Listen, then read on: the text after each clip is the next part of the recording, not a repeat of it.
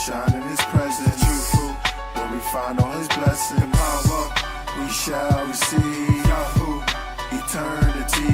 The judgment is coming swiftly. Kingdom, golden city. A mission, fire and brimstone. Freedom, no more hate cause of skin tone. What if you found out everything you've been taught was a lie, and the only way to find out the truth was to go inside yourself, and no one to provide you with help?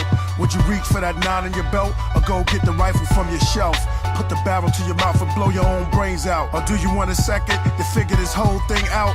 What if I told you nothing is really what it appears to be? You wouldn't believe me, cause you're a program from reality. Little fluffy bears, little cute lions. Thanksgiving Day, the Underworld Alliance. Secret societies, the brotherhood system. You can only join as a client. Spy satellite dishes. Christmas, the protocols of Zion. Science they stole from the Mayans. What if you found out the man in the pig posing as Jesus was really Caesar? Borgias. Would you do some study on it, or would you really care? What if you found out that the United States was a business? That's why they never addressed the president as the president of America. Would you go in mass hysteria? But the president of a corp like your boss, the corp is named United States. Would you unite or separate? So who's the presidents of America? We shall shine in his presence. Truthful, where we find all his blessings. Power, we shall receive. Yahoo, eternity. Judgment is coming swiftly. Kingdom, the golden city. A mission, fire and brimstone. Freedom, no more hate cause of skin tone. Coming with angels with swords. Fallen shall be by all. For us, Jeshurun. For us, Jeshurun. From ashes to skeleton, bone, bone to flesh, back to life, back to breath. Out of the dark came the light, and out of the life back to death. We all gotta go, it's the inevitable. Like the meek, humble, good in heart. Inheriting the Merrill Lynch, fuck the Sheridan. We want America, full vacation spot. Gracious Ock, mansions in Morocco, Vatos, no more potholes. We sell a Pacific, terrific, ain't it? Known nationwide, we famous for the ink pen paintbrush. Cause animals ain't us, we the royal family. Lost tribes of Egypt, fell victim to the vanity. No different from the cameras we be in. Damaging the man, image and sin is the end result. Diminishing, even though we need the Benjamins. Balance is the key. I'm ready for dominion, yo, I'm finished, man. Glory, the truthful, the power, we shall receive. Yahoo, eternity. The judgment is coming swiftly. Kingdom, the golden city. A mission, fire and brimstone. Freedom, no more hate cause of skin tone.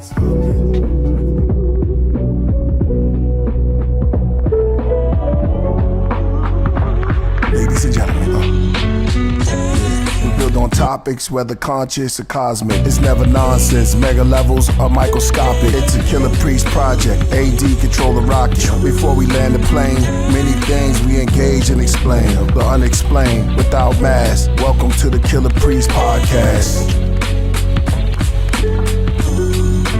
Killah Priest podcast. Yeah. Check. Check. Yeah. What's good? What's happening? Welcome, y'all. AD holding it down right now. I'm about to open up the Zoom. Make some room. We about to get Priest up in here. What's happening? It's going to be a wild show tonight. It's a wild show every night. Y'all already know. Give me a second. Starting a little late today, but I had to handle some things. But thanks for joining us today. Hold on. Oh, here he is. It's about to go down. Peace. Yeah. What's going on, FG Postmortem? Braggadino in the house. A Wolf Army. Cover boy already up in here. Ben Frank. Eric Ramsey. What's good? AD here holding it down. We about to get Priest in here. He's getting set up. And it's going to be on. What's happening? Ralph W. in the house. Aurora Borealis. Oni Dakini. Freddie Cali. The journey of becoming better self. Hey, that's what's up. Don't mind Mojito. He just rudely walks in front of us all. Marcellus Harris. 2 eyes, says peace, AD. Peace, peace. What's good? How'd you guys like that last show, right? That was something. It was entertaining. You know, we got those clips online too. That's how we do. You never know what's gonna happen. I see Priesthood is in the Zoom. We're just waiting for him to turn on the camera and the audio, so we can get him in here. Solar Facts in the house. What's happening? Y'all ready for tonight? Jaws Meet FTW. Yeah. We're about to go. There you go. I hear you. Go me to the side. I see you. You see me? Yeah, you are Shining, on. shining. Yeah, I am shining. I'm shining. Yo, I am Word. shining. Oops. I'm feeling it. Solo Jim right here. On Solomon Good Jim. Hey. What's happening? Good. What's happening, man? We're gonna have this is gonna be a special show today, man. Oh, word? So, yeah. Because you know what? Let me say this about the last battle that went down. At the end of the day, at least we grow. When we're talking, because we can't be stagnant. Growth is a beautiful thing. I'm ready for all possibilities of learning more, of even growing, and that's what we do every day. It's growth. Being stagnated is being in the same place you was for years, thinking things are going to just change for you, when actually you could change your situation by changing yourself and changing your thoughts. Facts. So I'm on one line. Yeah. Facts. It is good to be. It's good to be. Nice. Yeah. Peace. Yeah. Peace. Was good. How you doing, Solo? Feeling great. I'm feeling great. This is the first time we see you since y'all been out in Alaska.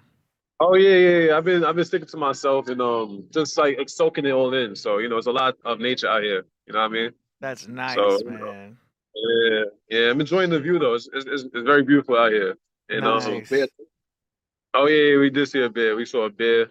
What? Eagles. Yeah, we saw all these animals. So it's kind of crazy. I hope y'all getting some footage out there. Oh, of course. Actually, I got some footage on my Instagram. I might send it. I'll send you some. Yeah. Nice. Yeah. I got a lot. I was saying I got a lot of footage. All right. Yeah, I already got the Egypt video ready for you guys to check Oh, out. okay. I trimmed it up, so I'll be ready to do the Alaska video right after that. That's gonna be dope. That's dope. Yeah. You know what's crazy? What's You that? know what's crazy about that is that the two because Kimmy reminds me of Arizona a lot. It's a desert. And in the desert you have ancient artifacts. And you have mountains in there that they're just amazing. No one knows the structure. It's amazing. It's beautiful in the desert. But out here it's wet and it's mountains. The mountains are very tall, very big. Amazing. There's a lot of water. A lot of water. Water represents life. And I'm not saying that, Kimmy and Arizona have their water lines, which is the lifeline. But you gotta understand that water, those rivers been there for the people. Word. And you look at nature like, man, and the animals been there. So a lot of people be talking about this and that, and this and that. But you have to understand that the animals and nature itself is such a vast, beautiful thing, and it wakes you up to all spirituality. You can be strong as a bull, strong as an ox. Kung Fu teaches you that the animals affect the human, sort of like astrology. Even in ancient writings, in all the writings, they had some type of animal. Anamorphic is what they call it. Like tiger style. Yeah. So anamorphic is what they call it. Man, I'm growing so much out here, yo. Look how long his head is. Oh yeah. Damn. That's the barber, yeah. Looking like Ludacris. Yeah, that's crazy. Yeah. But Man, y'all I went want to, from the driest land to the most moist land out there with all the water. and it's all good. The connection, that's the yin at it. Hold up, my bad. Let me unmute my mic. Yeah, you good. And that's the yin and yang. Hmm. Crip Jesus wrote a blue Bible. Man. Um, Cover Boys doing B. Cover Boys doing B. Kyle Zodiac is making music, Mm. building on the stars. And let me say this about building too. It's a beautiful thing, man. I love all the knowledge that's coming out and everybody that's sharing thoughts. These positive thoughts because we got a brother that's going to come on tonight. You Okay. remember Malak? What's his name? He's going to come in. He's Okay. going to take us on a set. And I told him don't hold back. I spoke to Dave Voss also. Dave Voss, he couldn't come in. Y'all remember Dave Voss? Yeah, it sounds familiar. Yeah, he was on, and he's a scholar. He goes through a lot of good stuff like that. But we need to challenge our thoughts. We need to challenge, and there's nothing wrong with that. I learned that in life as growth, as I begin to grow more, and as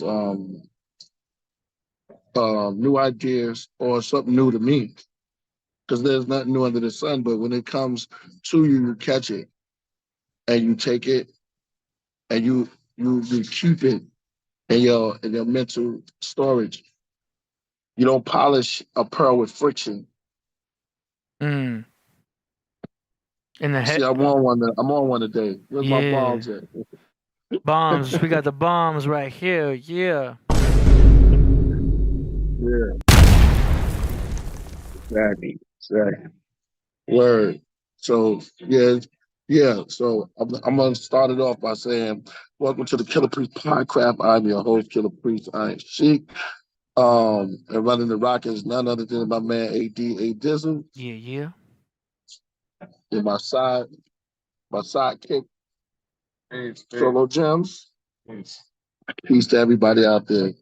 Let me tell Yeah. you, and we got to start loving each other more. There's people that's out there that's hating on sisters. You know what I mean for their looks. Let me see. Let me make this big. There's people that's hating on each other when they growing. There's brothers out there hating on brothers. Man, you know this story. You know this story. Unfortunately, but the good part is find a solution, change yourself. Me and Solomon just was building on how do you change yourself for the better. The Mm. music sounds good in the background on it. Want to say something? Man, you really got much to say, but nah, yeah, that's a fact though. You gotta try to just look at things with a new eye, with a new perspective of things. You know, we condition ourselves in like pain a lot, and looking at things from a more healing standpoint and a more positive standpoint is what I'm coming to the conclusion of in the world in general. You know, so Mm-hmm. just keep doing you and keep rising because that's what we could do and keep being better. Yeah, limits are coming for you. Yeah, that's what I'm saying. So that's all I say. But AD, I show you. I sent you some videos. I got a couple going on. Yeah. I saw that already. Yeah. There's a bunch of flicks I got. Yeah, we saw a waterfall. Yeah, the waterfall. Everything, we doing good though. I mean, we loving it. Shout out Nice. to shout out to Dro too. Shout out to Dro. He shouted me out. He gonna be hitting us with something. Shout out to all the supporters of the Vedic Vape Room and also Forrest. He brought me back to Florence to the Happy Ever After, man. And I was like, man, oh man, that just put a good energy in me. And not even knowing where we at. And I told him, man, I'm out here in the forest.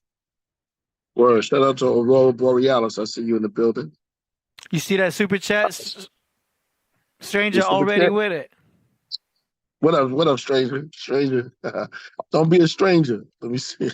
What he say? What he say? What he say? He said two sides to a coin and many coins in an economy.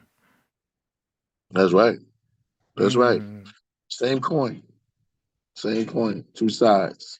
That's the Gemini thing, or maybe the yin and the yang. So you grow. You gotta, and sometimes they flip the coin. You know, like how you get up out of bed. Mm. On your good side or your bad side. But the thing is, man, going to Kemet, man, it's been crazy cosmic, man. And then coming here, it's been crazy cosmic. I'm inspired to write not only music but movies. Oh, You what? know, Yeah, you yeah, should. yeah, and it's all about the journey, man. I mean, It's you all at about that the journey. position, you could totally do a movie. You got the connections. Yeah, You know what I'm saying? We got yeah, exactly. we in LA, we know, directors and studio companies and everything. So Oh, you I'm sorry. So things from the radio. that'll be dope. And then you have your cast of characters. Yeah. So Dave Florence, we gotta get the work. Yeah, exactly. We gotta get the work. I build it with some very spiritual people, and we're gonna be doing a lot of work, man. It's gonna be good. It's gonna be good. Um, we putting our ideas together. I'm liking the growth that I'm seeing coming through certain everyone. You know, Ben Flake, I see you. I see you, Aurora Borealis. Who else do I see in the building? Two Eyes. Cover Boy, you off the hook. Cover Boy off the hook. But let me see. Brian Douglas. Yeah, shout out to you. Man, I wanted to open up a little bit, man, going a little bit deeper. So I'm gonna wait for the brother to come on. And is that him? He hasn't joined yet, but the Zoom door is unlocked. Okay. So as soon as he comes in, he'll pop right on in. Yeah. Yeah. So I told him don't hold nothing back. You know, Yeah. the whole thing is we're just trying to come up with better solutions, better ideas, and strengthen. Well, we're going anyway. Like Mm-hmm. the cell phone, we came up with the cell phone, but that same energy that created the cell phone can create stronger, even stronger thoughts Yeah. to our soul phone. Our soul phone is very, very important because we must update our apps daily, the way we think, the way we move. You Mm-hmm. know, updating daily. So if you be stagnant in one place, how can you move? How can we move? Brothers and sisters. I mean all mankind when I say brothers, the whole everyone in the galaxy, in our galaxy, and everybody in our space, in our consciousness of thought. Those who speak and those who don't speak, you Mm. know. So to learn from that. It's crazy because technically, our phones aren't even cell phones anymore because that used to be cellular. Remember, there used to be cellular data. It was considered analog. Nowadays, we're technically using digital phones, but we still call them cell phones, even though we're not even using any cellular technology. This is all digital. Technically, they're digital smartphones, but today we still call them cell phones. It's crazy, right? Man, yeah, it's the Black Mirror, man. Yo, it's the Black Mirror, bro. Mirror, mirror on the wall. Mm, Who am I going to make a call? So you yeah. make a call to the cells, and the cells are used in there. And this came from the imagination and the minds of us. Every now and then we get these downloads that come dropping down. Mm, It's what we do with it. It's how we use it. Because we got apps on our phone. You can do language. mm, What what are you looking for? You know what I'm saying? So look how that goes. yeah. So yeah, these cell phones are definitely portals because there was a time when no one, like, if you go back in the days of James Brown and all of them Mm-hmm. and early performers, I'm talking about silent TV when it was Mm, going up. And you had to read it. You had to read silent TV. mm-hmm. Amazingly, it became sound. Not only sound, but then it turned into color. Mm-hmm. You know, So look at it. So look how we go. Look how far we come and how far we going. Yeah, quantum leaps in technology. Mm-hmm. What he said. Stranger says, KP, if you could get a 360 camera, get some shots in the forest by a stream with the mountains, and add it to a record, that would be fire.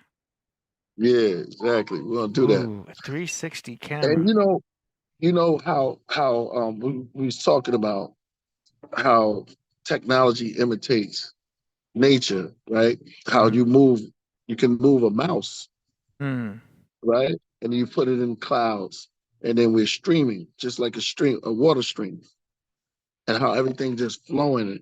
And we take it, we put the apple. I think Crip Jesus said they said no. What was it? What was that homegirl? Right? She said it was an apple because there was no apples back. They said some philosophers say it was a pomegranate because it just say fruit. But they put that on a computer, and here we go into a world. We logged in and going all through worlds without moving.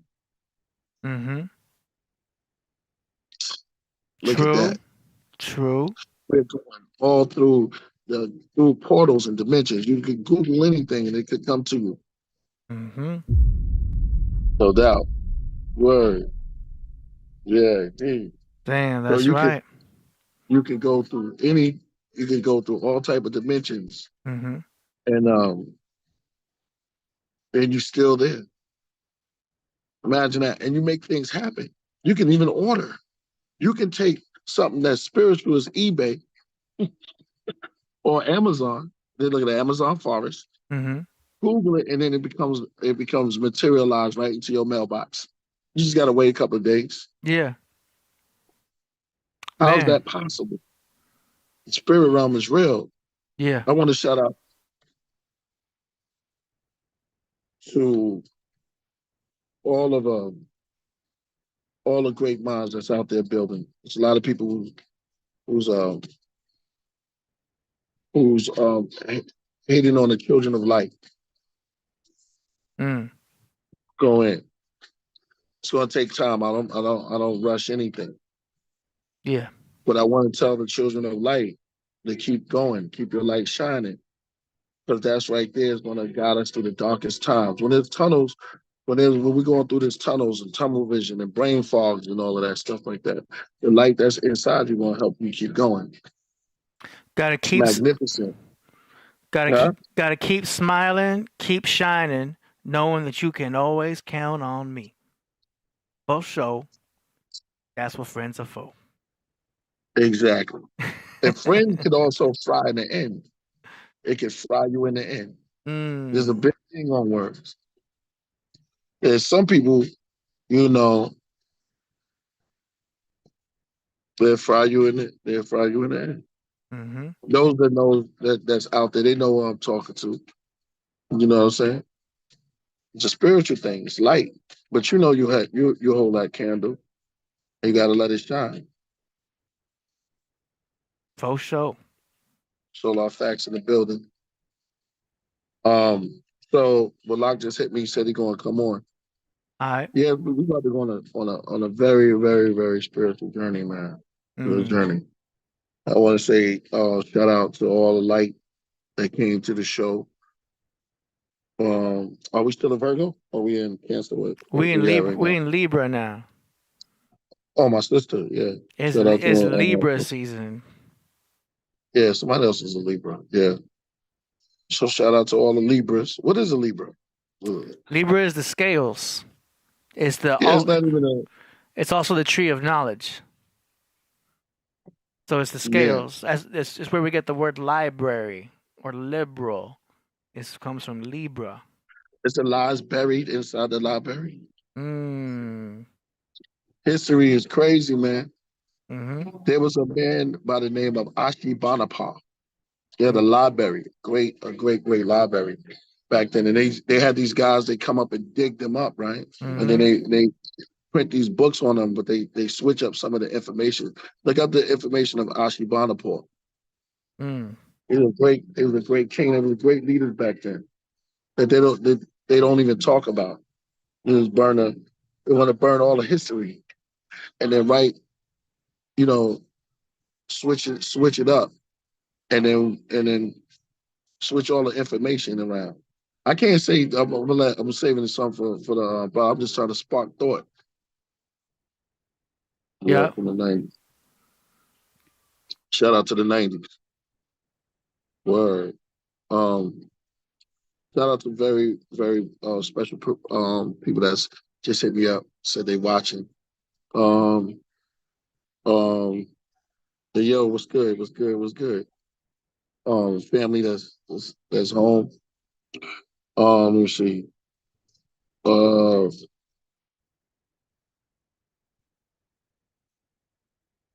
is that you? Yeah, that's me. Oh, okay, okay. Yeah, I would say. You want to say something? Oh yeah, no, I'm gonna say. Yeah, I just found out I'm a Libra rising. Oh, right on. Me too. Yeah, so I mean that's kind of deep, right? So I think about Yeah. myself with that. That's kind of what like I think I'm about. In a way. It means Yeah. that we are seeking balance and we're into balancing things and we don't overdo anything. Okay. Okay. Yeah. But it Yeah, because also I don't know. Yeah, because I've been like that this whole time. This whole time we've been out here, I was like, been thinking about. I've been in deep thought about a lot of things right now. So yeah. it's kind of it makes sense. It makes sense. You know what I Yeah. mean? Yeah, always creating peace and harmony. But Oh wow. very much into the arts, very much into aesthetics. You're quick to compliment something that is, symmetrical or aesthetically pleasing, aesthetically right. Do you know what Okay. I'm saying? Okay, Yeah. that's deep. All right, I can see that. I Yeah. can see that. It also Wow. makes us attracted to Libra girls too, which I Oh really? notice. All right. I'm always like checking out Libra girls and being like, damn, she got her hair did, her nails done, everything is symmetric, the girl's on point. She's not annoying. Most Libras are not annoying because they're so into Uh, their own balance. It also makes them very indecisive.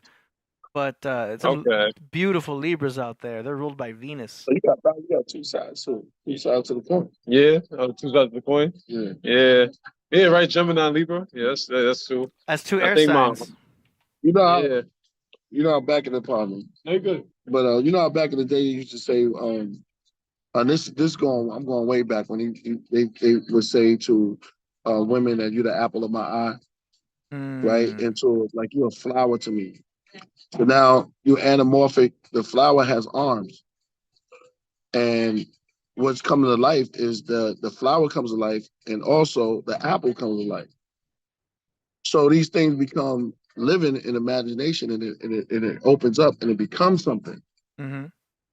So, and this was early. You have to explain. You have to have things explain itself to us.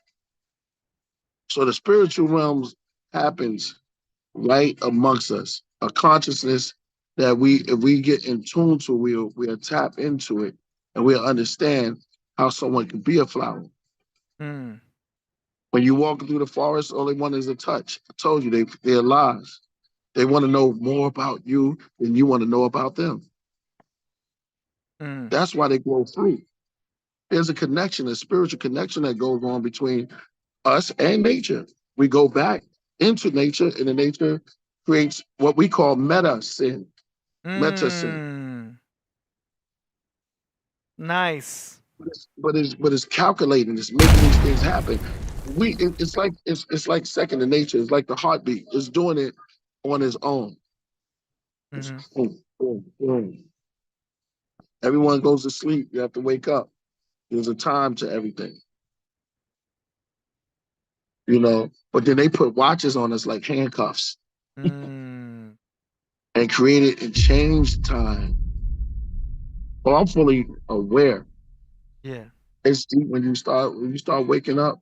You're like, damn man, the light be in your eyes is very bright, and some of us even think it blinds us, but you're just waking up to more. You're just opening up to more knowledge. Mm.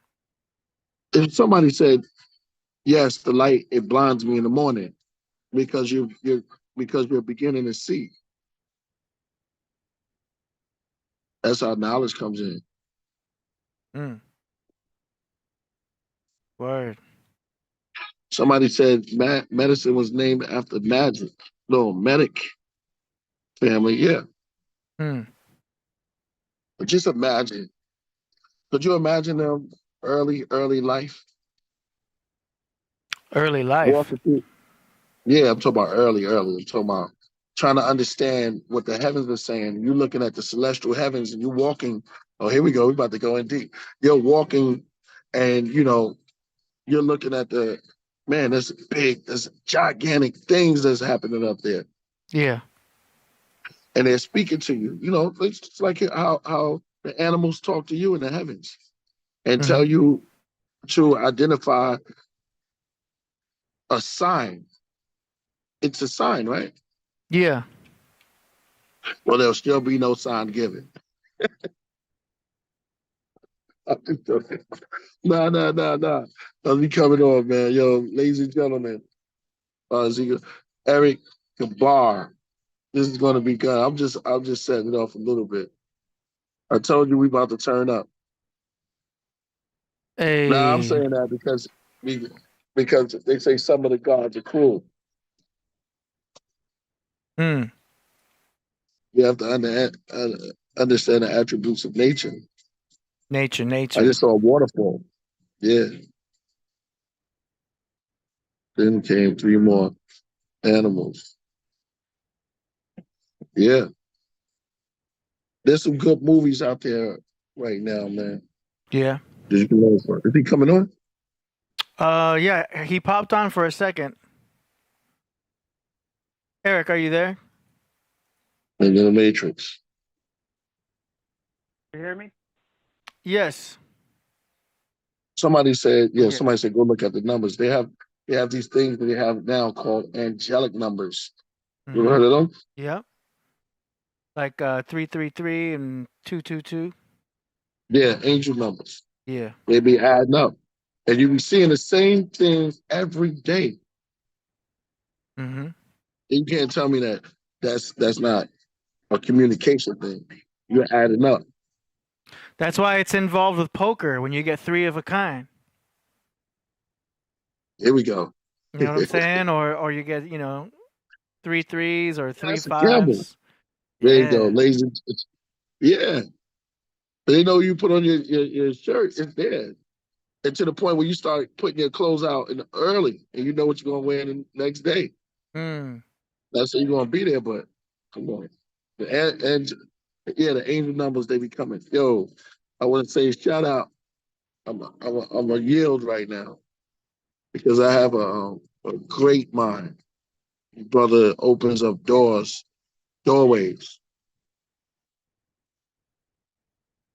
Great thinker, spiritual brother. Open up several doors up in the twilights of the heaven mind, the Godhead. I want to introduce or welcome again when he's ready, Eric Gabar. Peace, my brother.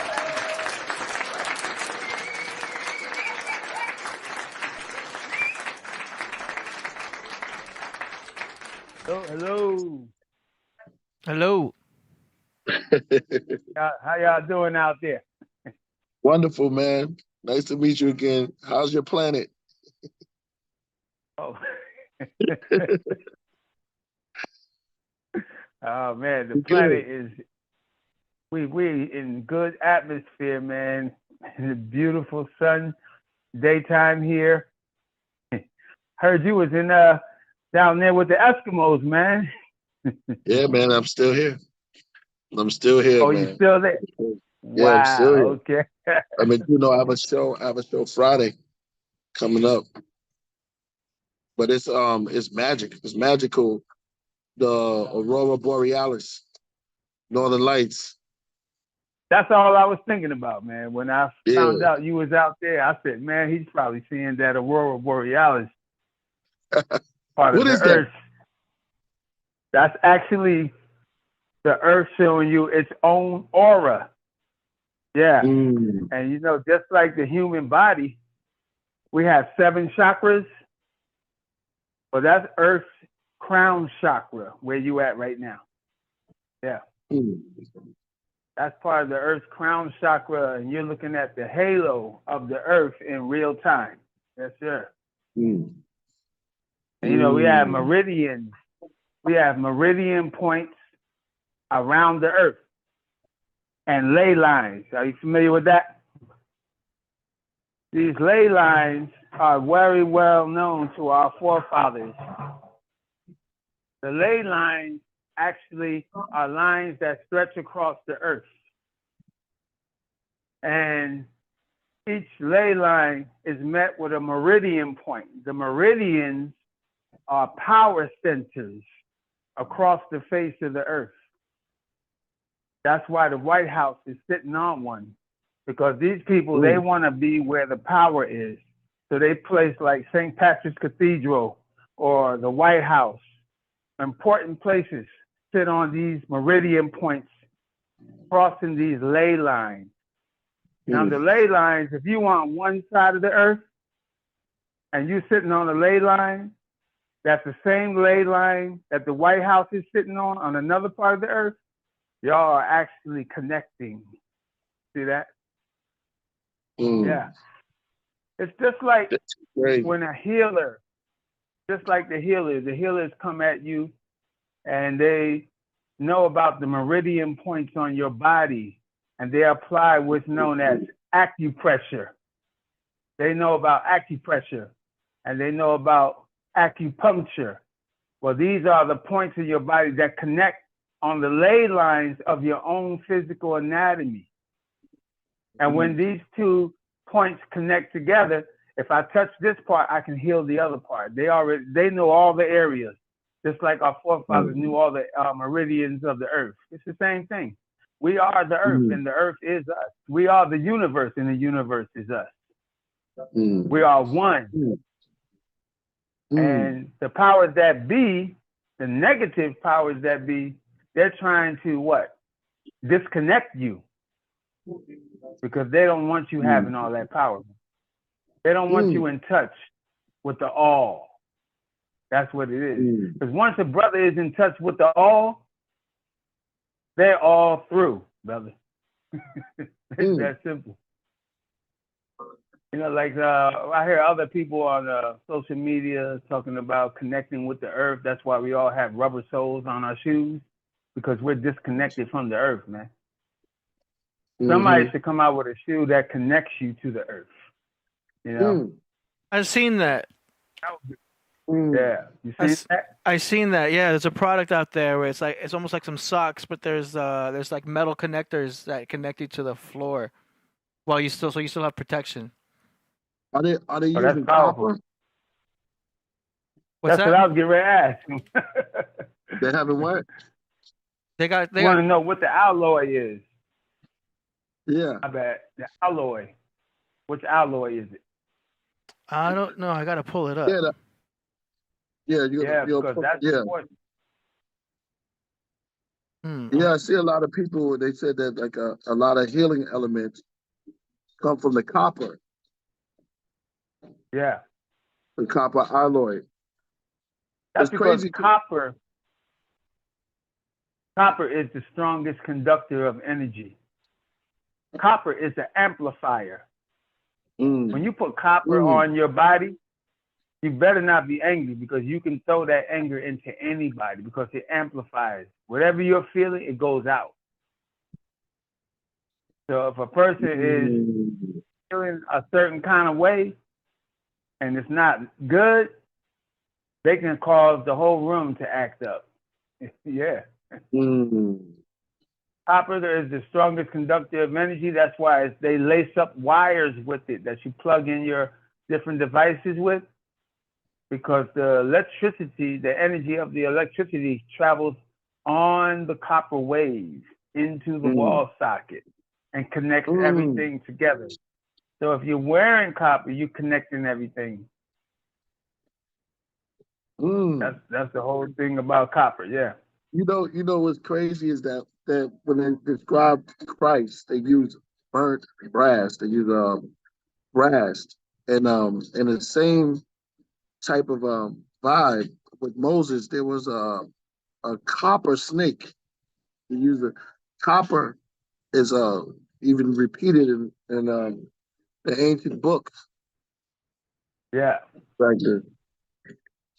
Yeah. Copper carries a wave of frequency, just like gold. Gold is known as the master stabilizer.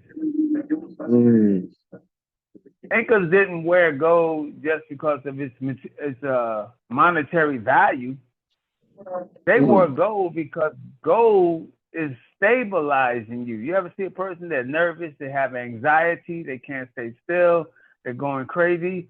You come out some real gold and you place that on them, they're going to relax and they're going to connect. They're going to connect with their own breath, their own aura.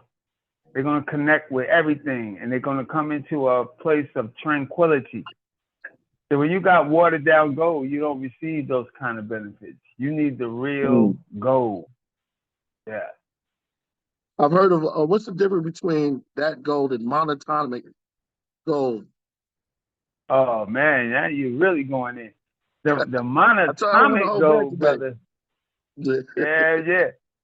The monatomic gold, that's another level, brother. That's you're going to the next level, man. It's even recorded that the ancient Egyptians was dealing with monatomic gold. Yeah. Wow. Monatomic gold is so powerful that you could turn invisible if you can tap into yourself, you know. You have to be a person that's meditated, because the monatomic gold all by itself disappears and returns. Yeah. So now you drinking it, eating it, applying it into your innards, that gold can take you on that same wave of frequency. My bad. I got some feedback here. There we go. Yeah, so you got the monatomic gold. It's taking you to a frequency that's so high. The frequency is so high that you are actually riding frequencies and you're connecting with all chakras. You're moving in and out of dimensions. You're connecting with beings on a higher plane of frequency. But it works even better if you're meditating. If you're a person that meditates, because meditation, it works even better if you're meditating. Yeah. Wow. Because you understand, people don't really understand what meditation is. They say, I'm meditating. What are you doing? I'm thinking. No. First of all, meditation was created to avoid thought. It's your thinking that is blocking the angels, which is tonight's topic, right? Your thinking is blocking frequencies. Tell you how deep this goes, brother. The reason why the ancient people started teaching us to meditate is because they wanted us to connect with the Godhead. Your meditation is, think about the first two letters of that word is me. Meditate. You're going in to you. You know what I'm saying? See Brother Solomon over there. What's up, Solomon? So you got chilling. We both listening. Yeah, you going in. You know what meditation is? You remember it says in Genesis 2, verse 7, right? Yeah. It says, the Lord God breathed into his nostrils the breath of life, right? I was just talking to some cats the other day. The breath that's inside you is also surrounding you. It's covering from the crown of your head to the soles of your feet. This breath is known as your aura. And say you can't live if you're not breathing. Well, you're right. If you're not connecting with your aura, you're just a zombie. You're docile. You're easily manipulated. You lack self-confidence. You have no courage. You don't even have the spark of life flowing through you. You cut off from the source without the breath of life. You're not living. How can you live without your breath? You see? Because you know what? If I tell you another name for the breath, and it's actual fact, then you will be more in touch with the understanding of what breath is than you ever was in your entire life. I can't see myself. Go The ahead, my breath brother. is the soul. Mm. That's right. So when you say, and it only makes sense, the Lord God breathed into his nostrils the breath of life. Mm. Life. Yeah, it's deep. You was Pinocchio, the wooden boy. Now the Spirit gave you the breath. Now you're animated. You're moving around. You're connecting. See, the breath brings life into the cells of the body. The breath opens up the chakras that align with the stars. You see? You need your breath. So why do we meditate? Because the thoughts, you notice how thoughts run through your head? They're nonstop, constantly going. And they're only repeating what you was thinking about yesterday, last week, last month, last year, last decade. You're not gaining nothing. You're repeating sound. And you're saying the same thing, the same thing, the same thing. It's like somebody put you on spin on a phonograph. You're just going round and around and around. Now, what happens when you meditate? When you meditate, you jump off the record player, brother. What? You said when you meditate, you jump off the record player. Oh, you take yourself out of spin mode. You're a bomb, AD. Yeah. You jump off the record player. And what's going to happen is you're going to start accessing the breath. You know, let me say, yes, sir. Yes, sir. I just want to say that when it gets really deep, they always unplug, you know, even when it's a detective or anybody says, let's speak off the record. This is off the record. And that's the real part when they say, let's really talk off the record. And that's when they really put that together. I'm with you. That's what it is. That's what it is. Off the record, brother. Get out of that. Stop limiting yourself. Break out. Break the mold. You see, when you talking about, okay, there's a thought pattern, right? Right. The Native American Indians said that the thought are the invaders of the human race. They believe that there's a being that lives in space, and he came towards this place that had many names. We call it Earth. But you see, calling this planet Earth, that's really not making sense, because Earth is just what we're standing on, but it has a name, you know? And very few people know the name of this planet. So it has received many names over time. And it also depends on which frequency you're speaking through, because all languages have not the same force in them. And as you know, English is the language that locks you in to the record player. It puts you on spin. It takes you out of source. You disconnect and you become a zombie. Then you got to remember that the food that you're eating is also a program. You watch The Matrix. You see how he programmed that woman with a piece of cake? Cipher. That's an actual, that's an actual fact, brother. You go in a store and you buy a box of Kellogg's Pop-Tarts. That's a program. Mm. You eat those Pop-Tarts, and guess what? Your chakra's closed. Mm. Trust me, I like Pop-Tarts. No, I believe it. But you hear that commercial?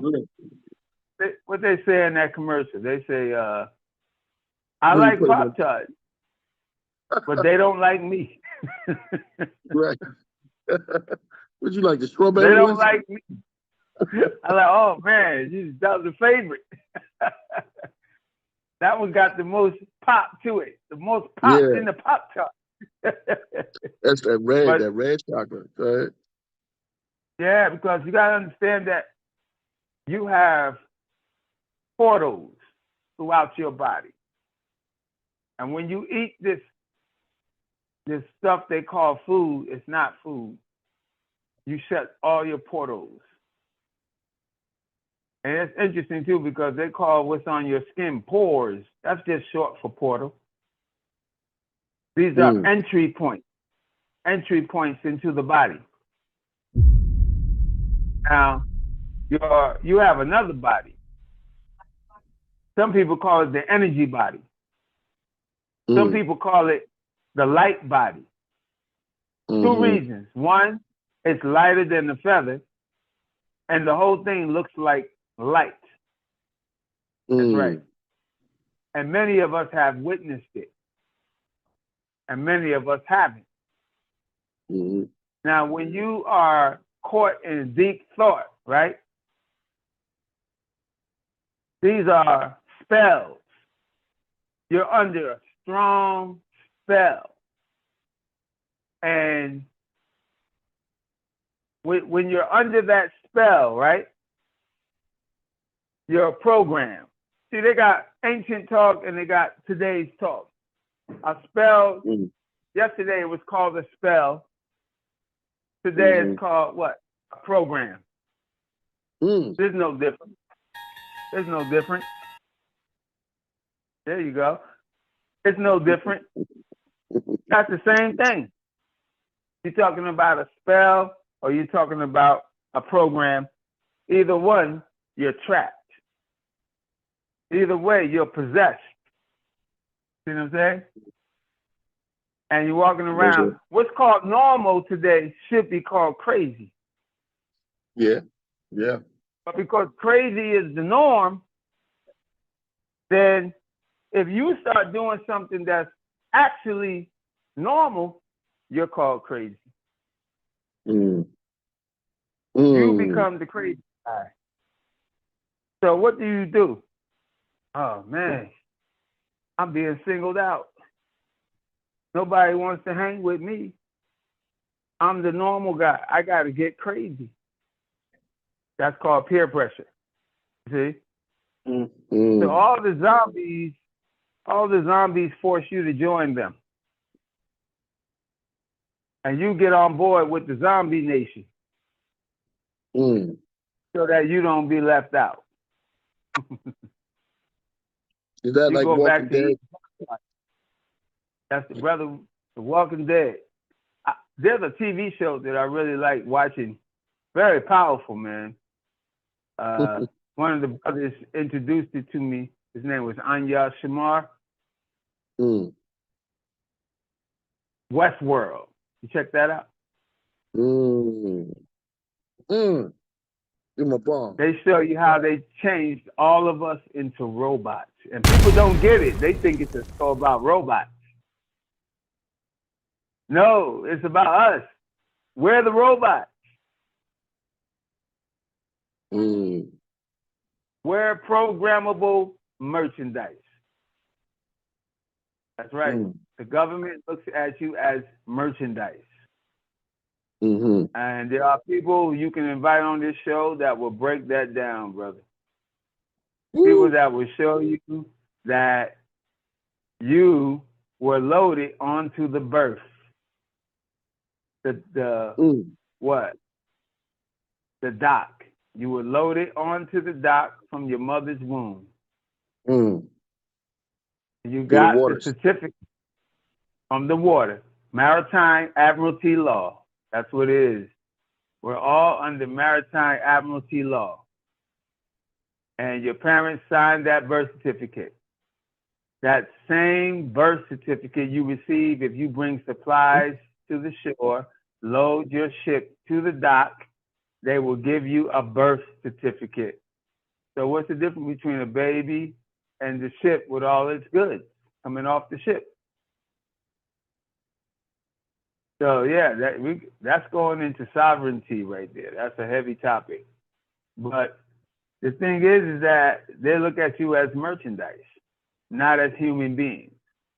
Brother told me the other day that the word human means monster. And if you break down the word monster, you get two more words.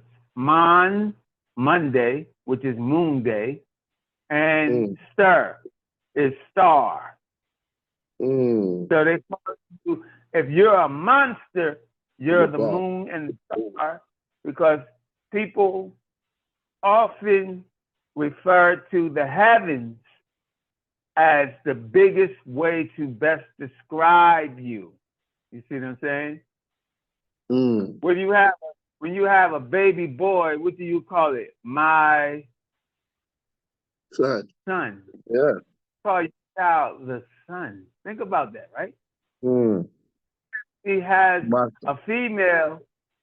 The boy honors his female partner, his sibling, as the fifth star. Yeah. He's the star, you see? All you have to do is be somebody with a country accent. Look at that star up there in the heavens. You see, that's his star. So we didn't realize that they just wasn't speaking proper English.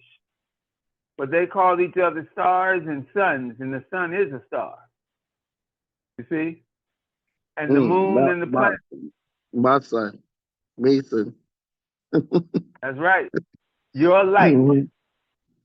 You bring light to this world. And when a baby is born, brother, that's the brightest light in the room because it hasn't been programmed yet. That's right. So these thoughts are patterns in your head. And you can tell they're patterns because if I approach you and I say, hey, what's this? Look at this. And I show you a pattern. And you say, oh, what's that? And then I start talking. Oh, whoa. You're going too heavy, brother. I can't. No. I can't. What's the matter, brother? You messing up my program, man. What's the matter with you? Wow. And I can feel the resistance. It's like you bringing holy water. And you pouring it on the brother. He's resisting. No, I can't do that right now. That's scary, brother. You think an exorcism is not scary, brother? Exorcism is a scary thing, brother. If somebody try to exorcise the demons that you've been carrying around for decades, brother, that's scary, man. We don't realize that we are possessed, brother, until you try to approach somebody with another algorithm, another pattern of behavior. You're going into the abstract, the abnormal. Now you're scaring people, brother. You're scaring them because what's in you is trembling with fear, brother. And it doesn't want to go. But they know if you stand there too long listening to this cat, you're about to run, man. You got to run. Get away from him. He's against us. And see, if a brother is possessed, he'll stone you because you're trying to be his Christ. You know what I'm saying? What is Christ? The Christic order. The Christic oil. You're trying to resurrect the dead. You're trying to breathe life into this brother. You see? That's millions of us walking around. They making illustrations of this in Hollywood all the time. They're showing you Westworld. They're showing you the zombies. Now you got video games where you killing the zombies and stuff. They are not letting up. This is constant. This is going on. Yeah, brother, you ever seen a year where a zombie picture didn't come out, or a zombie television show, or a zombie cartoon? Why is this constant? Are we not creative? Can we create some new content? Can we come up with a new type of show? They want this to go on, brother. Sure. Werewolf, vampire, and zombie. I gave anybody $100 listening if you could show me a year that a zombie, werewolf, and vampire picture didn't come out. Show me a year. You can't do it, brother. We're going all the way back to 1929. Nosferatu. Remember Nosferatu? The first vampire? Yeah. That's going all the way back. Yeah. Why is this constant? See, I got to figure that out, man. And I got a funny feeling that the vampire is the good guy.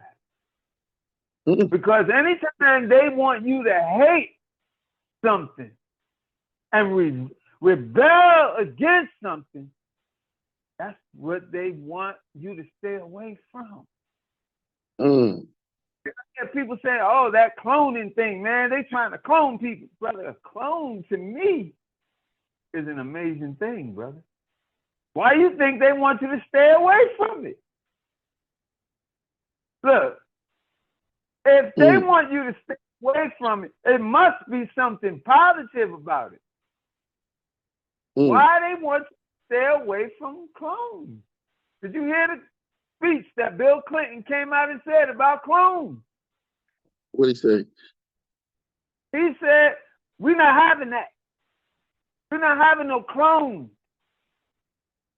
And what he might as well say, and I'm ad-libbing, we're not going to have y'all being cloned in this country. So you know what happened? There's a man called Rael. You ever heard of Rael? He was famous before social media. He was famous before the internet. Rael told the whole world that he's with them up there. He's with these beings from outer space. And he opened up temples. He got a whole ministry. Rael does. And millions of followers. This has been going on for decades. And he said, well, America don't want a clone. We'll do it in Canada. Canada got the clone right there. You want a clone, brother? You can go to Canada. They'll give you a clone. What's wrong with a clone? I did see a lot of commercials, and I've seen a lot of AI, and I've seen robots, like real relationships. Somebody said they got a girlfriend that was a robot. Yeah. Well, see, I've seen a lot of robots walking up and down the street today. And there were girlfriends among them. Here's what I'm saying, brother. Here's what I'm saying. You got the Native American Indians, right? Do you know that George Lucas? You know George Lucas? Yeah. Star Wars. He made Star Wars, right? Do you know where he got the script? The Native American Indians. Wow. He went to the Native American Indians and they gave him the script. It's real. It's not fake. Look it up on Google, Dizzle. It's called the Terror Papers. It's called the Terror Papers. And it was the beings and from space came down, gave the Native Americans the script. They gave them, it's not a script though, they gave them autobiography of galactic history. It's always been known. Is it and if Robert you go Morningstar? to India, Robert Morningstar, I know about him. He's on one of them plantations. But it's a whole bunch of them. It's a whole bunch of them. Because Robert Morningstar, he stepped up. You see what I'm saying? Morningstar. Yeah. Yeah. Later. Yeah. Like, he stepped up. So what's going on is that in India, right? this ufologist, you know, the ufologists, they go around the country making speeches and getting paid to talk about extraterrestrials and every aspect and all that is going on. They went to India, thought they could create an audience. The Indonesian people was like, what you mean, man? We already know that's real. And shut it down because he said, I couldn't teach there because they already know. In Indonesia, you're talking about a thing that's going on.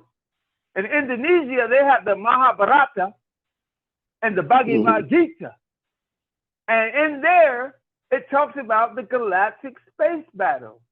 The same of the Native Americans had the same script. Because you see, when you interrupt a dynasty, a people, they can lose their records of heritage and all that they knew because you interrupted them. You see what I'm saying? But in India, they got interrupted, but they didn't get interrupted that hard. They still retain all the history, and they have the whole battle that took place amongst the stars, the whole solar system. They have it. And they went over there to get it from them. They got it over there too. They just got it in Hindu or Urdu. But they got over 6,000 languages in India. And they have the records. Then you go to Mexico, right? They got the Popol Vuh. You can look that up on Google. It's called the Popol Vuh. They got all the records. The Indonesians can tell you about the flood in their own text. The Mexicans and their text, and the Native Americans. They all know about it. See, this is how you verify something. You can't take something from one source and say that's the truth. You need witnesses. And this is all over the globe. You see what I'm saying? And then there's a people that they hardly even talk about. They're called the Toltec. The Toltec is not a nationality, if anybody's asking. It's a way of life. And it's very powerful, brother. I started studying Toltec in 1997, and I'm still dealing with it. It's very powerful, man. Very powerful. We're talking about something that goes back more than 10,000 years, brother. The Toltec. How did they get their hands on a lightsaber? How do we do that? Well, here's going to blow your mind, right? The technology that they were dealing with is way more advanced than anything we're dealing with right now. And see, here's the crazy part. I don't like the way we think. Like you were saying last time I was talking to you about how you're going to talk about space. You said, we're in space. You know that what you said? That's what people got to realize. We're in space. See, we forget that we're in space on the starship Earth. We're in space on the starship Earth. And I'll tell you something about that if you go into the Mayan history, right? Mayans, their calendar, your calendar goes day by day, week by week, month by month, year by year. Their calendar went day by day, week by week, month by month, year by year, decade after decade, century after century, millennium after millennium, which means they knew what's going to happen. Like we say, oh, it's going to snow in winter. Well, do you know what's going to happen in the year 10,000? What you mean? You going off, man. You're going too far. No. You're supposed to know that. Yeah. Because the Mayan calendar tells you what's going to happen every decade, every century, and every millennium. They know what's going to happen. And they know what's going to happen every 26 5,000 years. You're renewing. Because that's a paradigm shift. And it's all astrology, brother. All astrology. All right, what does the word month come from? Moon. You see, now when this other people got a hold of the calendar, they wanted to confuse us because why? The calendar makes you a superior person. If you understand what a calendar is, if you understand the technology of astrology, astronomy, brother, you are a very powerful dude. And what do they tell you? That's the devil. Oh, so the devil made all the stars? How does that make sense? So if the devil made all the stars, then where are we going? There's nowhere to go. We're done. We're trapped. So I can't get a devil that, brother. You see what I'm saying? So we talking about solar system. We talking about galaxy. You see what I'm saying? We talking about the universe, which has billions of galaxies, and you gave it all to Satan. That sounds like somebody trying to play you, brother. Right. They trying to just, you know what? Just be dumb. See, they took the image of Jesus and turned us into a dummy. You see what I'm saying? What they did was, Jesus was not even talking about the stuff they talking about, brother. But they turned him into a leader of dummies.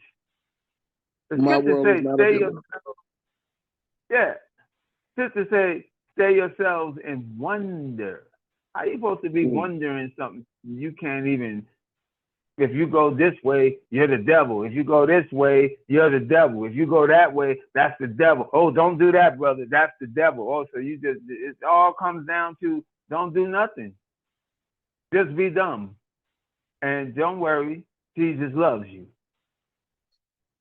That's real stupid, man. So you're not supposed to be a scholar. You're not supposed to understand the stars, even though it says in Genesis they are for signs and for seasons. We just decided, just drop the ball on that. There's no sign, there's no season, right? That's just dumb. Because the Mayans, right? They were astrologists, brother. It tells you in the Daniel, book of Daniel, the first chapter, Daniel, it says, was an astrologist. It says it. It says astrologist. I'm not ad-libbing. But when you go into church, that's the work of the devil. Don't do that. They sound like them people, if you discover electricity, oh, you're the devil. Burn them. No. This is natural. The devil will tell you it's natural too. So in other words, now you're looking over your shoulder, you're scared, you're afraid to move, you're afraid to speak, you're afraid to do anything because now the devil. So this is why meditation is very important. Because when you meditate, right, here's where you achieve meditation. This is the sign. Like a lot of people don't understand it because they don't gather together with the right people. When you meditate, first of all, meditation should be called distraction because it's designed to distract. Yeah. And you can meditate. Let me tell you how easy meditation is. First of all, they tell you to meditate is to focus on your breath.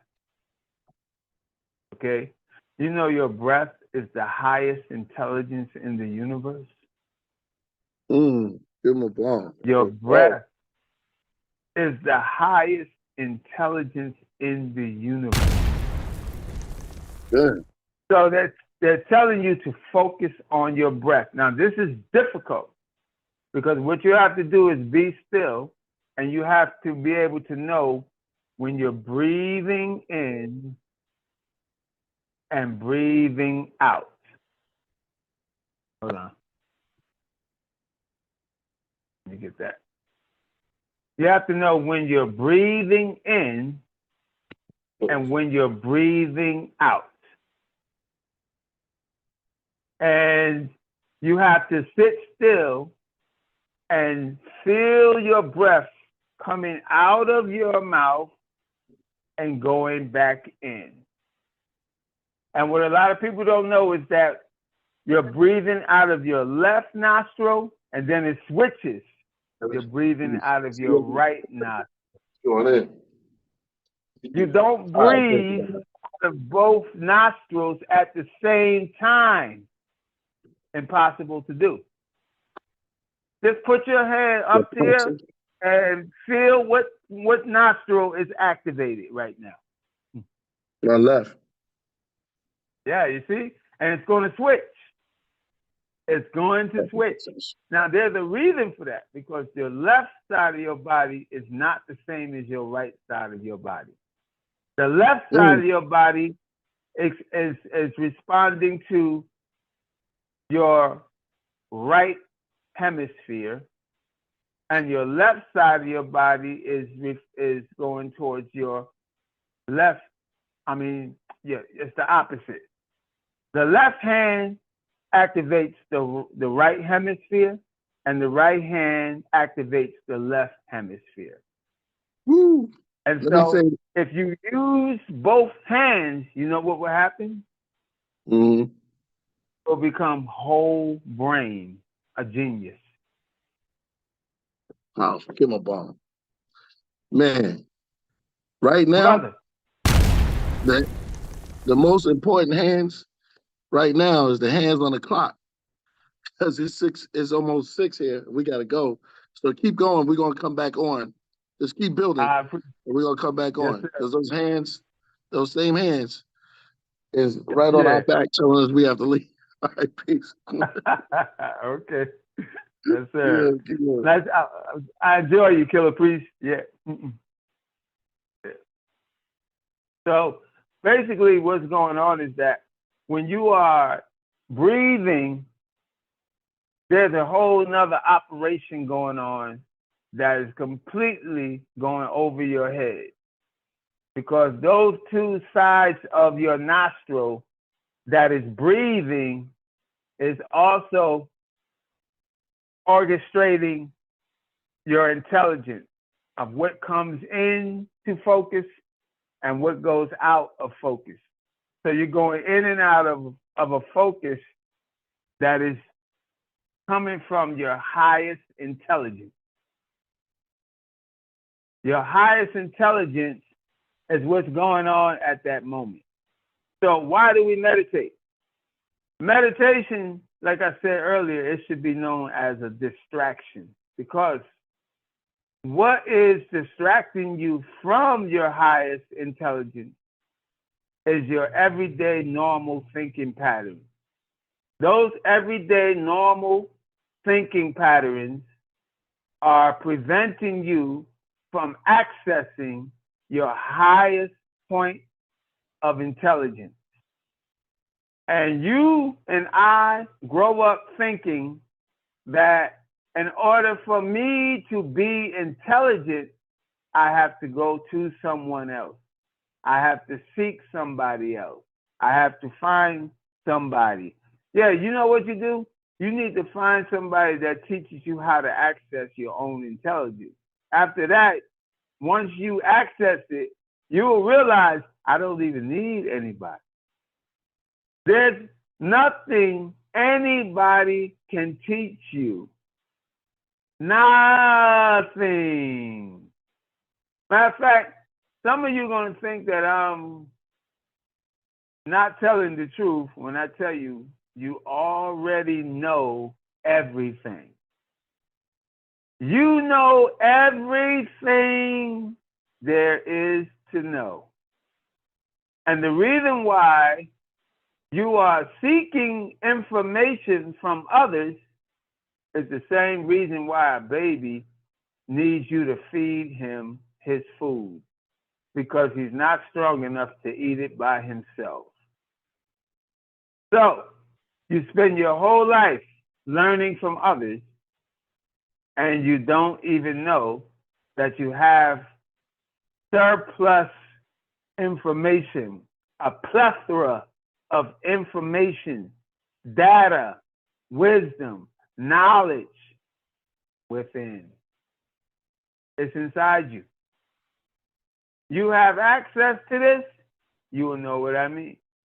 Right now, it sounds like impossible, but it's not. You can access the information that is inside you, and you will lead your own way from now on once you access that. Now, I'll give you a technique on how to access your own intelligence. And one of the techniques is to focus on your breath. That's one. That means you have to be completely still. And it might take a few days before you're actually able to follow your breath, because it's not something that you're used to doing. If I told you to follow the dot, remember they used to put that dot on the screen and go like this, up and down, or they call it the bouncing ball. Mm-hmm. You can see that with your physical eye, so you don't really think that's difficult. But now I'm telling you to focus on your breath. Sit still for 5 to 15 minutes and notice how your breath is going in and out. Now, I tell you, lots of techniques have come across our path on how to do this. And I can tell you one of the most amazing techniques for accessing this notification, being able to focus on your breath, is by laying flat on your back and take a heavy object, maybe a brick, or if you got a big book, something heavy, whatever you can, that, you feel comfortable with, of course. Lay it on your stomach. Now, if you notice that your stomach goes up and down, up and down, well, that's your breath. That's right. You're breathing in and you're breathing out. Inhale, exhale. This is going, your stomach is rising and falling, rising and falling. That's your breath. Now, if you just lay down, it's kind of hard to follow that upward movement and downward movement. But if you put something heavy on your belly, not too heavy now, I don't want to crush you. You put something heavy on your belly and you let it go up and down, up and down. And while you're doing that, you're going to start to notice your breath. You're going to start to notice that it's coming in and out of your nostrils and out of your mouth. And ladies and gentlemen, if you do this for 21 days, that's the number of mastery. You will discover something I can't even describe with words. You will go through a transformation. You will change just by doing that. Matter of fact, you will find peace. You will find tranquility. You will find the most hidden being in this universe. You. You will find yourself if you get into this mode. Don't allow someone to talk you out of it. Don't talk yourself out of it. Just do it.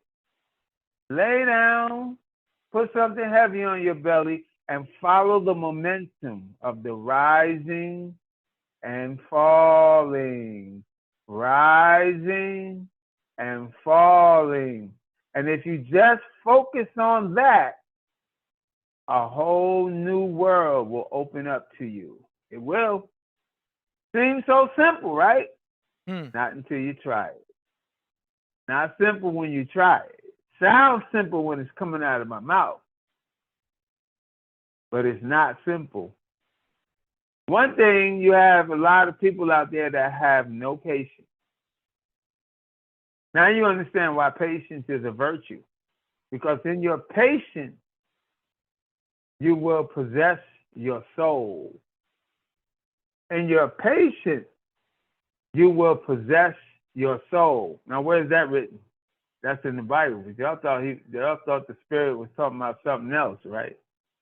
It says, in your patience, possess ye your soul.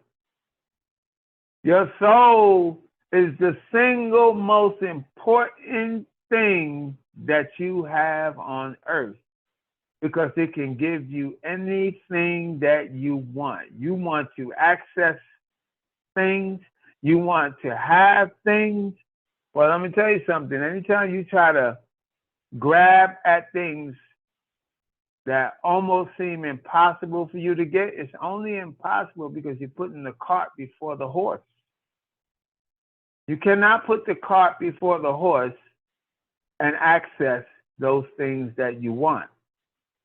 And you know, a lot of you feel guilty, like, because you got Christianity, and that's not the Christianity that we were dealing with centuries ago. Didn't work this way. They just simply kept the name and changed the definition. That's very easy to do. Imagine two people named Eric. We're not the same. We define that name in different ways. So anytime you put a name on something, it doesn't mean it's going to be the same thing. And believe me, it's not. Christianity was talking about meditation. Yes, it was. Look it up. I'm not making this up. Now we're in what? The information age. Anything can be found out today. That's right. Mm-hmm. Wasn't like that. Wasn't like that 30 years ago, was it? Mm-mm. The birth of the internet, right? Yep.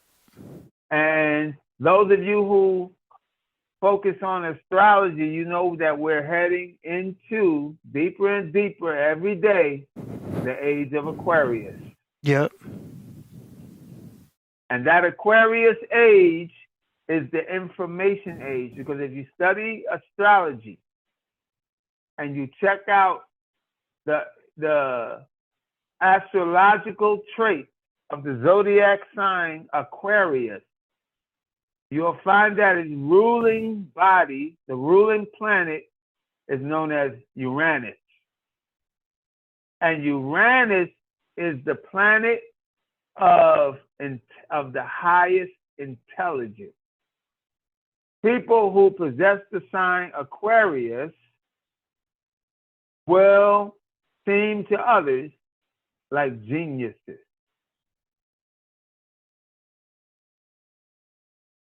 And those geniuses out there, they have the ability to do a lot of different type of things, you know, if you look at these people. So you have to understand that Aquarius is when you bring in the whole human race into this atmosphere, this energy of Uranus. And in certain parts of the world, they have these things called yugas, right? Mm-hmm.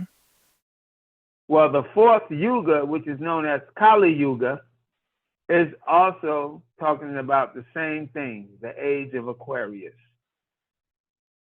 The Kali Yuga represents the age of Aquarius, and you have 3 yugas before that. Well, Kali Yuga is known as the fourth yuga, and also known as the last yuga of the 4 yugas. And this is a time where we will come into AI. Because if you go and study the yuga, you will find out that AI was already predicted to come. Because this is a thing. This is what we don't know. What we don't know is that these things are repetitive. This is not the first time this has happened. I know oftentimes you are hearing the fake media. I'm not talking about the internet. I'm talking about before the internet.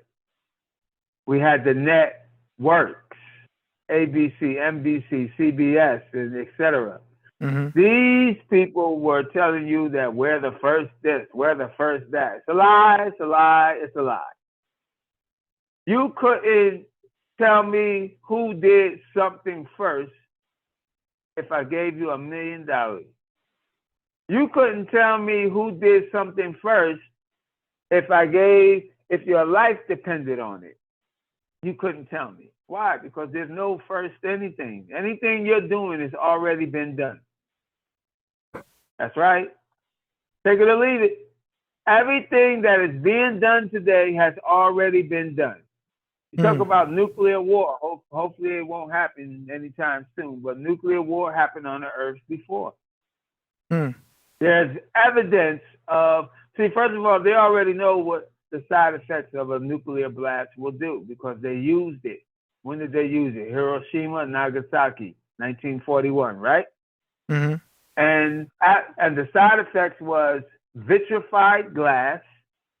That's when the sand turns into glass. Under such intense heat, you will get glass out of sand. That's right. Also, they found petrified existences, people who were petrified. And those people are stiff or like stone. And the incineration of everything around, all that was discovered. And of course, there are more things than that, but those are the main things. And they have found places where that actually took place. And guess what? Even though the thing took place over 10,000, 15,000 years ago, guess what? It's still radioactive. So you think nuclear war is new? No. You think man being advanced is new? No. If you go back into Egypt and you look at the walls in Egypt, go inside the pyramids, right? You'll find that there were cars. There are cars on the wall. Oh, yeah. Spaceships is on the wall. That's right. These people kept these figurines and statues and pictures and hieroglyphs so that they would never forget. They didn't want you to forget. And they found airplanes in Egypt. I'm talking about wide-body aerial craft with wings on both sides, just like today. So never believe that something is new for the first time. That is the biggest lie you could ever believe. You think that man didn't go on the moon before? That is a big lie. Okay? You have ancient records from the four corners of the earth. Look up a man, his name is Jonathan Clay. He wrote a book called Dead Men's Secret. This dude of a Caucasian ascendant, this dude is proven beyond the shadow of a doubt that man traveled in space. Also check out Billy Carson. He has a book called Compendium of the Emerald Tablets. And he's showing you what they found on the stone tablets. And he also deals with all of the global history. This man is well-traveled around the world. He's found out all of these things. Brother, there is nothing new. Computers are not new. The internet is not new. Buildings and skyscrapers are not new. None of this is new. Cars, planes, automobiles, AI, this is repetitive. And matter of fact, there's evidence that shows that this has happened on the earth more than 1,000 times. The earth rises and falls. In other words, we come from a very primitive place and we escalate to a very advanced level. It's happened many, many times. So this is when you were born, you embarked upon our journey to being advanced again. This is just happening again. There are people who want you to remain ignorant of these facts. And as a matter of fact, I'm here to tell you that I studied many UFO books, okay? And to show you that these books are real, Why did the government ban them? How can a book threaten the government? Can you tell me, please? Because there are things on television that's more threatening than what is in those books. There are things in the pharmaceutical industry that is more threatening than what was found in those books. Every year we got a mysterious flu. That's more threatening than what's in the book. The flu, according to consensus, the flu could kill everybody. So how's that book threatening anybody? Yeah, that's true. But these books were written by people who were abducted by beings from other parts of space, other parts of the galaxy. They were abducted. And they asked them, why have you abducted me? And they said, because we need you to take a message to the people of Earth. And this happens all the time. Okay? Because for one, they don't come down here and land on the White House lawn and try to address everyone. No, they don't do it that way. They're covert. They know that there are beings on this planet that doesn't invite them, that doesn't want them. They need us to come together and say, yes, we welcome you. That's why they go in remote villages around the world. They land their spaceships on the ground and get out, because why? Those people in those remote villages do not have a problem with them. But as soon as they come to the United States, it's a problem. Oh, so there's a spaceship in the sky. That means they're going to attack. Let me tell you something. These beings are so advanced, they could have killed us a long time ago. We're not a threat to them. We're easy pickings. So if they wanted to hurt us, why wait? Why not do it right now? Okay? These beings are only concerned about the welfare of the solar system. And they got stirred up recently because these fools on Earth was playing with nuclear bombs. That's right. Nuclear bomb. Now, a nuclear bomb is a threat. It's a threat not only to our planet, but the whole entire solar system. And guess what was in those UFO books? Them saying what I just said. That's right. In those books that were banned in the 50s. That's right. Look it up. There's, oh my God, there's a plethora of UFO abductions and books that follow. Matter of fact, Ezekiel, Joel. How many know these books? The book of Ezekiel, the book of Joel, the book of Obadiah. Who are these people? UFO abductees. They're not religious men.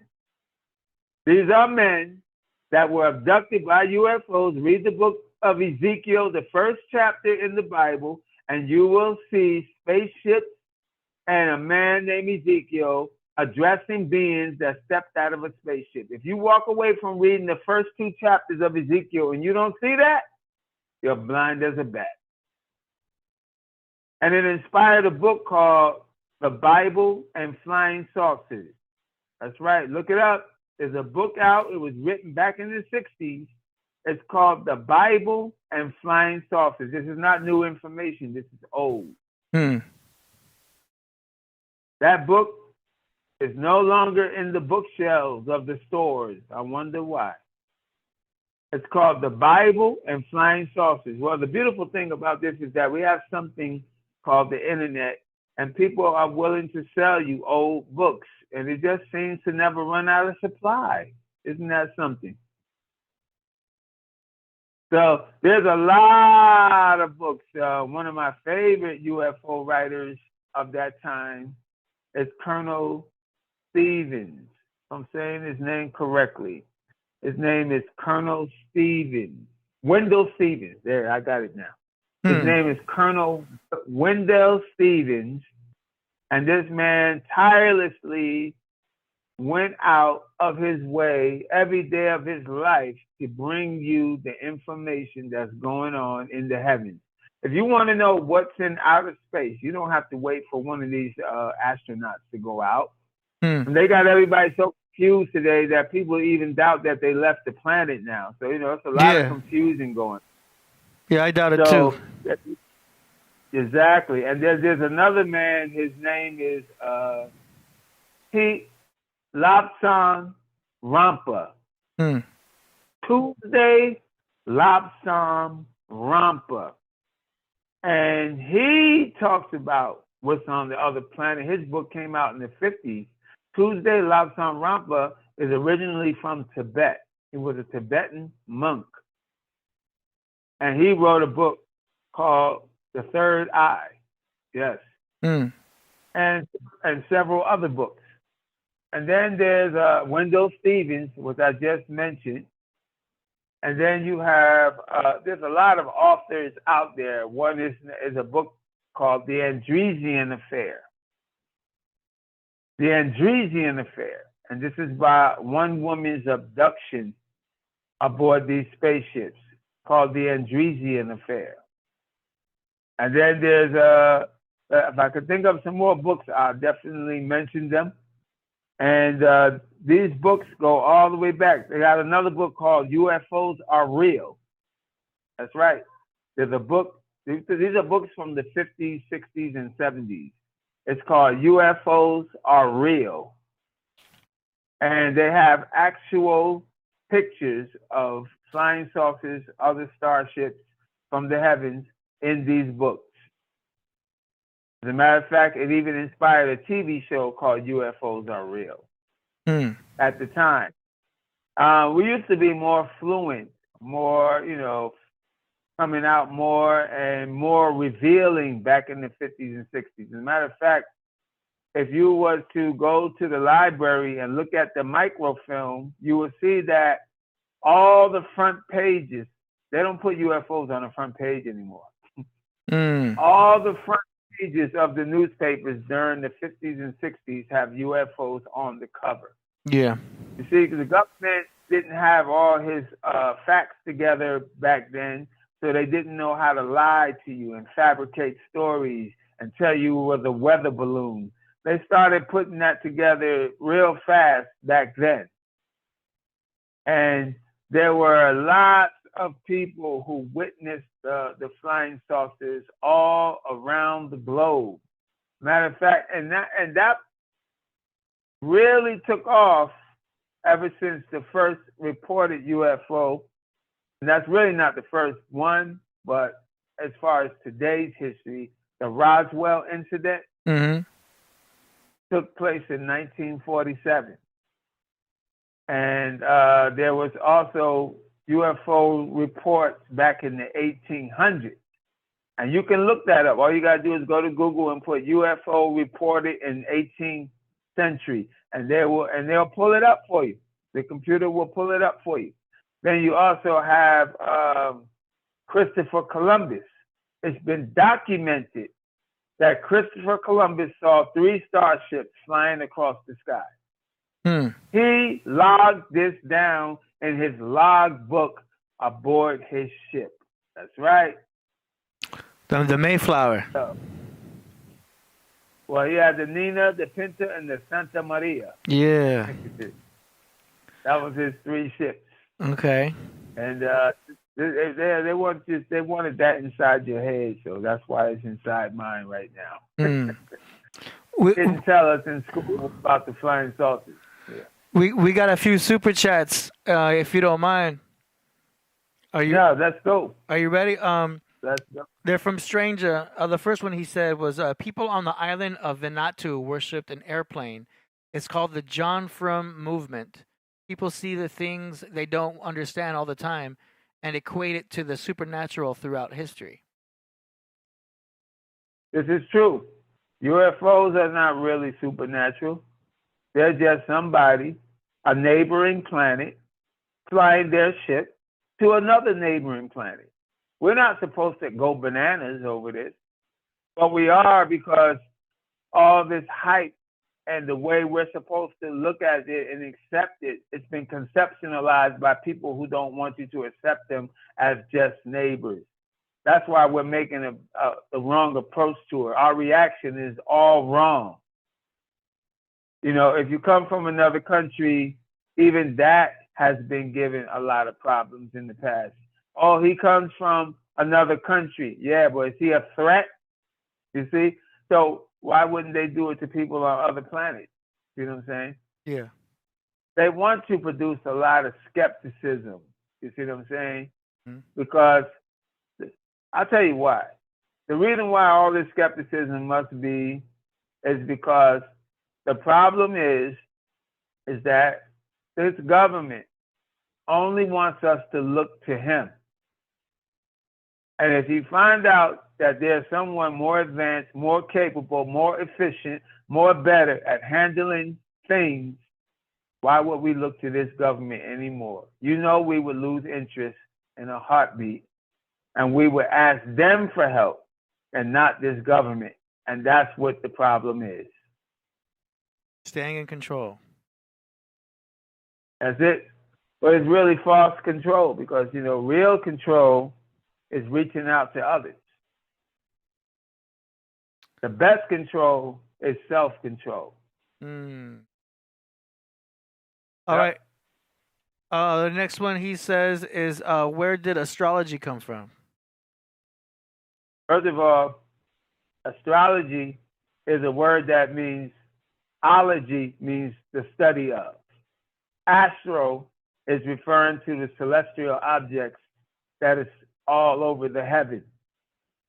And so when you say astrology, this is our ability to look up and study the above. Because as the ancients said, as above, so below. You see? Mm-hmm. So we begin to realize that whatever is influencing us above is affecting us below. And that's the beginning of astrology right there. But if you want to go a little deeper than that, the beings that came to this planet as our first teachers. They found the primitive people, and I don't mean, I got to expand on that. There are many times in history where we were primitive, and there are many times in history that we were advanced. So you can have 1,000 advances followed by 1,000 primitives, because we always seem to fall back down, rise back up, fall back down, rise back up. And this is how it's been across time. So what I'm talking about, the most closest time was during the time of, say, about 50,000 years ago. And he's been known by many names: Tahuti, Hermes Trismegistus, Thoth, the Atlantean priest king. Many different names this man had. And he came down here to this planet Earth and began to school us on the universe. And if you want to know more about that, I'll refer you to a book called Compendium of the Emerald Tablets, written by Billy Carson. Hope I answered your question. Yo, well said. There's one more here. He says, why would aliens fly all the way across the galaxy and not take this planet for themselves? Are they the gods you're alluding to? Well, I can answer that. There's a book. I wish I could remember the title. Anyways, all of them basically say the same thing, though, because they always have the same message. And they fly in space because they're tourists. If that makes any sense to you. When you go and fly across the friendly skies and you land in different countries, you're not coming there to conquer. You're coming there because you're curious, you're on vacation, you want to explore, you want to take it all in. You want to see the places. There's an excitement, there's an adrenaline rush, there's traveling. So if you could afford to, if you have the means to, you can grab a starship and not only explore Earth, but other planets as well. You can trek across the stars to boldly go where no man has gone before. Sound familiar? So they're not out to conquer anything.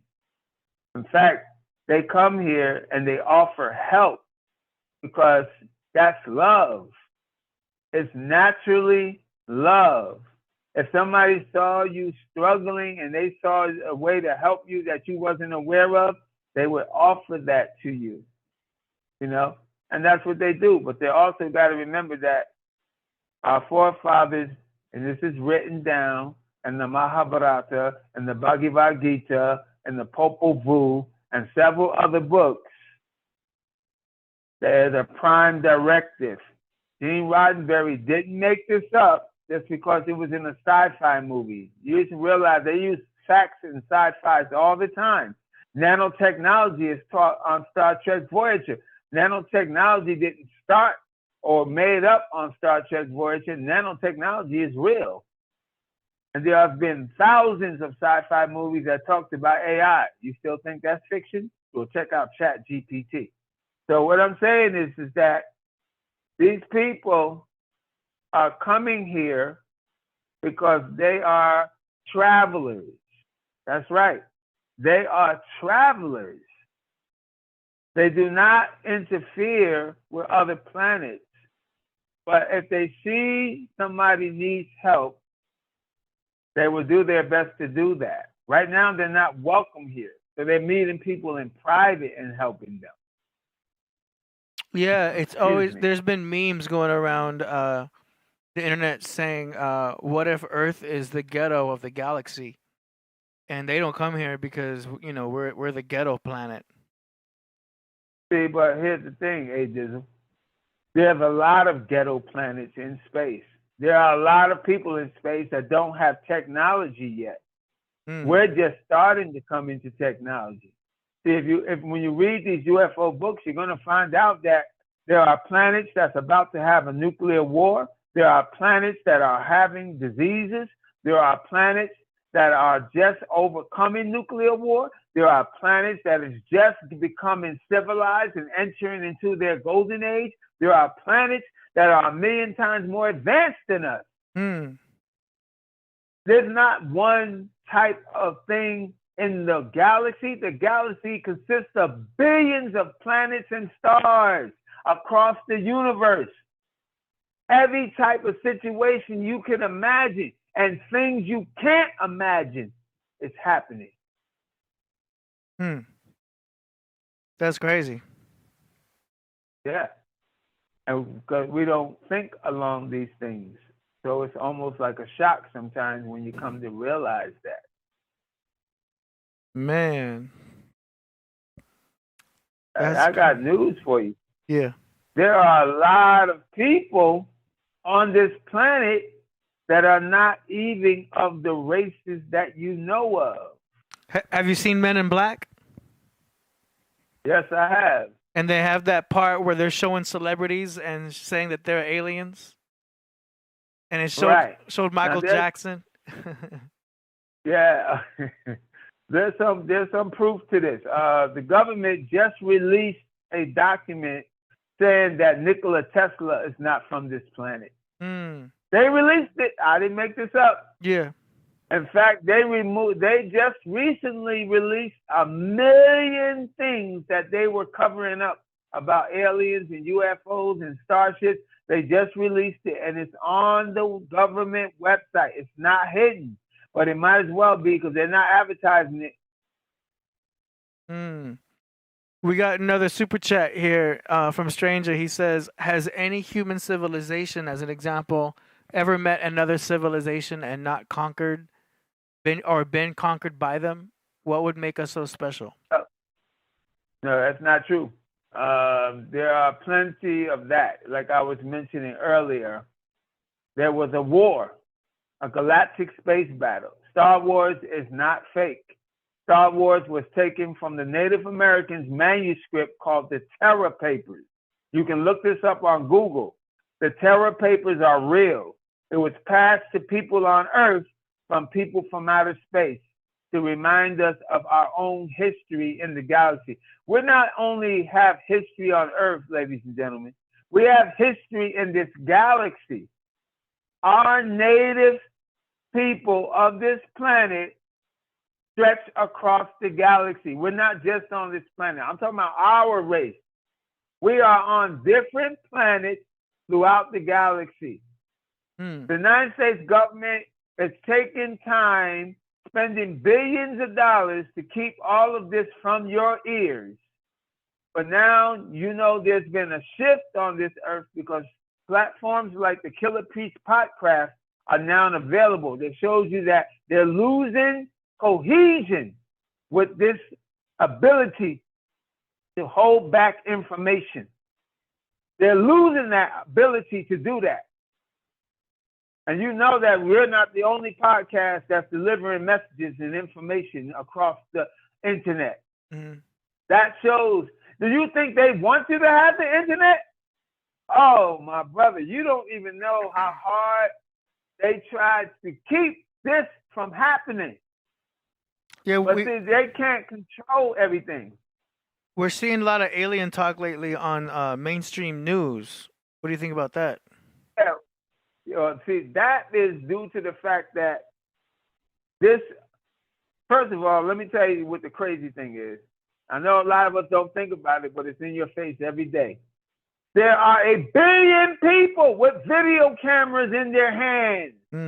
When in history has that happened before? You know it didn't. 1 billion people are holding a video camera in their hand. How many eyewitnesses do you need? Okay? They're taking pictures and videotaping UFOs across the 4 corners of the earth. Go on YouTube. They're coming out of India. They're coming out of Alaska. They're coming out of Europe. They're coming out of the United States. They're all over the world. So the government has to step in. He has to start trying to control the narrative because he's losing control. And he knows that that little poor little line that he drops every now and then, could there be life on outer space? It's getting old. It's getting tired. Nobody's falling for that no more. Your everyday person is looking up and seeing things every day. That's not an exaggeration, ladies and gentlemen. That is a fact. He has to step in. He has to start talking because he's afraid it's getting away from him. And it is. And do you know that there are over 52 countries that have brought disclosure to their world? That's right. China has done it. Mexico has done it. Japan a lot of Mexico. Has done it. Huh? A lot of them in Mexico. Yeah, Mexico. Check out Jaime Maussan. Okay, so you're checking out all of these different people in different countries, and they're asking the question, why doesn't America tell their people the truth? Oh, yeah. They don't want to do that. They're asking. So, you know, America is losing this secret, so-called secret battle. You cannot keep the heavens a secret with 1 billion people holding cameras. Why did anybody? I bet you they don't even know. I bet you they wake up and say, why the hell did we give everybody a camera? What the hell was we thinking? Yeah. You wanted to sell more cell phones. That's why. Have you seen the footage from Jerusalem? Yes, I did. That was in 2010. That was amazing. 4 You're angles. talking about in the most holy place. Yeah. And that was some ley lines right there too, because they built that temple on ley lines. So it's obvious that they're using those ley lines too, probably as like internal maps. They probably have a grid format for all of our ley lines and know where everything is too. Oh yeah. And when they landed there, brother, they were pointing that place out. And that's when all your thinking caps should come on. Why there? Because they know why they landed there. It's a holy land for a reason. Well, see, that's not Holy Land is one way of looking at it, but that's not the thing. It's what's there. It's what's over there. The energy grid on the earth, as you were mentioning, ley lines and the meridian points, it's there. People put their temples on top of these places. You see what I'm saying? Every meridian point is holy, A Dizzle.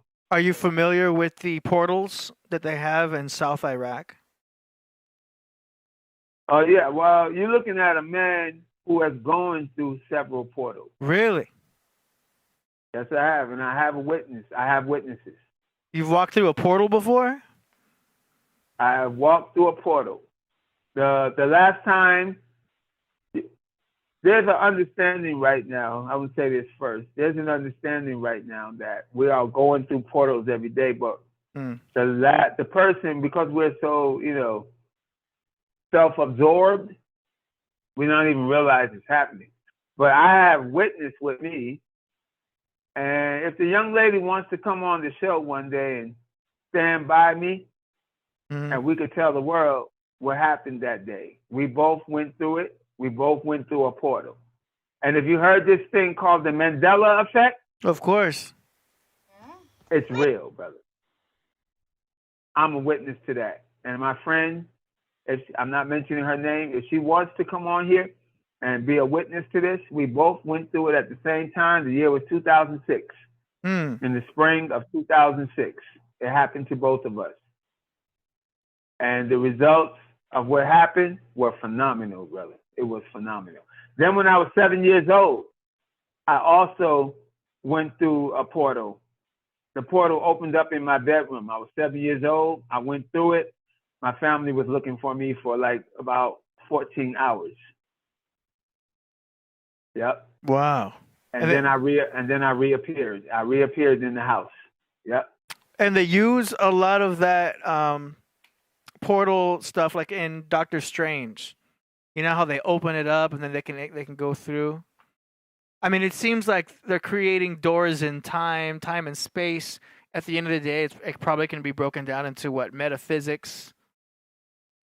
Well, portals are proof that there is no such thing as time. Because I can open a portal and I can come right there where you're at right now. That would. So where's the time? Save a lot of gas. It definitely would. But you see, the thing is that sometimes I wonder if I know how to open portals and I just don't know it. Sometimes we're doing things and we don't realize we're doing it. You see what I'm saying? Mm-hmm. Because we all have the ability. It's been proven metaphysically that we all have the ability to open portals.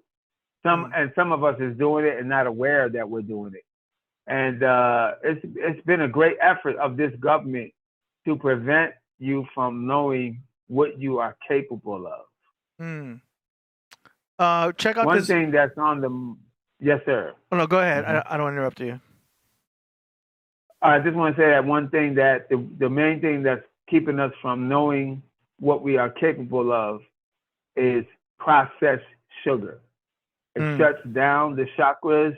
It shuts down the pineal gland. It shuts down the brain and shuts us off from our super intelligent capacity to access our energy body, which is giving us all the powers that we have, all the abilities that we have. That's all I wanted to say. Okay. Yeah. I got some footage I want to show. I'm going to wait for Priest to come on board here. It's pretty interesting. I have access to this website that... Yo. Peace. What up? How you doing? We're talking about Peace. portals and UFOs and aliens and stuff. Oh, yeah. The chariots. Yeah. Killah Priest might have just exited from a portal. He's out there in Alaska, land of portals. A lot of portals in Alaska, huh? Yo, there's portals out here, bro. The portal of the Aurora Borealis. Yeah, man, we're in the portal. It's beautiful. I follow this song. You're coming in a little choppy. You follow the song. Are you there? You're coming in a little choppy. Okay. That's better. Oh. All right, I'm going to show you this footage right here, and everybody in the chat can tell me what y'all think. Here we go. This is a glowing UFO that appeared over Russia, and then it goes into a portal. It's beautiful, man. Look at that. There's the UFO. Then watch this. That's incredible. Yeah. Then watch this. There's the portal. It's a square, and then it closes. Oh man, that looks like that thing from Superman. Remember they put them in that thing? Yeah, the square. Superman with Christopher Reeve. Yeah. That's incredible, man. That's interesting. Huh? I think this is what's happening. Everybody's got cameras today. How are you going to hide this? They can't. So they have to come in and control the narrative. They have to come in and control. Oh man, that is amazing, brother. Yeah, I'm not sure if it's real or not, but I wanted to throw it out there. Oh, that was real. That's real right there. Have you seen the spirals? And some say it's Project Bluebeam. But have you seen those spiral portals? Yeah. Yeah. They've been around for a while. Yeah. Everyone's always. I remember first seeing that and been tripping out. Yeah, that's definitely what you will do when you see that. There's one in Hawaii that popped up. It's not. Oh, here we go. Not sure if this is real or not either. But they found this. And Mauna Kea on January the 18th first looked like a traveling bright star before it morphed shapes. It then grew into a larger blob before it transformed into a dot with a spinning spiral around it. Footage from the Subaru Ashi Star camera shows. The night sky whirlpool, however, is not a UFO or a spaceship, but reportedly the work of billionaire Elon Musk. The rare sighting is believed to be connected to the launch of a satellite by Musk's SpaceX. Okay. That was amazing. It's so hard. The first one you said. Yeah. That one still got me. Object. Yeah, it's so hard to cipher what's real and what's not nowadays. You know? And it's getting worse now with this AI. Yeah, the AI can do all kinds of things now with the deep fakes and everything. So, I mean, people can make sci-fi movies from home now, or right from their phone. Yes, exactly. Priest says, "I'll find better Wi-Fi. Someone touched the ship. I'm in." Let's see. I'm gonna make sure Priest is able to pop in there. But yeah, I'm trying to find the other spiral. But there's a bunch of spirals that were out. It's hard because, like, if I find that it's suppressed on YouTube, then I feel like it gives it more validity.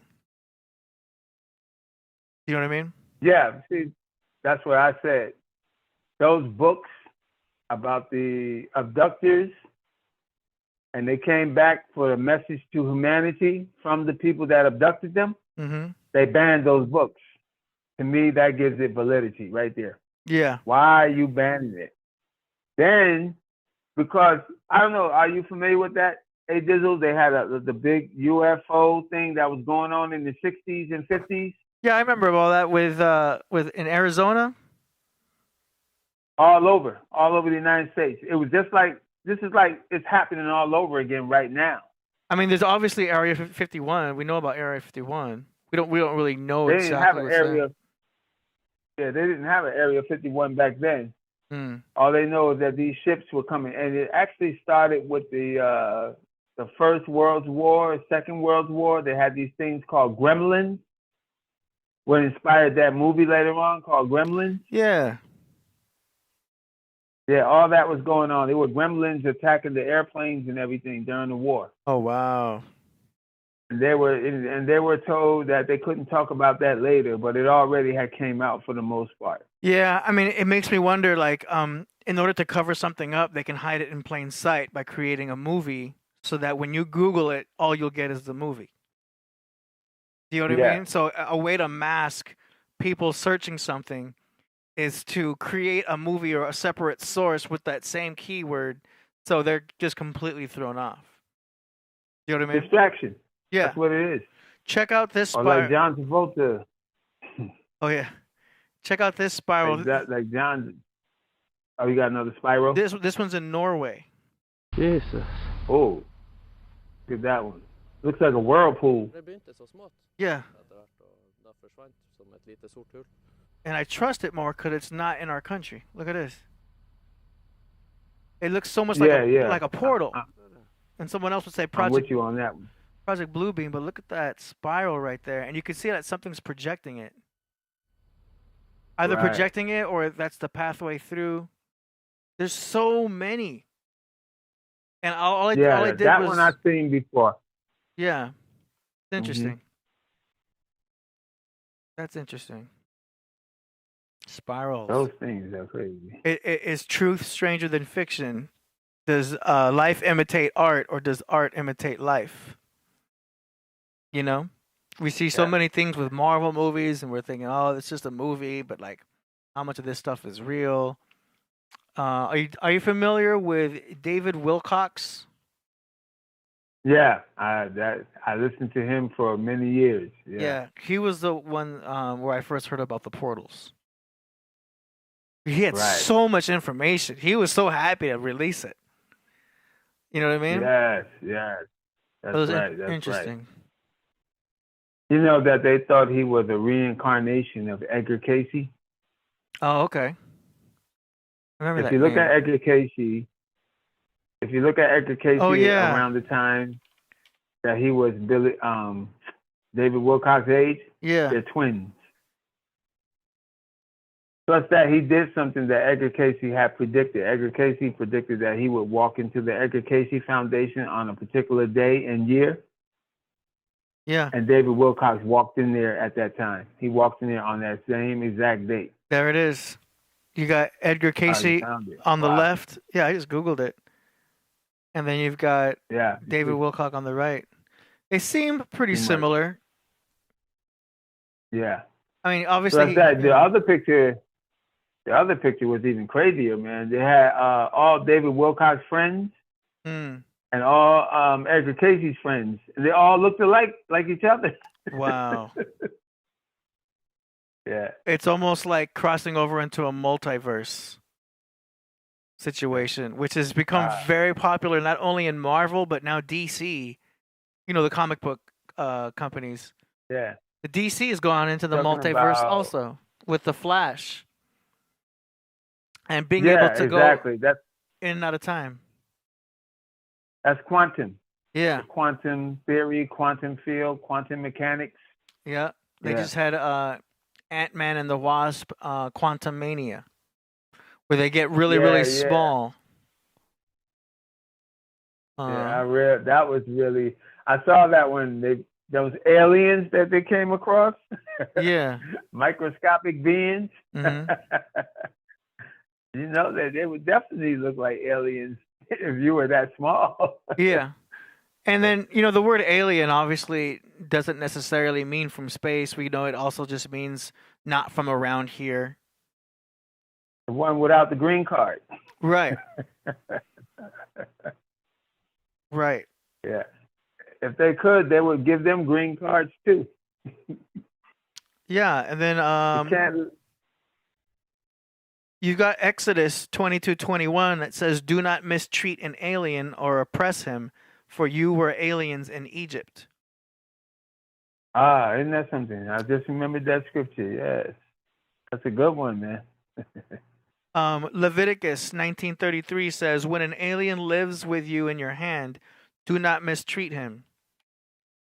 The stranger who lives as a foreigner with you shall be to you as the native born among you, and you shall love him as yourself." That's a good rule to keep. That's a good rule to keep, too. It helps us to respect and honor everyone. Yeah. Interesting. Oftentimes, they're mistreated. Yeah. Yeah, I mean, when we watch the movies and it's like, you know, all-out warfare, like Independence Day. Man, I loved Independence Day when it came out. It was so cool with Will Smith. And, you know, he punched the alien and said, "Welcome to Earth." The whole audience in the theater goes wild. It was cool for what it was back then. It's like, there's so many ways to look at this stuff.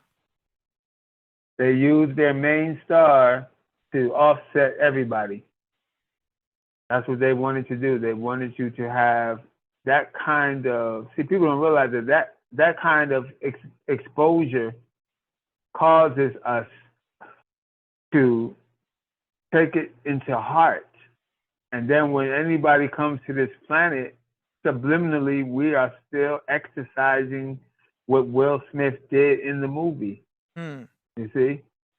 And we don't even know. I mean, first of all, you know, if a stranger comes to you, you want to check and see what they're about first before you attack. Maybe they're coming with good intentions, you know? Yeah. You know, if somebody comes from another country or comes from down the street, you don't want to just attack them before you know what they're about. Mm-hmm. And that's what they do. Like, I was watching The Twilight Zone during the time of Rod Serling, right? Mm-hmm. An alien came down the street and the military shot him. Oh, wow. Just when he was about to give us a cure for diseases. They showed that. Rod Serling knew what was going on. Yeah. And that was Mexico that they did that in. That was Mexico. We got another super chat here from Stranger. He says, is the term portholes from maritime dialectic too?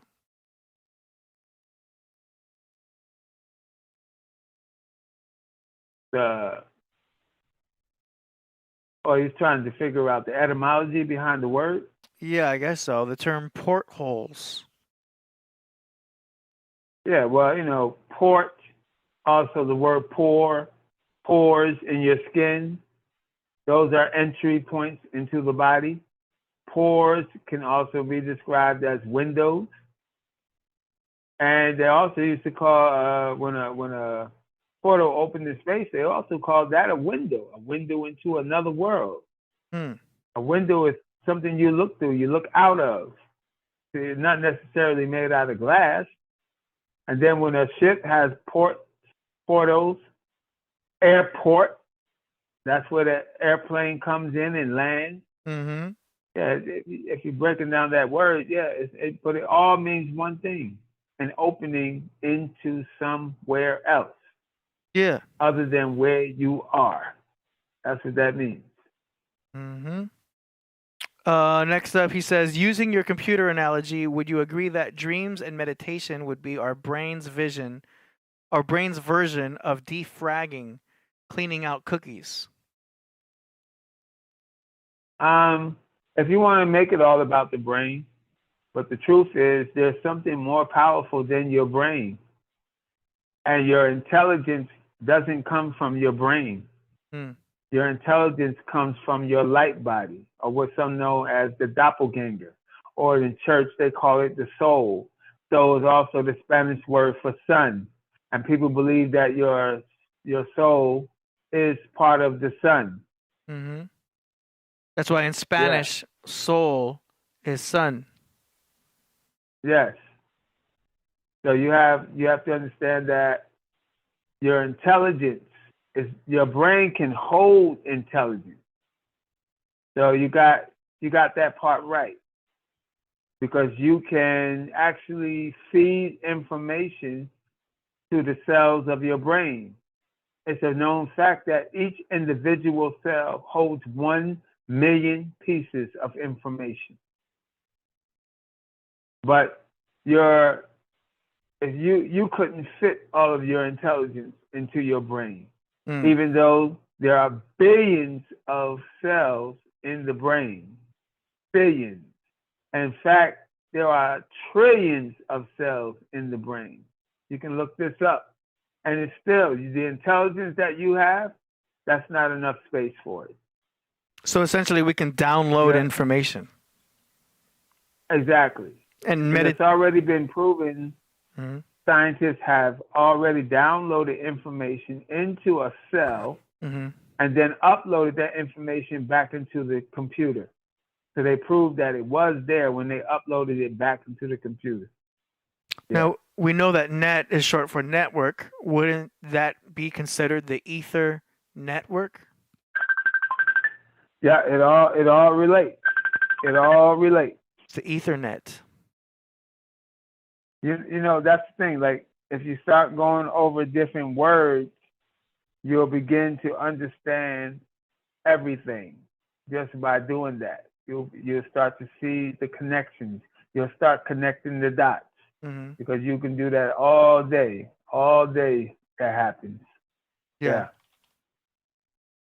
It all goes back to Doctor Strange, man, because I love that scene where he first gets introduced to the the Almighty One. Not Almighty, I forgot what they called her. But you guys know what I'm talking about, but she was the smart lady. Remember? And then she like touched his forehead and he's going through that flying through that crazy experience, which to me is very similar to like astral projection. They were touching his. They were They were dealing with his energy body. Yeah, that's what that's about. The energy body. The human body is a very powerful thing, but compared to the energy body, the soul, it's really insignificant. She literally. But they work together. She touches his pineal gland. Okay. Right, his pineal gland, or what is known as the third eye. Yeah, you've got the divine trinity right there.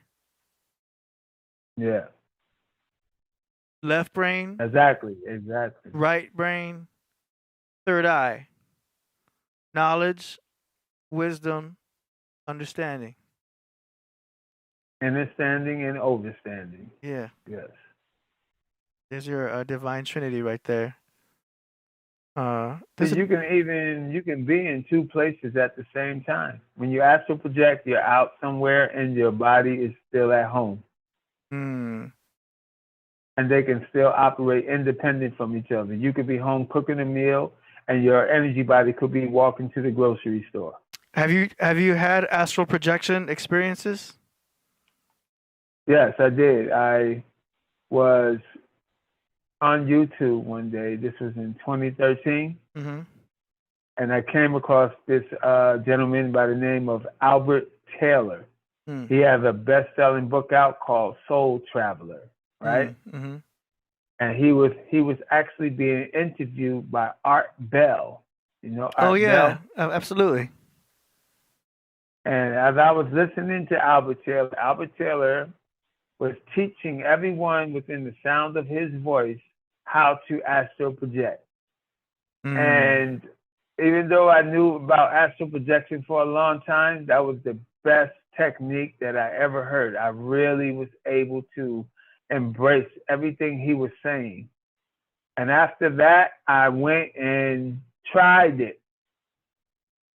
And brother, that was the most glorious day of my life.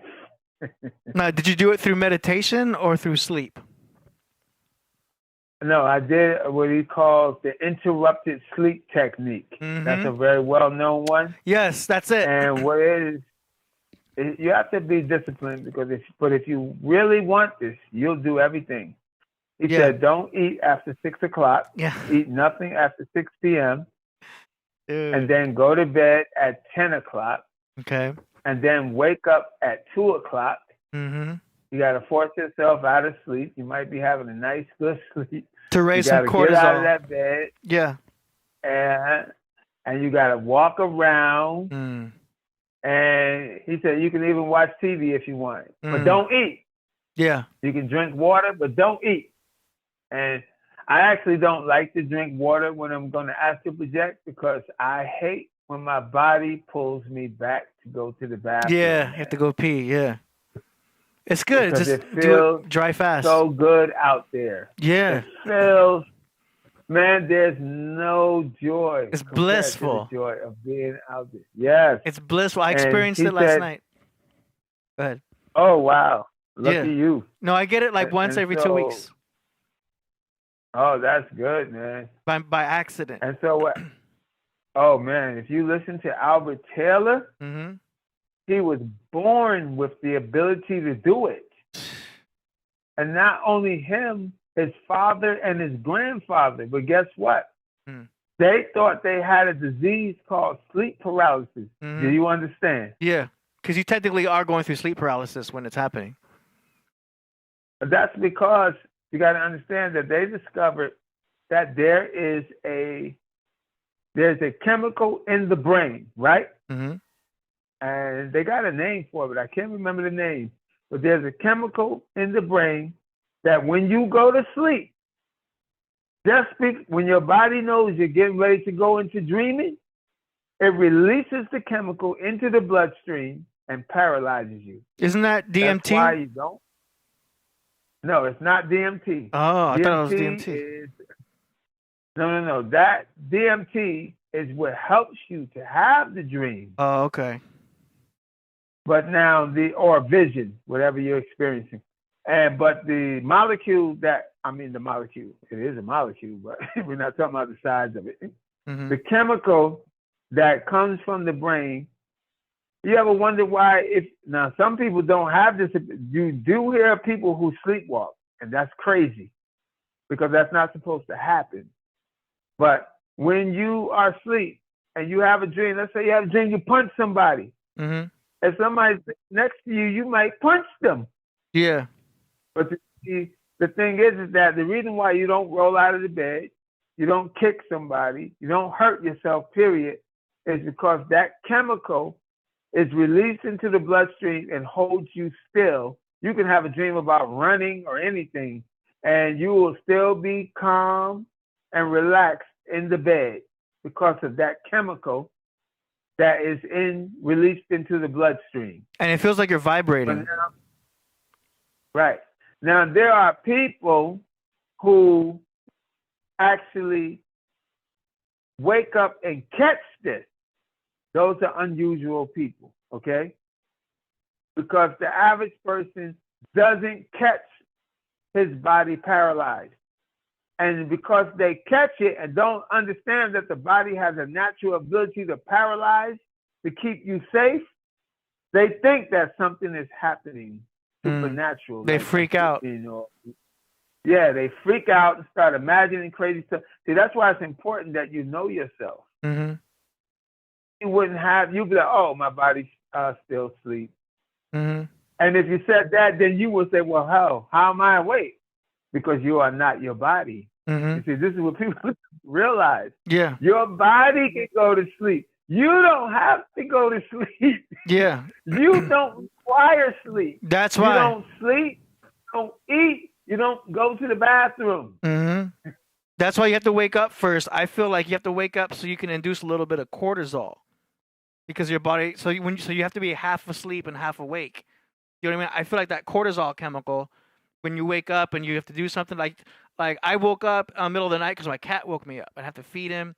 So I got up, I feed him, I go back, I look at my phone, I post on Instagram real quick, and then I lay kind of in the fetal position. But I'm purposely, I've done it so many times, I tell myself, okay, I want to float because I always float when I do astral projection. I'm like, okay, I want to induce this again. So I breathe slowly and I just try to get as comfortable as possible and then just let myself sink so that I no longer need to, I'm all in my head and I'm not feeling my body anymore. And then eventually it starts to happen and I feel this sinking feeling. And in my head, I'm like, oh, it's happening. Here we go. I'm about to do it. So I've had so many experiences with it. I'm able to guide it through and let it start happening. I can feel myself sinking. And in some cases, you can turn around and see yourself sleeping. But I've only had that happen a couple times. But I'm always floating. I float down. I have never been able to see myself in that, and I want to, man. Yeah, I want to see it a couple of times, but I just see like a shadowy figure of myself laying in bed.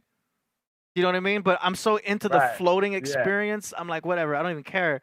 I just want to keep floating because the floating part is where you literally feel yourself. That's the best part, man. Oh, it's the most blissful experience. But then I'll go up into the clouds. Yes.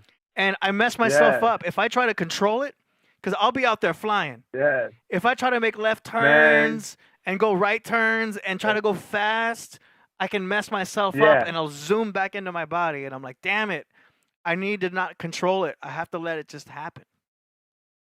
Well, AD, you would love that podcast. Yeah. With Albert Taylor. Brother. He is the best that ever astral projected, man. It's crazy. That dude, brother, you would envy him. You would envy him. When he's on the astral plane, like when I'm on the astral plane, I tell myself just before I go, I'm going to do this and I'm going to do that. By the time I get there, I don't even remember a damn thing I said I was going to do. Yeah. It's a whole different experience. Have you had have you had conversations? Take nothing with you, bro. No. Let me tell you, one time it gets weirder and weirder, right?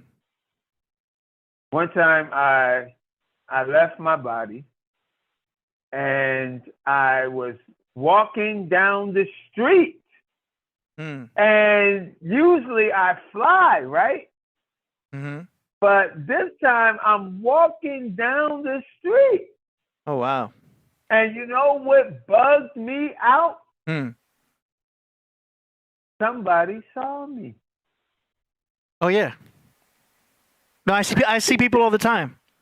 And they have distinct faces. No. They saw me. Yeah. No, you can talk to people. Full-on conversations. Everybody can't see you. These people, brother. No. I don't mean people on the astral realm with you. Oh, okay. What are you talking about? I'm talking about regular people. And not everybody, but let me tell you what happened, right? It was so weird. I was in the Bronx.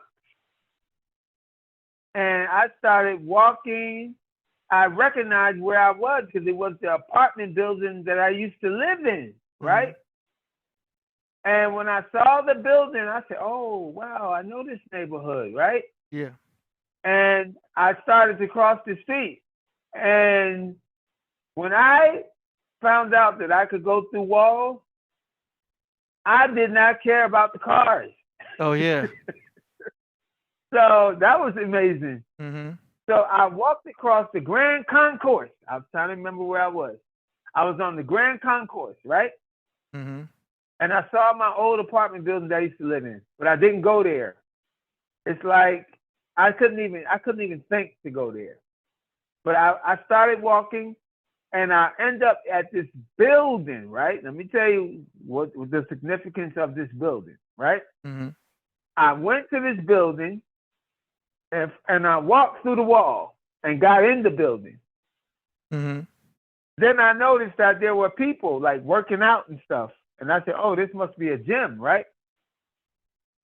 But I was so fascinated with this whole experience, I just wanted to keep going, right? So I kept going and kept going. And next thing you know, I walked through another wall. And I was in the back of the building outside. I mean, it's really boring thing to do when you have this ability to go to other planets. And this is what kills me.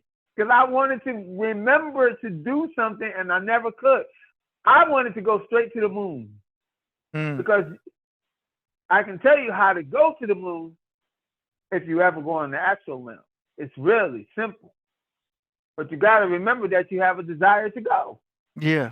And when I got out there, I was by a garbage disposer, a garbage dump. And I'm like, okay, how do I... And I started going crazy. That's when you know you're going to wake up, when you start forgetting and you start getting confused. Yeah. You're stuck in one spot. And I ended up back in my body.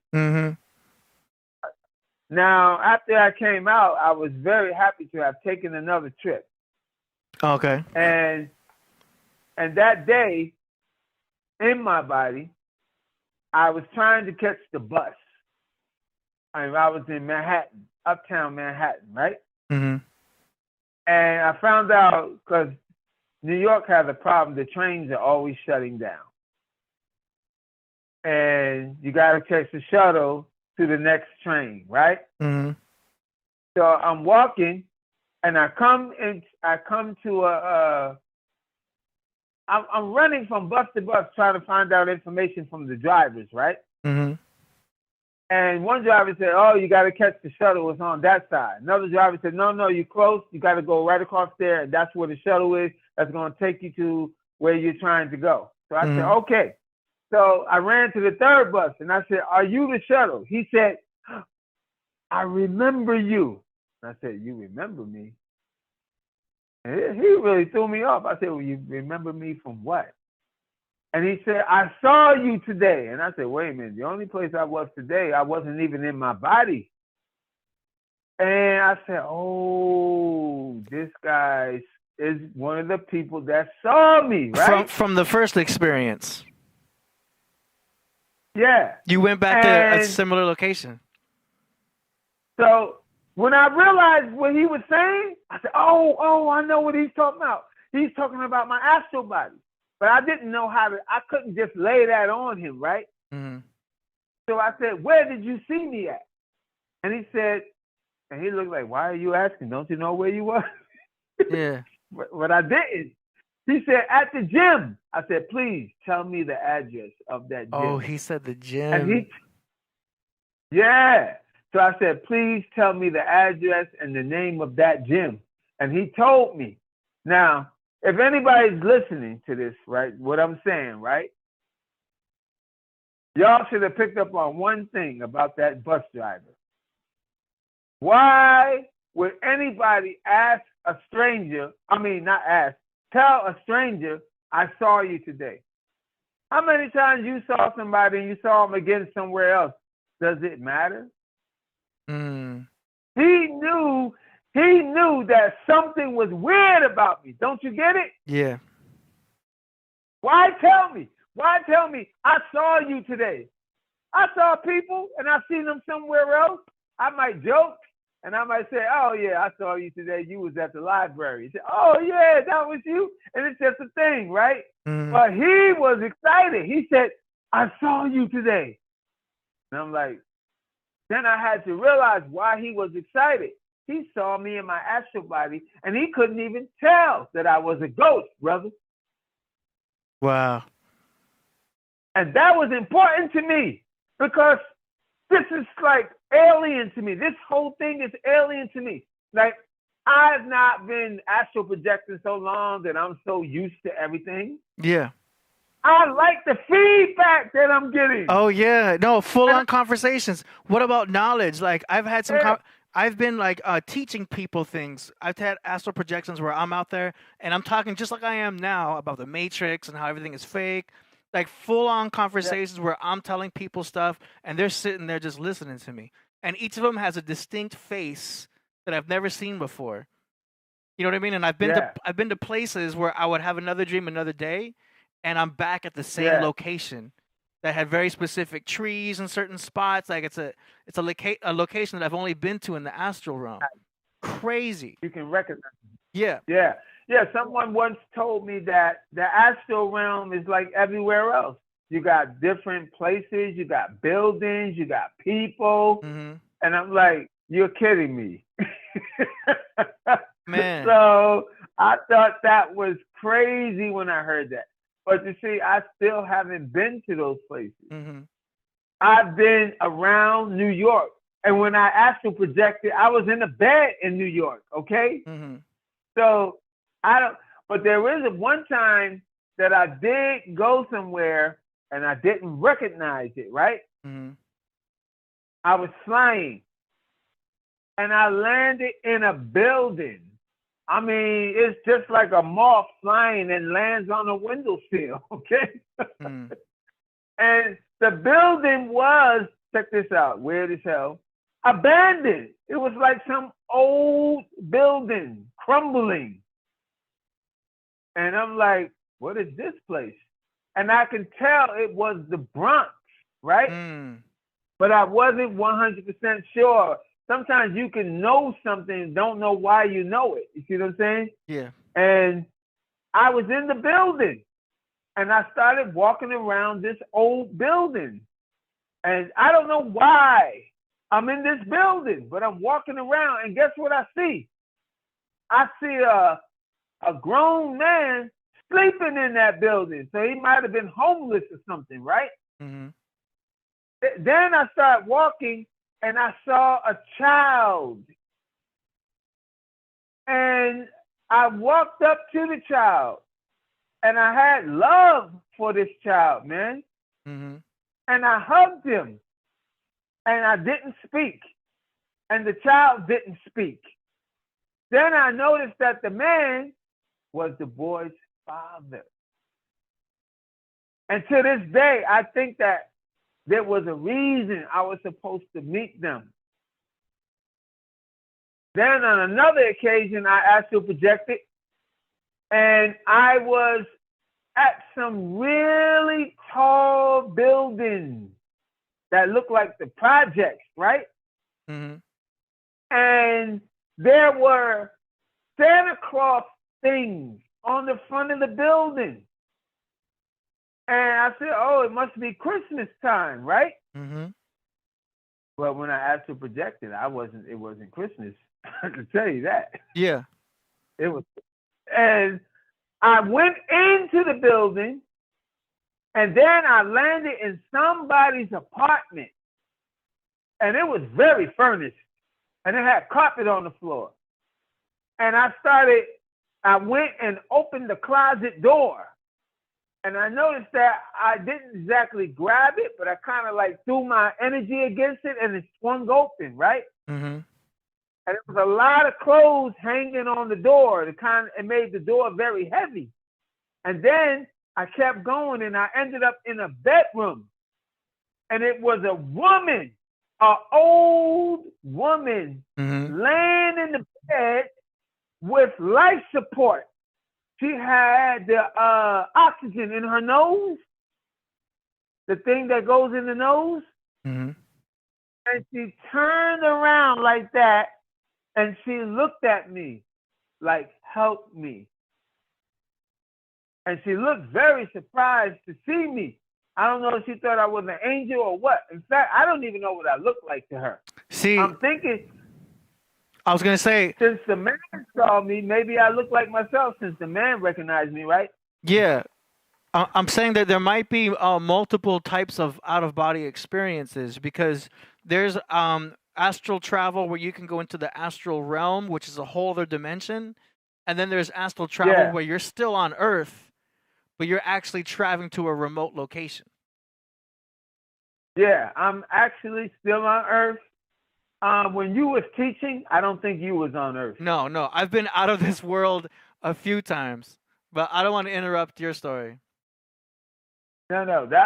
I just wanted to give you those two incidences that stand out in my mind today. I think I was supposed to meet that man and that boy, and they were Hispanic, by the way. And the woman that was laying in the bed on life support, she was a black woman, an older black woman, maybe about 67, 70 years old looking. Mm-hmm. And she turned over in the bed and she just looked at me like, and I don't know, it's almost as if she was crying out for help. She must have thought I was an angel or something. Yeah. It's hard to tell because you don't know if they're actually sleeping also and having an out-of-body experience themselves, and you're both meeting each other there. That could be... You're making it complicated, man. I know. Yeah. No, So the only reason why I know it works so well is because, I've experimented. I track calories, right? I track my macros, you know what I'm saying? So I've had some days where I would cut calories low. You know what I mean? Like kind of low, like 1,700 calories. You know what I mean? So I would go to bed knowing that I underate. So the next morning, it's almost like fasting, but it's not fasting. It's like just eating smaller. You know what I mean? Some days. But the next morning, I'd have a way emptier stomach. I'd wake up, go back to sleep, and then I'd have these astral projections, right? So the one experience I'm going to tell you was when I was flying backwards. And this one was just so vivid because my eye was open and I could see everything. It was very much like Doctor Strange, you know what I mean? But there's music playing in the background. Very distinct music with lyrics and everything, and it's bumping. And I'm flying backwards. I'm not able to go forward. I try to turn around and go forward. I'm like, oh, this experience wants me to fly backwards. So I'm flying backwards, but it's such a profound experience. And then I land on this long bridge. It almost looked like a Star Wars bridge. And I was talking to this Asian person, and this Asian person was like a very smart, like this was his realm. He was very like an elder. He was very intelligent. Oh, wow. And I'm talking to him. Yeah. And in the dream, I'm so excited. I'm like, I just went through this crazy experience. what the hell was that? Why was I going backwards? I'm speaking so consciously. I know I'm in the astral realm. What is this? And then he sits down at this desk. And now I'm on top of his desk. And I'm so excited. And all he can do is like, you don't have, he's calming me down. He's like, you don't have to yell. Sit back. And this man is calming me down because I'm so, you see how excited I am just even talking about this. In the astral realm, I'm just as hyper. Oh, it's exciting. And I'm like, boy. I'm telling him about the experience I just had while I'm still in the astral realm. And this guy is like, he's like, you can stand right there. He's like, stand back. And so he's just still listening to me, but I'm noticing like, oh, yeah, I'm kind of I'm on top of his desk. Like I need to relax. And it made me like check my posture and check myself and realize, yo, I can calm down. Because I was so into the moment and telling him what was happening and stuff like that. I didn't sit down. He had a chair there. But I was just like, that was absolutely amazing. And he said something to the likes of like, I've reached level something. I'm at a something level. I can't say what it was, if it was a high level, low level. But he said I had gotten to a level that I hadn't been to before. And that's about the extent of it. And he started saying some other things that I don't remember, but that was the one experience I remember the most. But the first time I started having these experiences, they were so amazing. Mm-hmm. All I could think about to myself was that I need to remember this when I wake up. I need to remember this because this is too incredible. This is so amazing. All I care about is that I remember this. So I took pictures with my head, like remember that purple building. There's a mountain right there with grass. I need to remember this because it was so amazing. And it makes you wake up realizing that you're not afraid of death because this is probably where we go when we die. That's the biggest thing, Dizzle. Once you astral project people, the fear of death disappears. Gone. Not worried about They're not worried about what's going to happen when your body stops breathing. You already know because you died on purpose. Mm. It's very humbling. Astral projection is death. But you are in control of this death because you know you're going to resurrect. I'm real serious about this. Yeah. There's no more fear of death. People should understand that death is astral projection where you don't come back to your body. I did research on that. I did research on that because I have this app and it says, do not worry, you're not going to die in astral projection. And I wanted to follow that because I don't want to be scared and think I'm not going to come back. People are afraid. I've been through so much in my life, man. I don't even care no more about being afraid. I have seen things have happened to me. What's the point? I say, I'm not afraid to astral project. It's another danger I'm going to put myself in. And then come to find out there was no danger. You see? There are people, if you talk to about this, they're going to brush you off because you're scaring the hell out of them. You're scaring the hell out of them. You got to be very careful what people are afraid of. People are afraid of very simple things. Very simple things. They are afraid. And they will run. And the minute that fear grabs them, they will run. Yeah. They will run for the border. Yeah. Just real quick. The one thing that put me into this mindset was when I first did mushrooms back when I was 22. Oh, that's what it is. I'm trying to figure out what triggered you. I haven't been the same person since. So after I felt that hardcore trip, it destroyed my ego. It killed my ego. My ego was gone. I felt like that feeling of all oneness. Yes. I felt that feeling of like, dude, ego is fake. And I was able to see like how this world really is. And I felt compassion for like everybody.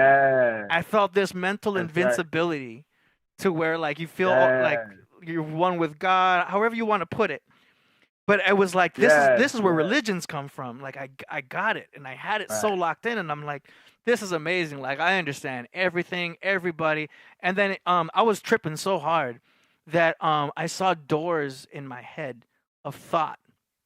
And I can go down this road of thought or not. I can go think like this or not. And if my mind Right. started to wander into negativity, I was quickly able to pull it back. I'm like, oh, I don't want to think about that. So I felt control Yeah. over thought, and it made me think of the Yes. band called The Doors. Oh yeah, I know the band. Yes. So I thought, well, maybe that's integrated and all that. So I saw The Doors. Now, I haven't done DMT, the whole, there's an actual drug called DMT you could take. Apparently, that's way more trippy. Yeah. I haven't done that, but the mushroom trip was life-changing. DMT is for seeing. It's what it's associated with. It's called dimethyltryptamine. Mm-hmm. What it's related to is that's the last thing your body releases when you die. Mm-hmm. So when you take DMT now, then you get to have the same experience as if when someone dies. Mm. Yeah.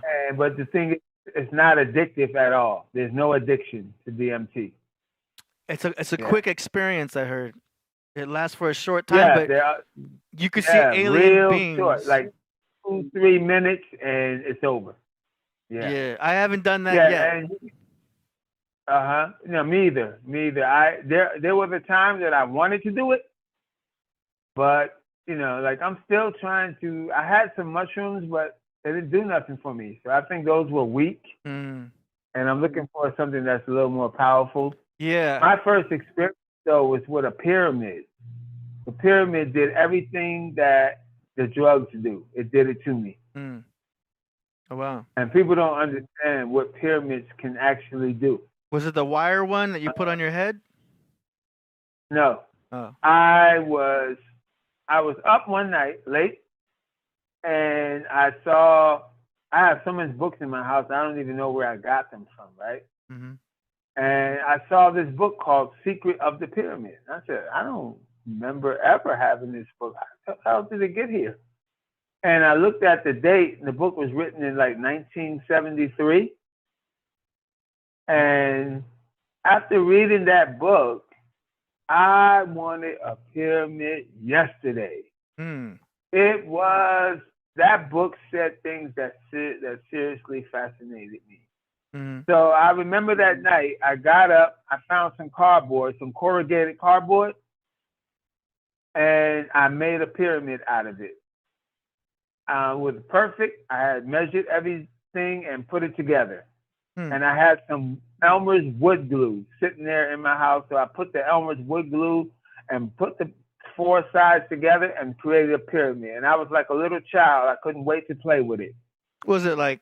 And it's like right in front of you? Like how big was it? It was real small, real small. In fact, the square base, it fit perfectly on my forehead. It was just about as big as my forehead. Oh man, you. How Cool, small right it in. was. Yeah. And it was a brown cardboard, right? And I said that because you're gonna find out that different color pyramids have different reactions, totally different from each other. Mm. And I found this out by accident, fooling around with colors. And the first time I put that pyramid on, I went and they said that this would happen in the book, The Secret of the Pyramid. Mm-hmm. They said that when someone goes under a pyramid, they may collapse and go right into a sleep. That's the body taking in that energy, that unique energy. And you ever heard of shape magic?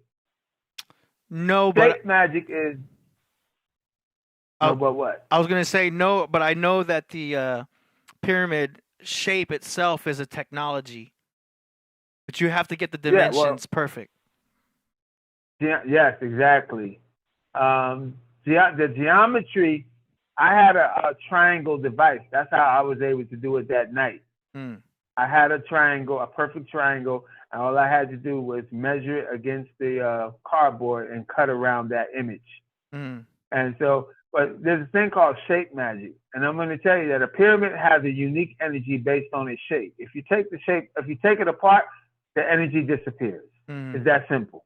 If you put it together, the energy reappears. Mm. The shape, the energy is unique.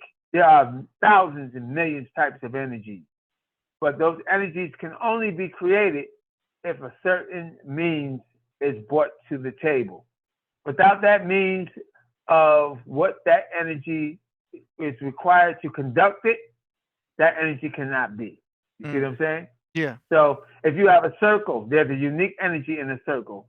Yeah. A circle turned inside out is known as a square. There's a different energy in a square. There's a different energy in a triangle. There's a different energy in a rectangle. There's a different energy in an octagon, and so on and so forth. And so you have to understand that the pyramid is the most pristine, the most powerful, the most celebrated, the most sought after energy of all shape magic, okay? Because of what it can do. First of all, the energy that's in a pyramid can stop time. Yes. If you go inside of a pyramid, you suspend time. Things don't go forward, they don't go backward. That's crazy. You're not in time anymore. And when you go inside of you can take fruit. Oh, I saw that. The pyramid fruit. Yeah, you saw that, right? I saw that. The fruit in there, the fruit is suspended. You can leave an orange in there for years. The orange cannot spoil because you have stopped deterioration from happening. There is no corrosion. The thing will remain as it is. Matter of fact, it will improve because the pyramid helps you to become stronger. You see what I'm saying? I have that one too. The one that you're showing right there, I have that one with a Merkaba hanging in the center. Yeah. I have a Merkaba hanging in the center of it.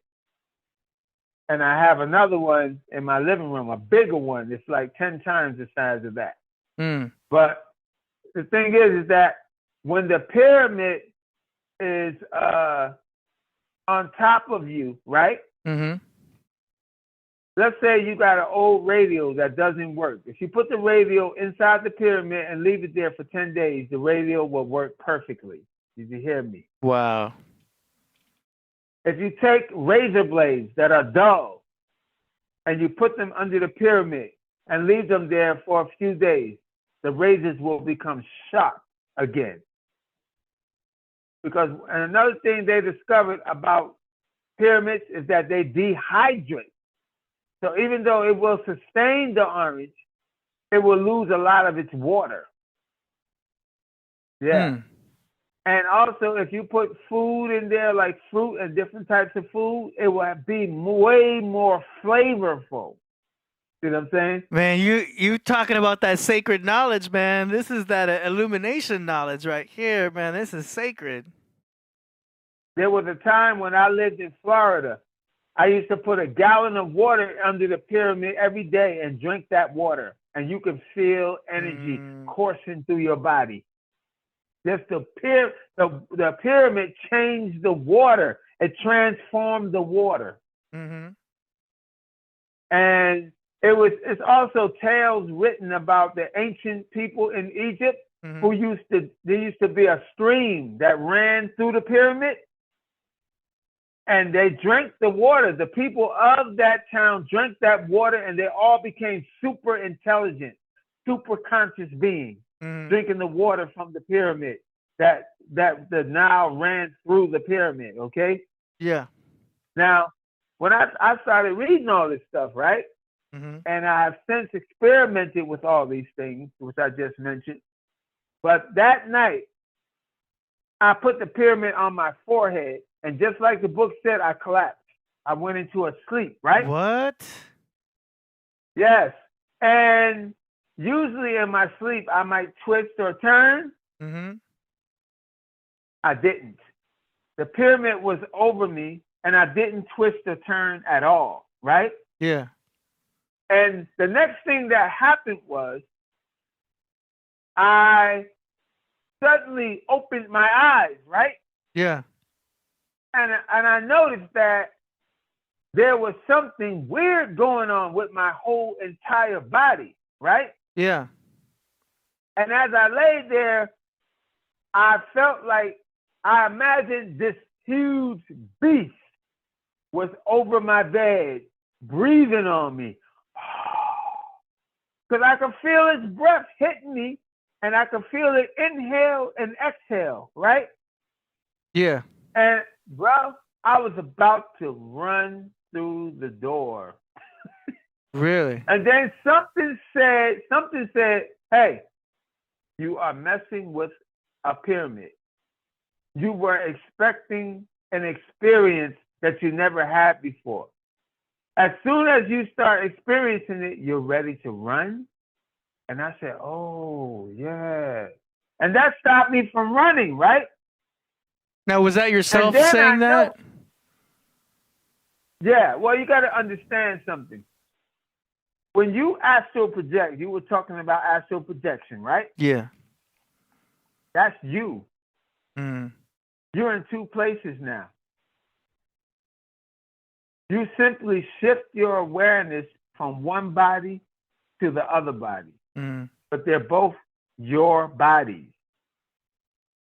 When you astral project, you left your physical body that can't fly and went to your soul body that can fly. Mm-hmm.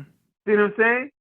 You left your physical body that's limited to intelligence and knowledge, and you went to your soul body and you had serious knowledge. That's why you were able to teach. No ego. It was so interesting to just be so, it's hard to explain.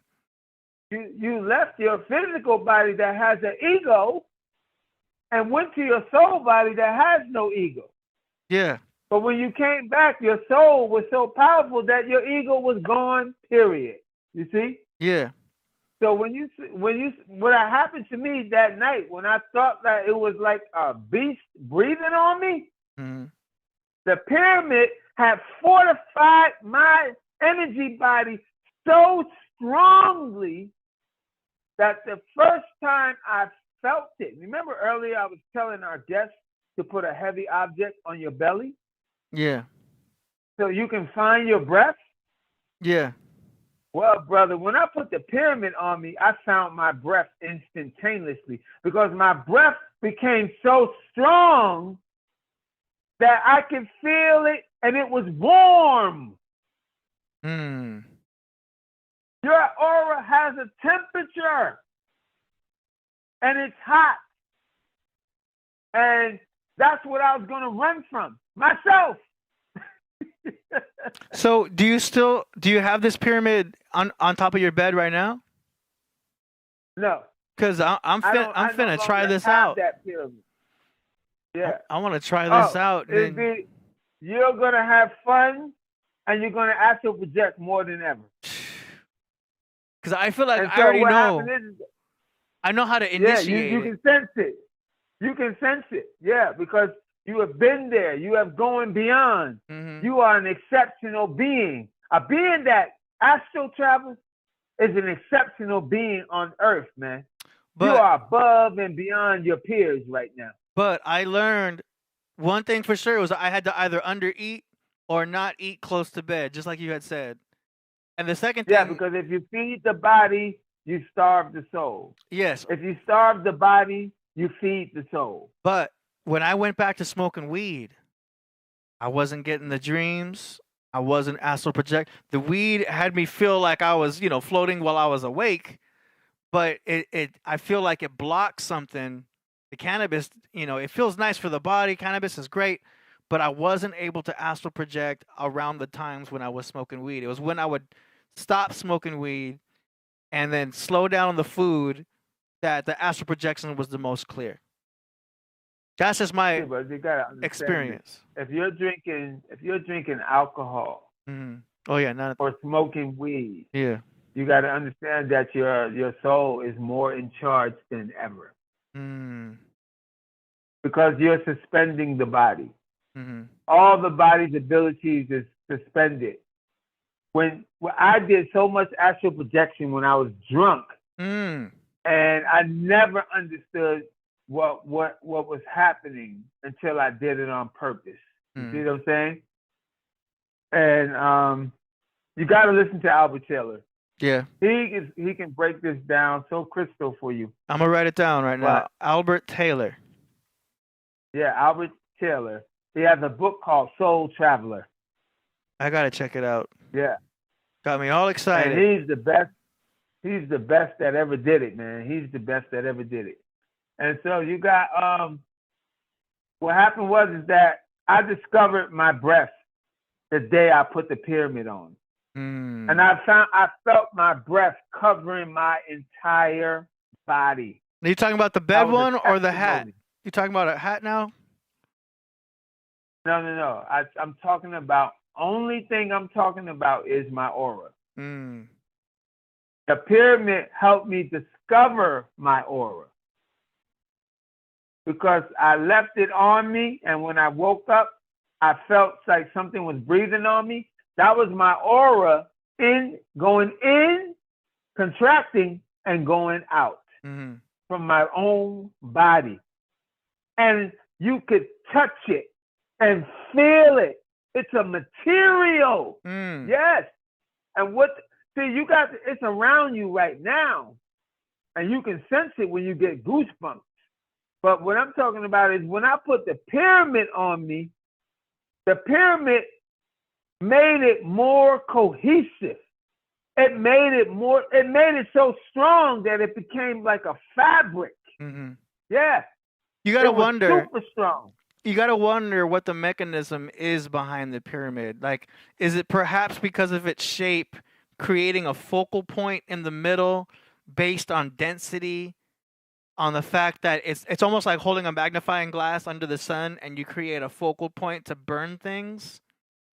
If the pyramid technology is the same way, but it's using the density around it to create a focal point in the center that somewhat has more energy in the what's the word, in the metaphysical world. And Stranger, I'm gonna get to your super chats real soon. Real. So you got this pyramid, and anything that you put under the pyramid becomes stronger. So if you put you under the pyramid, your muscles get strong, your bones get strong. You stop aging. That's because crazy. you cannot age under the energy of the pyramid. That's crazy. Yeah. And you also will make your aura stronger. It's so strong that when you walk into a building, people will all look up because they feel you touching them. Do you know that your aura is do you know that a healthy aura is 15 feet in diameter? Do you know that a sick person, their aura is shrinking? They're sick, and their aura is not brightly lit anymore. It becomes dark. Yeah, when I was on shrooms, I could see people's auras. I could see a glow. Yeah. You know, I just saw the aura of a dude 2 days ago. Oh, wow. I was coming down the street, and I was heading towards the supermarket, and it always sneaks up on me. I saw this dude, and he had like a checkerboard on his head. I mean, like, his head looked like it was dyed, like a checkerboard, like somebody dyed it with squares of colors all over his head. And I said, why would that dude do that to his hair? That looks ridiculous. It's funny, though. Then when he came closer, I saw that there was no color on his head. I said, oh, my God. I was seeing. I wasn't looking at his hair. I was seeing. And he had a checkerboard pattern of light on his head that looked like a ruby red in each square. Yeah. Another time, I was in a building, right? And I was walking, and I saw this white dude who came out in front of me, and he had another dude with him, and they were walking. And I turned my head to look at him because he came out of nowhere, right? And he was inside of a green orb. And because I'm not used to seeing, I followed him. And I messed up because he got scared. He thought I was coming for him, right? Yeah. But he didn't know. I was looking at this green orb around his body, and I was like, ooh-wee. Who is? I said, why am I seeing this? Is there something special about this dude? I gotta show you.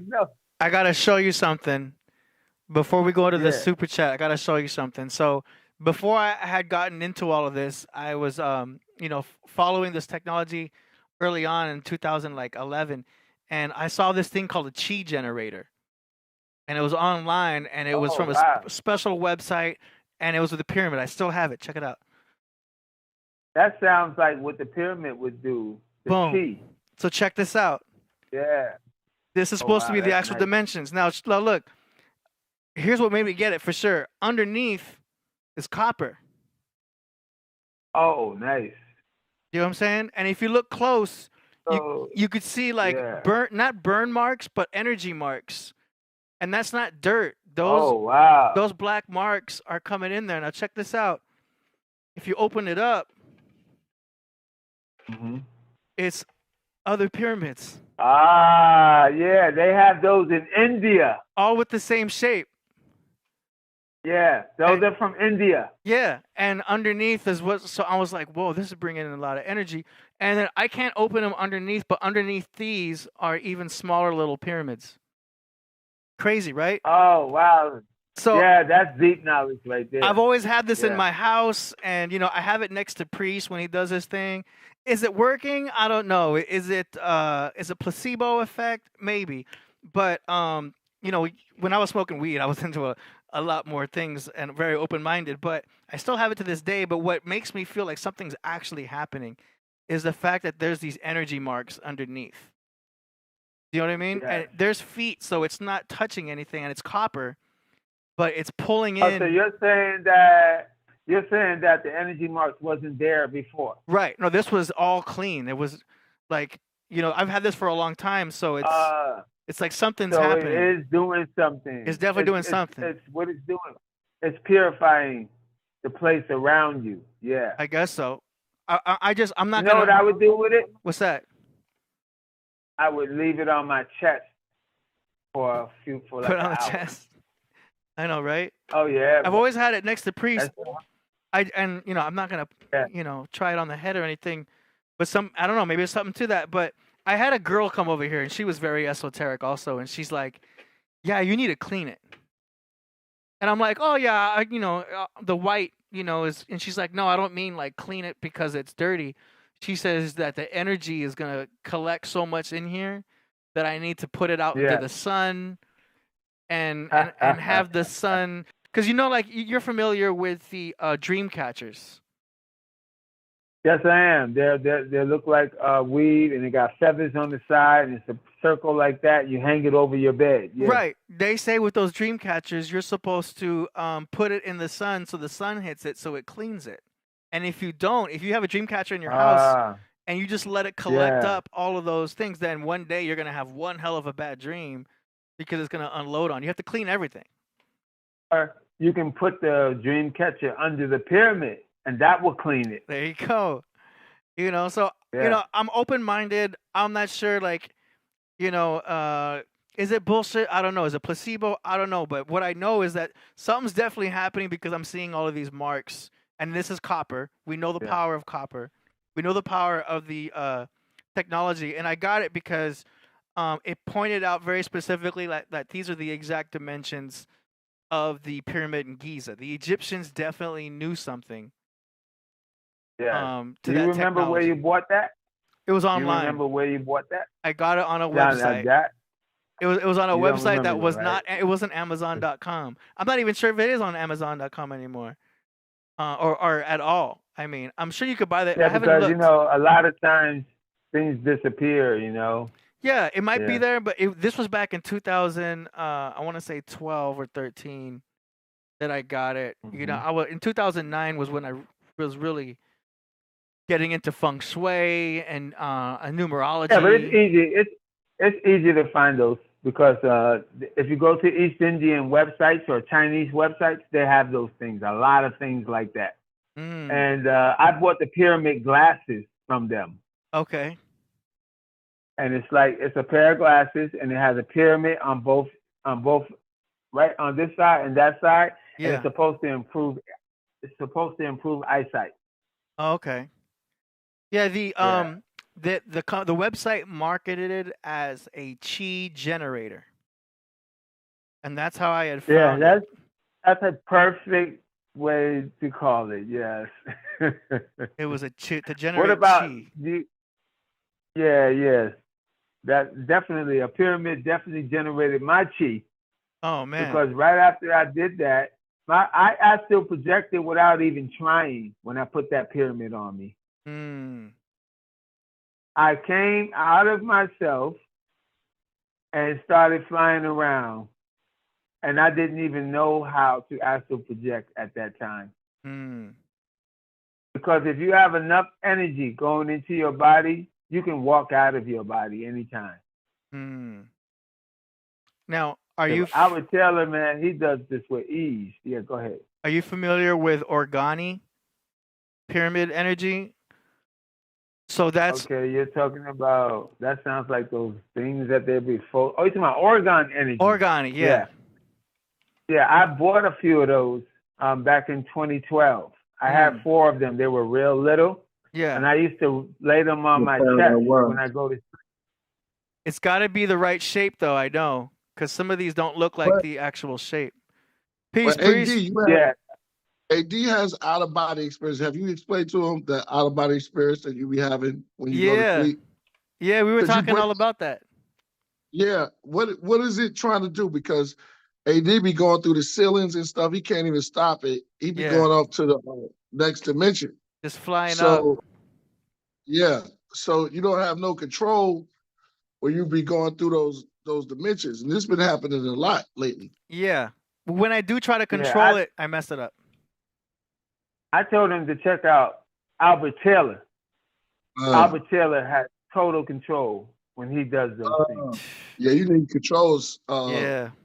Because you might slip out your body and somebody else will get in there. And next thing you know. that's the big fear, but that's not true though. That's not true. Right. No one can take your body. That body is assigned to you. Yeah. And you're the only one. There are rituals. There are rituals that can be performed, but you know that discourages people from trying to do it when they hear stuff like that. Yeah. Right. Is that there are crystals that you can wear. If you're afraid, wear the crystals that protect the body, like black tourmaline and amethyst. Right. Tourmaline. Yeah. Now, the Egyptians obviously knew about this. Isn't that where we get the Ankh and that thing that looked like a brush, and they would transfer souls? Because they were all about afterlife, as you guys know already. Yes, exactly. With the boat. The boat is like the flying carpet of the who dealt with the boat. They had the boat that went through Ma'at, right? And so wearing the feathers, and then you had the flying carpet that was practiced by, I think, Hinduism. It's almost like the same glide. It's called the outer body. It's an oob out of body experience. And then I'll let because I know you're gonna go in. Yeah. But I know you could have the silver cord. What's the silver cord? Yes. That Solomon talked about, because he dealt with the afterlife and the bodies of the celestial plane. And once the silver cord is cut, then you're in the world of you might be free. I don't know. Hey, Killah, did you know that the silver cord is explained in the Bible? What? Let's talk about it. I found it in the scriptures. They actually say silver cord. Wow. Yeah. Wow. And I ain't never heard nobody bring that out before. Yeah. Yeah, me either. Solomon, right? Is it what they talk about the silver cord that the lock? Yeah, that was in the cultic, but it's real stuff. Yeah. It's real. It's definitely real. Yeah, I done it.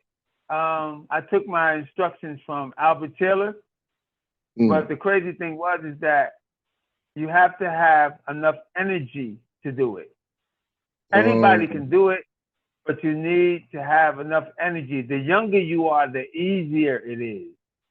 If you're like 16, 17, 18, you can leave your body, but you need to be made aware of it. You see, we're not aware of what we can do because we got two parents that don't even know about it. So why would they bring you awareness to it? You know what I'm saying? Right. Yeah, well, the video games, I said, I would just add on to you. Yeah, I just want to add on to you the video games you playing, but they're giving you 2 extra lives. Now, these lives you live through the game, they capture you in the console, right? And the deeper you go, you get an extra life. Sometimes you get an extra board, and there's boards that flip up there. So they take that spiritual, like you said, at 16, they kind of push video games to capture that spiritual growth of yours and encapsulate it inside of a video where they can control your lives, your livelihoods, and you can go on and live simultaneously in that dream state of finishing the boards, completing the boards. Real. Plus that, you got to know that at the ages of 12, 13, 14, you're leaving your body all the time. And the kid is getting out. He's like, what is going on? He doesn't even understand what is going on. Nobody's telling him another dimension. You have 2 bodies. You have 2 bodies. You have a physical body and you have an energy body. Guess what? That soul is not you. That physical body is not you. Right. They belong to you. They're tools. It's a car. The physical body is so that you can have a life on earth. The soul body is so that you can have the intelligence to make it on earth. If you get a hold of your soul, you can become rich as Solomon. Wow. Yeah, that's right. Damn. Because there's nothing out of your reach. You see what I'm saying? Right. Now, the only thing that stops people is black magic. People use black magic, and when they put black magic on people, they become disabled, and they don't understand the struggle. Plus that, it's a known fact among certain gurus that you have to live life over and over and over again to become better at what you do. Sometimes you don't get all this in one life. You need 2, 3, 4.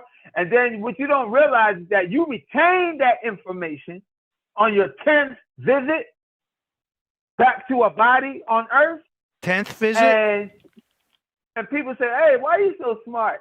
And we so stupid. And you don't know how many trips that person had. You see what I'm saying? You can't just look at them and know. You see people that come here and they become powerful influencers. Like the world want to follow this person. They had many lives. And guess what? When I was young and I was a Christian, right? They teach you wrong, brother. They teach you backwards. They teach you that you're supposed to leave here, go to heaven, and then you live your life. No, that's not how it works. You come from something here, and you don't gain nothing until you learn it here. That's the rule, brother. You have to go. This is boot camp. We're at boot camp right now. That's right. And then when you see people here that got this thing on lock, those are the people that are way ahead of you. You in kindergarten, they in 12th grade, brother. You see what I'm saying? They in college, while some of us is in kindergarten. There are some of us who choose not to come here at all. They stay on that other plane of existence. But then there are ones that come here, they say, I want to go there and I want to teach. And they'll come down here to this planet and teach everybody. And some of them is on higher planets. Like there are planets that are catered to what you need. If you want to go through, like we don't come here to suffer. We come here to learn from this suffering because you need to understand, overstand, and understand what is this all about. You're not going to find out looking at a screen. You got to get into it. And that's why they come here, man. They come here to get into it. And the ones that got it, they come here to teach. Yeah. Ooh. Now, They want. at the same Give time, him a bomb. Give him a bomb. I feel like I'm giving the bomb right now. I feel like the jewels are already amongst us if we know where to look. Yeah. Because, I mean, they got Well, they got the Egyptian Book of the Dead. Yeah, You know what I'm saying? yeah. And look, Well, I could That go to book is Amazon, a right? guiding. I could go to Yeah. Amazon.com, and for Yeah. $24, you could buy the Egyptian Book of the Dead, like straight up, like. But you Right, gotta read right. it. But see, you gotta read it though. You can't just be buying it because it's right How to there. read it. Yeah. There's pellets all around the board of Pac-Man. There's pellet Yeah. you got to go, and there's one pellet that look like the next one. Each pellet look alike, but the energy is in the four corners. The ones that make you Yeah. chase the ghosts is in the four corners. It all goes back Those to are Doctor the ones- Strange. Yeah, those are ones that turn you into invincible, where you chase ghosts and you're no longer running from ghosts. Mm-hmm. Yeah. That's right. Because you're going to realize, see, Dizzle, he knows, and he didn't even say it, he knows the Egyptian Book of the Dead is about astral projection. He already knows that. Why? Because he lived lifetimes to get to this point that he's at right now. You see what I'm saying? That's how it works, bro. And Dizzle, there's a time that you get such a high level that your soul will sit down in front of you and y'all two will have a conversation. Yo, I'm telling you. Yeah. No, I've had dreams where I'm teaching, and then I've had dreams where I'm listening to somebody else teach. Yeah. Well, And every there time are someone's millions of talking to me, teachers on the astral realm. the people in the There are millions astral of realm, teachers on the astral realm. the ones in the Yeah. astral realm talking to me, if I get to a high level, I see like there's some elders. They always telling me to calm down. They're always saying, "Hey, Yeah. relax, take it easy." 'Cause I guess I'm so excited when I'm there. They're always like, "Okay, you're Yeah. doing good, but you need to calm down." I guess I'm very hyper when I'm there.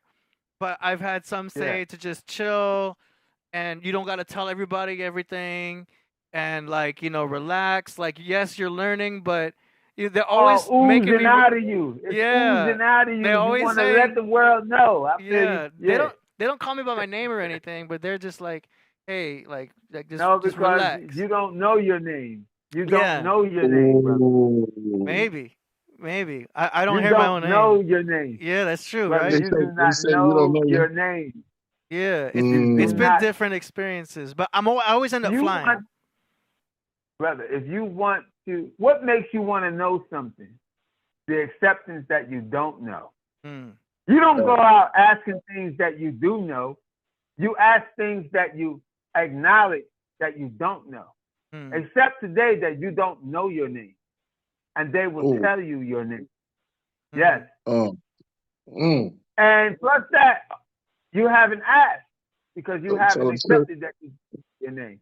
Mhm. And you have to understand the gravity of a name. A name is power. Mhm. A name is power. See, back in the ancient days, people knew this. And when they named you, it was something very powerful that was related to your past. You see what I'm saying? Do you know that the Mayans all had the same name? That's crazy, right? You go into a city, you meet the Mayans, and it's 100 people with the same name. Another 100 people with another same name, because their name was their past. And if a guy had the same past as you, he shared the same name with you. And you know what that does? When you see people all with your name, that can't help but you cannot be distracted from your path when it's laid out like that. You grow up and you can end up doing something that you ain't supposed to be doing. But when you set the whole city up where everybody's name is their past, everybody's reminding you who you are and what you're supposed to be. Isn't that similar to monks all dressing alike and looking alike on purpose? That would be interesting, yeah, but you also got to remember that can play against you. Mm. The reason why this government has a uniform society is because it destroys creativeness. They don't want you to be creative. They want everybody to think of a label. They want to limit you, malfunction you. Ignorance is king in this world. You see what I'm saying? Or maybe a better example would be like karate, where they have a yellow belt, they have a blue belt, they have a black belt. There you go. That makes sense. Rankings. Because you know the goal. You're reminded of your goal. I'm going to be a black belt. I'm going to be a golden belt. Yeah, like that. So you have to understand that when you are ready, when you reach that higher level, your soul, there was a man who got to such a level that his soul was around the corner healing people, and he was home studying books.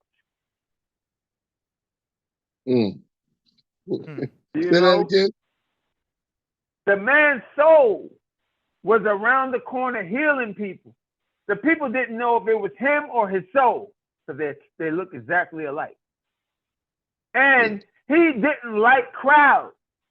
So he told his soul, you take care of that. I'm going to stay in the house. I don't like crowds. He really didn't like crowds. And so his soul went out there and did all the stuff. The same things they said about Jesus. Wow. Give a ball. That's crazy. Jesus was in two places at the same time.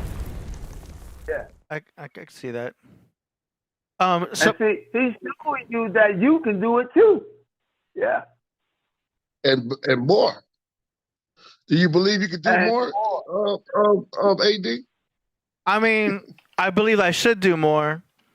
I believe that there's more I can do. I always feel like there's something else to be done. I'm never really satisfied. Oh no. You know what I mean? Well, what's the guy name? Good. Now I'm gonna let you talk. I got some questions, but we got to do a part 2 because it's some because there's some stuff that's going on that we touching on. That's crazy when you start unfolding the esoteric meaning of things. Yo, we went in when for the a second. Student is ready, the teacher will appear. Right. Yeah, because we were talking about. Do that again. Say that again. That was hard. When the student is ready, the teacher will appear. Wow. And I know to receive knowledge, you have to be in alignment. To receive knowledge, you have to be in alignment with it. Right. There will never be a mistake about coming into knowledge. You come into it on time and right on time. Remember, it said we will not all get there together. Remember, it said that. Right. Yeah. That's the way it's built. Yeah. How late? That's how late you have to be before you absent. I know there's some stuff that we talked about that I know that Tahuti could probably go deep on when we start talking about the Ankh and them transferring souls in the Egyptian Book of the Dead. I'm sure Tahuti can go in on that. But I was starting to really go there because we were starting talking about the pyramid technology and everything, remember? And it's let me ask you this. Let me ask you this just to ponder your thought. It said that Moses was learned in all the wisdom of Kemet, which is Egypt, right? Paul said that. But Moses, when asked by the most, break this down for this is going to take a lot. I want y'all to chat. But when he was asked, can you speak? He was asked to go speak to the people and let them go. He said, I can't talk. All of a sudden. So Paul spoke great of him, but he spoke less of himself. Moses said, I can't speak to nobody. I don't know the language. But Paul said he's learned all of this. How come it was so hard for him to learn more? I don't know that one. I'm going to give it to you from a soul perspective. Right. In the soul perspective, it works like this. Hey, Dizzle. Yeah. You the example. You went on the astral realm and was a teacher. Answer now. Can you teach now, here and now, what you were teaching on the astral realm? Yeah, because it's the same thing that I talk about on the podcast about us being in the matrix. The world is a stage. You know what I mean? The astrology. I was a lot of astrology talk. Do you know what I mean? About how the universe is based on the number 12. Do you know what I mean? And the anthropomorphic signs and everything. So I was breaking down a lot of the knowledge that I speak on already. That I used to speak on a lot when we started the podcast and everything. So astrology talk about the matrix and how we're in the matrix and how that correlates with, the fake world, with the media, all that. I was breaking all that down when I was doing that. But that was a while ago when I first started doing the astral projection. Now that's when you became a flat earther. And then that's when you became a flat earther then, right? That was in 2018 that I became a flat earther. The teaching stuff was happening in 2016. Now, when I astral project, it's just a bunch of flying. I'm flying. The one thing that I do remember was I was in a big room, and I knew I was projecting, and I was like, yo, I wonder if I'm going to see any of my deceased friends here. So I'm looking all around this big room of people, and they all have distinct faces. I'm looking for people that I recognize. I didn't see anybody that had passed. I was specifically looking for that. It was just a room full of people, and they're all talking to each other. And I'm like, you know what? This is cool, but I want to go back to flying because the flying feels so good. So I went outside this room. I remember the building. I remember this building like I could draw it on paper. I go outside, and I have to just stand still and let myself float up. And I got to be careful because you can float up really too high, and you're higher than you want to be. And then I just wanted to focus on the flying part because that blissful feeling of flying is like no other. It's absolutely amazing. And that's the part that I'm addicted to now. It's all a bunch of flying experiences. But when I first started doing the astral projection, it was a lot of talking. It was a lot of people. I had a dream of somebody looking through my books, and they were trying to read what I was reading. It was a lot of information. But I feel like I'm past that. I feel like now it's a lot of psychedelic, kaleidoscope type of experiences, a lot of Doctor Strange stuff happening. I feel like I've gone past the knowledge of that stuff, and now it's all these experiences that are very ethereal and very cerebral and very kaleidoscope. And like I'm addicted to that because it feels so good. And I'm a Pisces, so I'm already pretty dreamy, and so I'm just loving that part now. But I'm not really teaching anymore as far as my dreams are concerned because I don't think that's a big concern. If anything, I've become more quiet. Even on the podcast, I'm not saying as much as I used to. When we had Santos Bonacci on, I was just so enthralled talking about astrology and astrotheology, how it connects to the Bible. You was number one student. Yeah, you know what I mean? The 12 disciples. No, but he couldn't even. He was so bugged out because what you said, you were saying stuff he didn't. He was like, "That I did say that," because you was dropping. He was like, it was like AD had 120 lessons, right? Mm-hmm. And he learned more than the person who created it. Mm-hmm. So he's like, "Damn, this ain't coming up with the whole thing." I want to say some more, but he was tripping out when he was there. Yeah, Adam and Eve, the sun and the moon. Peter, Jupiter, Lucifer, Venus, Mars, Moses. I could go on and on. Do you know what I mean? But we are. Mercury is that John. Same power. Yeah, it was a lot of biblical connections to astrology. So once I learned the astrotheology, I was like, yo. But what about astronomy, though? Astronomy is the anatomy of the heavens. Astrology is a study of what they mean, what they do, and how it relates to us. So that's as above, so below, as within, so without. Do you know what I mean? Kemet dealt with astronomy. Yeah, well, Kemet knew astrology also. Like that's the one thing. Astronomy. Both. So Kemet, Egypt knew astrology also. They knew it was 12. Do you know what I mean? And that was the one thing that me and Tahuti weren't like matching up with because Tahuti wasn't talking about astrology like that. Like it didn't come from Greece. The Greece came out and exploited it. Tahuti didn't agree with you, AD. I know. That's what I'm saying. We didn't match up on that. See what I'm saying? So I have a book called The Light of Egypt by Thomas H. Burgoyne. And it shows how Egyptians knew already about astrology for a long time. But they also studied about how it was in the body. So you've got Aries in the head, you've got Taurus in the mouth, you've got Gemini as the lungs and the arms, and then you've got Cancer as the breasts. You've got the lion heart, the Leo heart. You've got Virgo in the intestines. And Pisces as the feet. As the feet.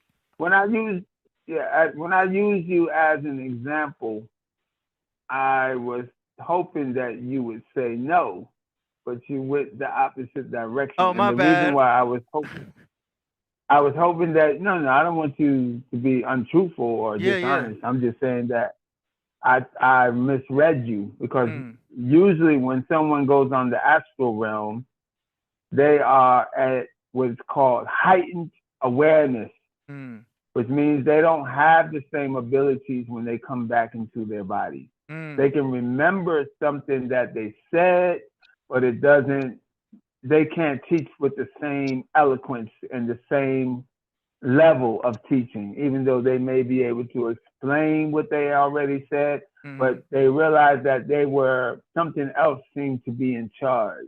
That's what I was thinking. That I think as a Pisces, I'm already kind of out there. Do you know what I mean? And my moon in Leo just lets me confidently just be a Pisces with no filter and no fear. And the whole doing the mushrooms just destroyed the ego to a point where there's I don't even feel fear. The one thing I wanted to point out was you mentioned Toltec wisdom. The Toltec wisdom has this author called Don Miguel Ruiz, who put out a book called The Toltec, The Four Agreements. So The Four Agreements is this huge popular self-help book that people talk about. I talk about it all the time too. It's the Four Agreements. One of them is don't ever assume, never take anything personally. The last one's always do your best, and be impeccable and with speak your word. impeccable with your word. Those four agreements, right? I had to read that book 3 times to get it. When I read that book and saw how the mitote, which is the illusion of this world, also known as the Matrix, you know what I mean? It's all remixed. When I studied that book and followed it, and to this day, I don't take anything personal. I try not to speak badly about anybody. No rumors and stuff like that. I try to follow this. Always do your best. Those four agreements are powerful, and it made me feel somewhat invincible in that respect. Now, I'm not always invincible. I go through periods of of brilliance and periods of not being invincible. But that book was so powerful in me. I feel like that was one of the major gifts that helped me stay along the right path. And then I've had dreams of being struck by lightning. That has some meaning at the end. And then I meet Priest around the exact time that I had this quote-unquote Jupiter return. I started seeing 11:11. The fact that I met Priest was so synchronistic with me having an awakening and all this stuff, because Priest is already a lyricist who speaks above and beyond and has lyrics of profound knowledge. It was so perfect. I didn't get a rapper in my studio that was talking about some bullshit. I got one of the most profound rappers in the industry who already speaks of Egyptology and profound knowledge. That synchronicity to me was wow. You don't meet people on accident. You know what I mean? So seeing the 11:11 around the same time I met Priest was yo, everything happens for a reason. So I need to stay awake, go with the flow. And I brought Priest in the studio and just worked and did as much as possible. Here we are on this podcast. I feel like nothing is an accident. So whether you want to call it following God or following the universe, as a Pisces who already goes with the flow, I'm just doing that. This is just water for me. You know what I'm saying? Mm-hmm. I'm gonna leave it at that. Yeah, I want to acknowledge the brother Eric Gabar. This brother, I'm telling you, your wisdom is incredible. You know what I'm saying? Everything that we bring up, you're already there. The thing about people that travel, it takes time. But when you can fold time and you can be there, that's the whole mission. You know what I'm saying? So it's it's a beautiful thing, because AD drops things and we're there. We're all in agreement. We are the agreeables. Ooh. Yeah. But real quick to end it on my part, the main thing that started all of this for me was music.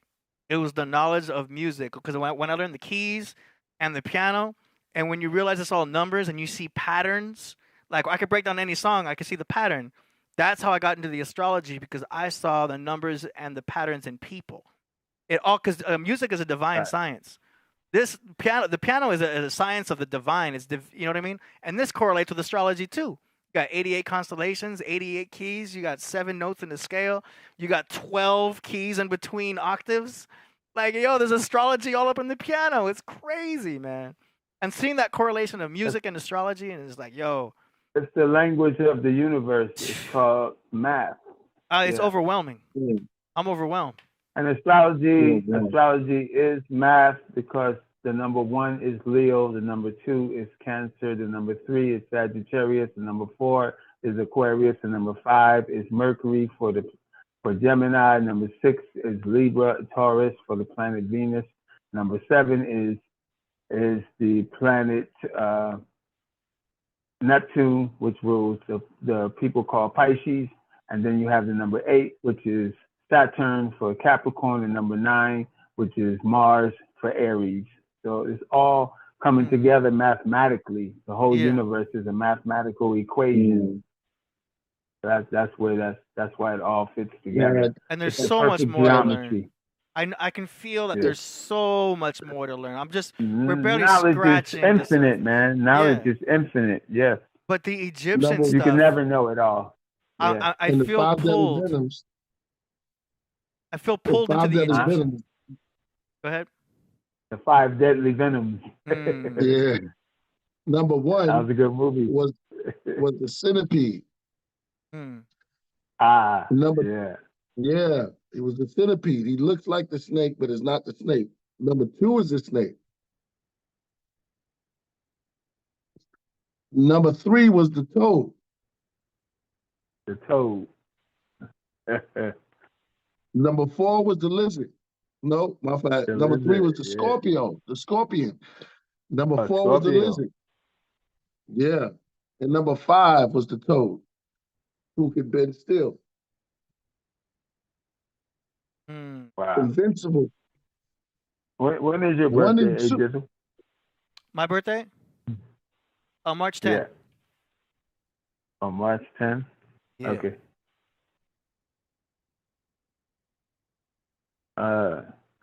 It says here in Ayurvedic astrology that you are an Aquarius. In Vedic astrology? Yes, Ayurvedic astrology. Oh, Ayurvedic. Okay. Versus tropical astrology. Yeah. Because, I always follow the tropical. And I got my Venus in Aquarius. Where's your visa? My Venus. Oh. So I love things that are like futuristic, tech, strange, the age of Aquarius, really out there stuff. And Priest has his moon in Aquarius. You said March, what was it again? March what? March 10. Yeah, March 10th. And Ayurvedic astrology, they argue with the United States for having tropical astrology, what they say is false. And that the real astrology is Ayurvedic astrology. Ayurvedic astrology, Aquarius is from February 13th to March the 12th. Oh, wow. I didn't know that. Yeah. Huh. But I could send you but you got to probably go over it in your own head and find, because there's only one truth, your truth. Yeah. Interesting. I mean, I look at the moon and all that too. Like the moon, my moon's in Leo, and the rest of the chart. I know the rest of the chart has a lot to do with things. I feel like the tropical astrology. I don't know if that's what the elites use the most, but certain key dates are important. You know what I'm saying? When you say the elites, are you talking about the elites in this hemisphere or in the other hemisphere? Oh, this hemisphere. But yeah, I see your point. You see that? Yeah. I see your point. Because everybody's an elite, but where are you? Yeah. You know what I'm saying? The Vedic astrology, you have to understand that the United States is more lying all the time. Like even the calendar is a lie. Yeah. The original month was 28 days.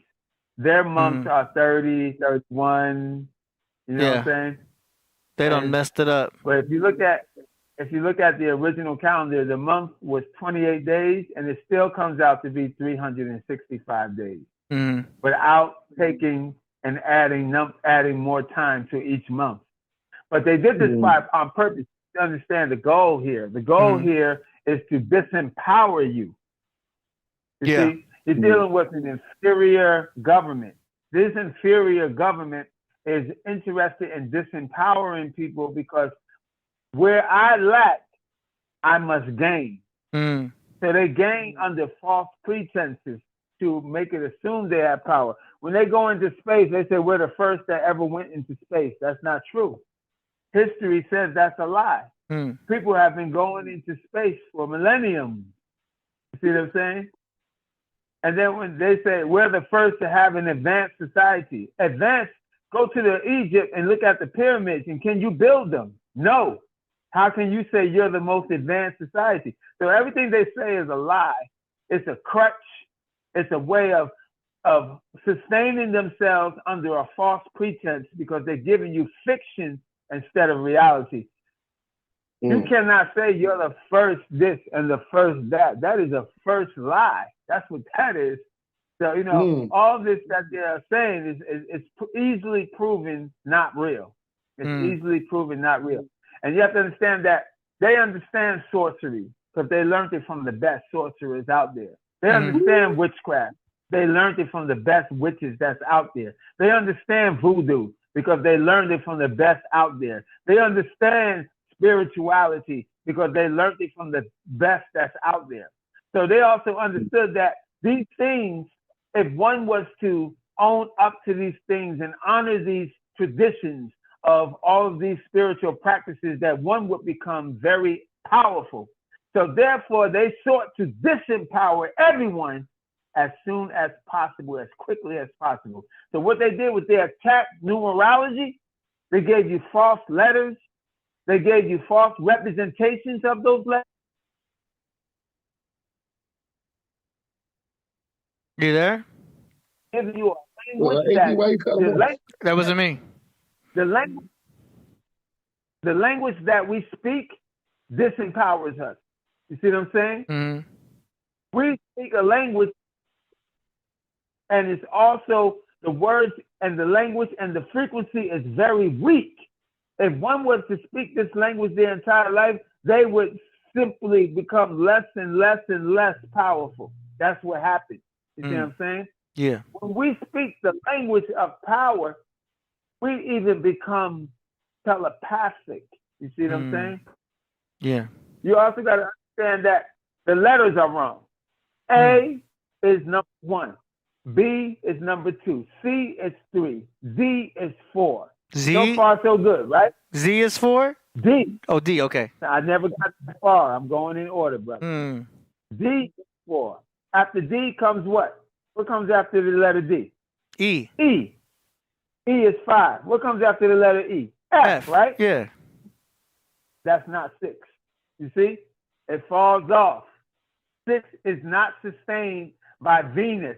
6 is not sustained by Saturn. Saturn is the planet of the number 8. You see? F is not 6. F is 8 vibration. F is Saturn. You see what I mean? Okay. F is earthly. That's an earthly vibration. You see what I'm saying? Yeah. And then you got O. O, they say F-O-X. It sounds convenient, right? Because F-O-X spells fox, right? But every one of those is wrong. F is the number 8. O is the number 7. X is the number 5. You see that? Yeah. It's not 666. But guess what is 666?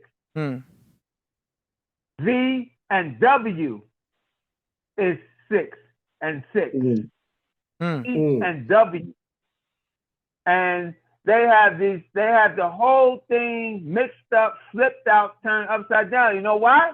Why? Because language is power. Make no mistake about it. If I put a spell on you, first of all, when you go to school, don't they use the word spell? Yeah. Spelling. Spelling. Spell a word, right? Mm-hmm.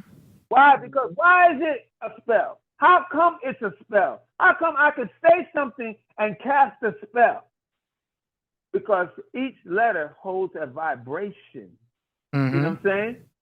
That vibration combined with another letter, now the spell is getting stronger because now I have pressed words together. First of all, these words can stand alone as power. I mean, I said words.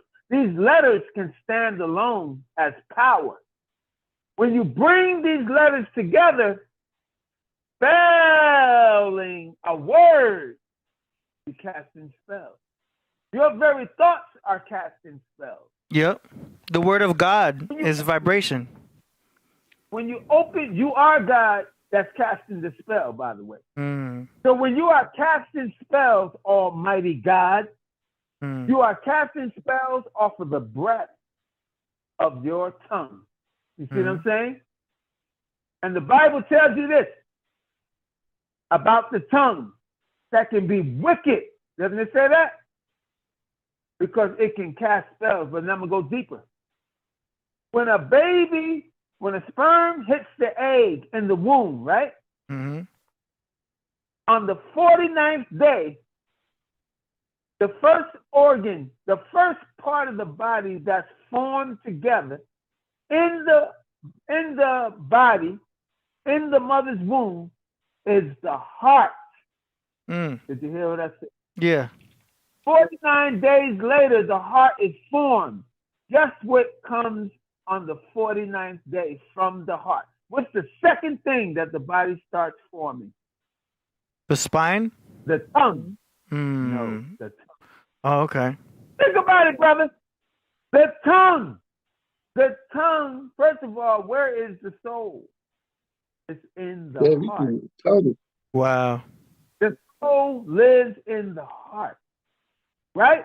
Wow, yeah. Now, guess what tries to conquer you? Self-destruction destroys you. Your mind.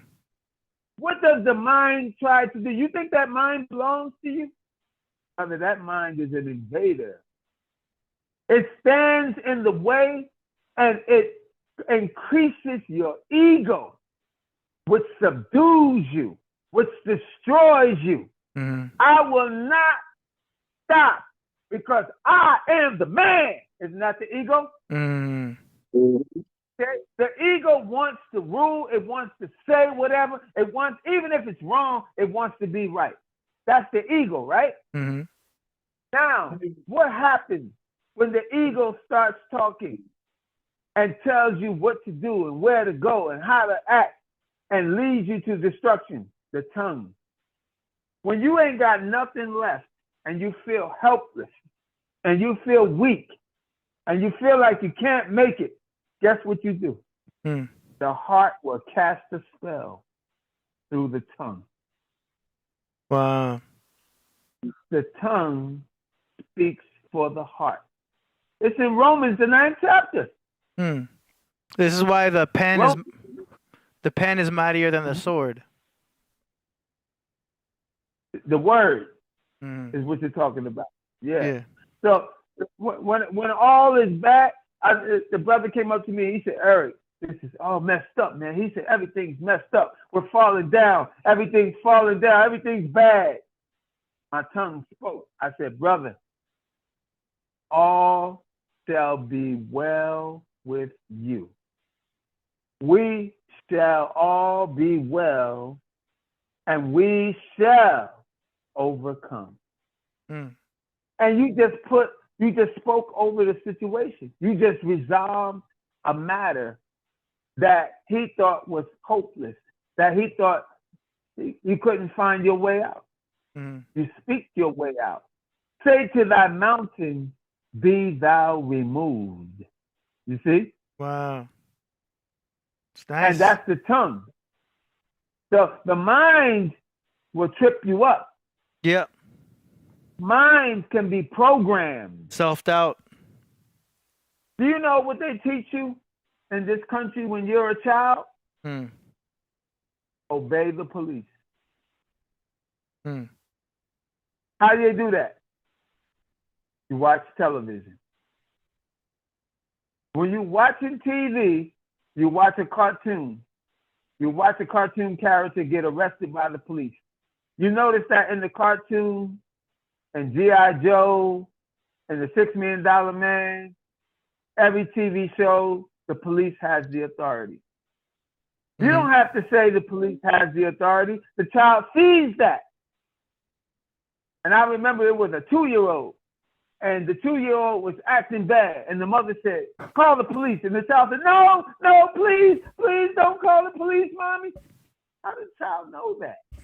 How did the child know it's bad? It's a 2-year-old. It's the fear vibration. Yeah. Well, it's more than a vibration. It's fear mongering. They taught your child to fear the police. Yeah. And now the police walk down the street with their head up because we've all been taught to respect authority. Brother, you are the authority. Yeah. You are the enforcer. You are the CEO. You are the captain of the vessel, the captain of the ship. We're also our own minister. We're all men. There's no man over a man. Yeah, I respect a man. I honor a brother. But I don't concede to none. You know what I'm saying? Yeah. So I'm just using that for an example. We are all programmed by whatever they are saying. So what am I saying? In effect is we're all being taught to go backwards. You see what I'm saying? Yeah. You look for a God outside of you when the God is within you. See?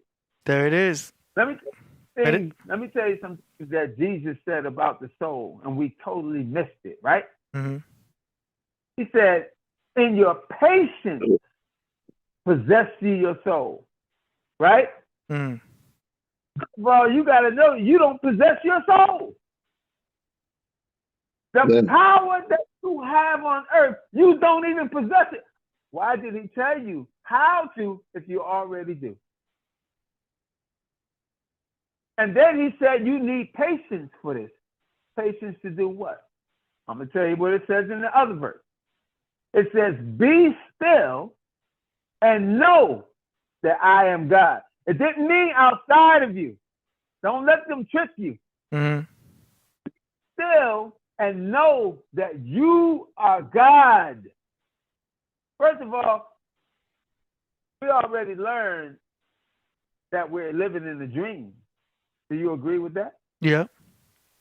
We're living in a dream. There's that Toltec wisdom right there. That's right. So we are living in a dream, right? So this dream, where does it come from? Let's go to another scripture. As a man thinketh in his heart, so is he. Right? Yeah. You create your dream. You create your dream. I'm going to tell you how deep that goes. There's a war going on outside, right? No one is safe from. There's a war going on outside. They're dropping torpedoes, missiles. They got gat guns. They got M16 rifles. Everybody's being shot and killed. Bombs are dropping. Turn thin and say, I am safe. And you'll walk right through that war because your thoughts carry you forward. Yeah. So, you see, and you watch the news, right? And you sit there with everybody else in the world watching the news and say, this is this, and that is that. And we're all doomed, and it's over with. There's no use in going on. That's your thought pattern right there. Yep. And you're casting a spell. You're casting a spell. That's the left brain. Yeah. Yeah. You're casting a spell. You see what I'm saying? And the casting of this spell started with CNN, ABC, Fox. Yeah. You don't need to repeat that. Don't repeat that, man. Teach your children to ignore that. You see what I'm saying? I'm not saying turn off the TV. I'm saying learn how to deal with the message on the TV. Yeah. You need to counterattack the spell that's coming at you. Mm-hmm. You see what I'm saying? That's how that works. It doesn't matter what's going on outside. It doesn't matter how much money you got in your pocket. It doesn't matter how big you are, how small you think you are. It matters that you know you are completely in charge. Yeah. You know what I'm saying? The Bible says, you say, I see preachers, they preach that. They read the Bible, right? Mm-hmm. They don't believe it. They don't believe it, man. They're saying it on Sunday, and on Monday, they're like, oh my God, here comes the man. You see what I'm saying? Mm-hmm. You have to know that you are in charge 24/7. There is no time that you are not in charge. Yeah. What happens when you go on the astral realm and you can talk to yourself? When you talk to your soul, you're talking to yourself. Mm-hmm. That soul represents you and no one else. That soul loves you. You ever see in the Bible, it says that they say you are the favorite. That's what that's talking about. Because the Christian gets confused. Hey, God, you said that I'm your favorite. Then you just said that he's your favorite. And then you said that he over there is your favorite. That's talking about your soul. Your soul says that you're his favorite. You see? Mm-hmm. And it says in another part of the Bible, I seek the face of God. Didn't it say that? Yep. Albert Taylor breaks that down wonderfully. He was out on the astral plane, flying, right? Mm-hmm. And all of a sudden, somebody came up beside him and grabbed him, scared the bejesus out of him, right? Yeah. This dude grabbed him. He said, whoa, I thought I was by myself. He said that he flew with this guy. Extreme intelligence. I'm talking advanced, right? Mm-hmm. The guy leaned over and started talking in his ear. He said it was so weird. He felt like he was filling up with something. That's the knowledge. You see what I'm saying? The light. And then all of a sudden, he was so overwhelmed by this dude that reached up and grabbed him and then fed him knowledge. It was too much. He forced himself back into his body. And he laid there like, in the world was that, right? Yeah. Well, long story short, over the years, over time, he discovered, check out what he discovered, that was him. It was him the whole time. Yeah. It was him the whole time. Yeah. Because this is what we don't understand, bro. This is what we don't understand. We don't understand that we're in two places at the same time. Mm. And you ever hear people say, my higher self? Yeah. That's your higher self. The higher mind. You are your higher self. The higher mind of the higher intelligence of yourself. I'm going to tell you what he did. This is the backstory. Before you come to earth, you take 9 pieces of yourself and throw it to the earth. 9 pregnancies take place, or it could be 8 if you got a twin. Mm-hmm. See what I said, right? Yeah. 9 mothers get pregnant, right? And all 9 of you are born, not necessarily at the same time. And one day you could be walking somewhere, or you could have flew across the world, or you could have just been anywhere. And you bump into yourself walking down the street. And you say, wow, I feel like I know you. This is weird. I never felt like this before. That's the other 8 parts of you walking around. You see, there's something called the Council of 9. Now, other people have adopted this name, but I'm telling you where it stems from. You know what I'm saying? It's called the Council of 9. And it's 9 of you. Now, your higher self wanted to learn So it took 9 duplicates of itself and put them in a lower state and released them to the world. All of them are walking around experiencing life. Mm-hmm. And when life ends, that essence of everything they know goes back to the one. There it is. It's just deeper than that. It's deeper than that. The one that sent out the 9, he's also part of 9. Woo! Damn. It's 9 of him. Wow. And they're all you. You're 9 of you on earth. They're all you. And the 9 of you that sent the 9 is 9 of them. They're all you. That's crazy. Yourself, That's crazy. We're gonna have to do a part 2 for the rest of that. Yeah, we're gonna roll back, and we got to do the music and stuff like that. And I have to do something, so I want you to stick around for the music, and I'll be right back. But let's go ahead, AD. My favorite part. I love it. We're gonna knock out these super chats real quick. I'm just gonna acknowledge them. And man, it's 3 hours. Yeah. I'm just gonna acknowledge the super chats. Let's address them. Yeah, let's address them. Yeah. Shout out to Stranger for all the super chats. He says, "Is the internet our artificial consciousness?" Well, there's a backstory to that. The first answer, the short answer is yes. They tell you it's AI, that it's artificial. But there was also a video game called The Sims. You know that, right? Yeah.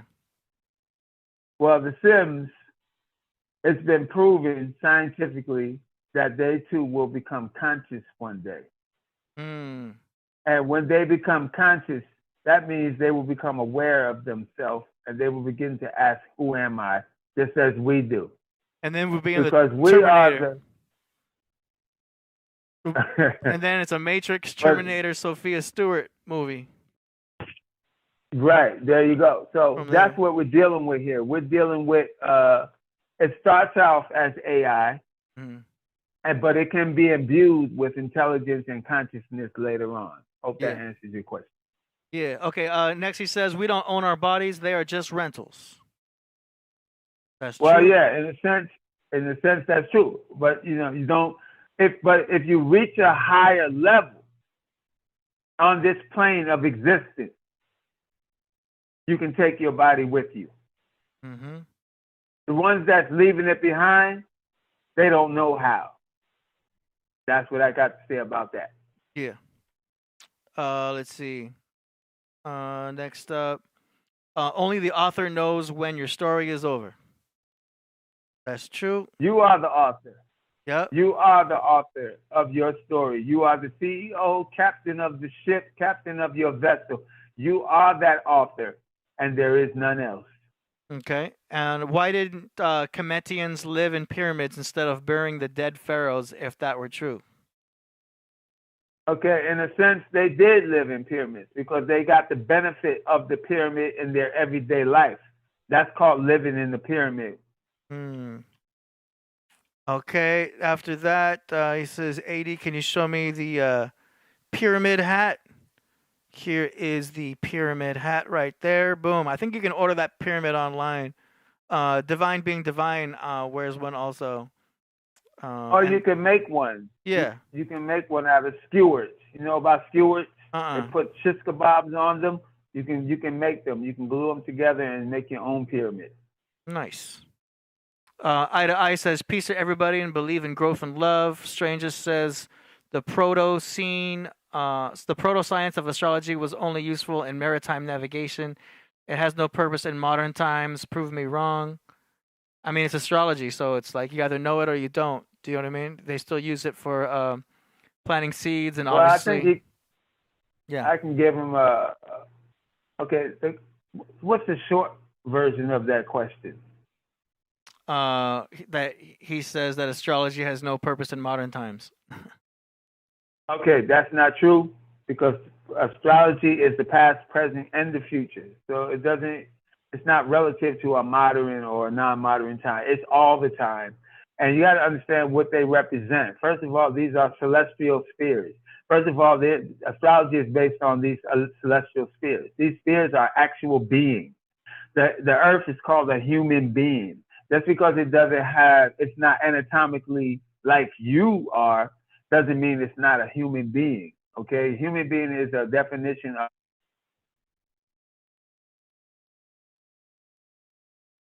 the earth is such a being. And the Toltecs always believe that they commune with the earth and the earth empowers them because it has a lot of energy. Mm-hmm. And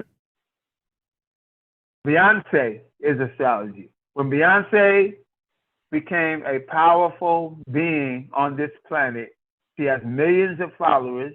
Just check her social media if you need receipts on that. She has millions of followers.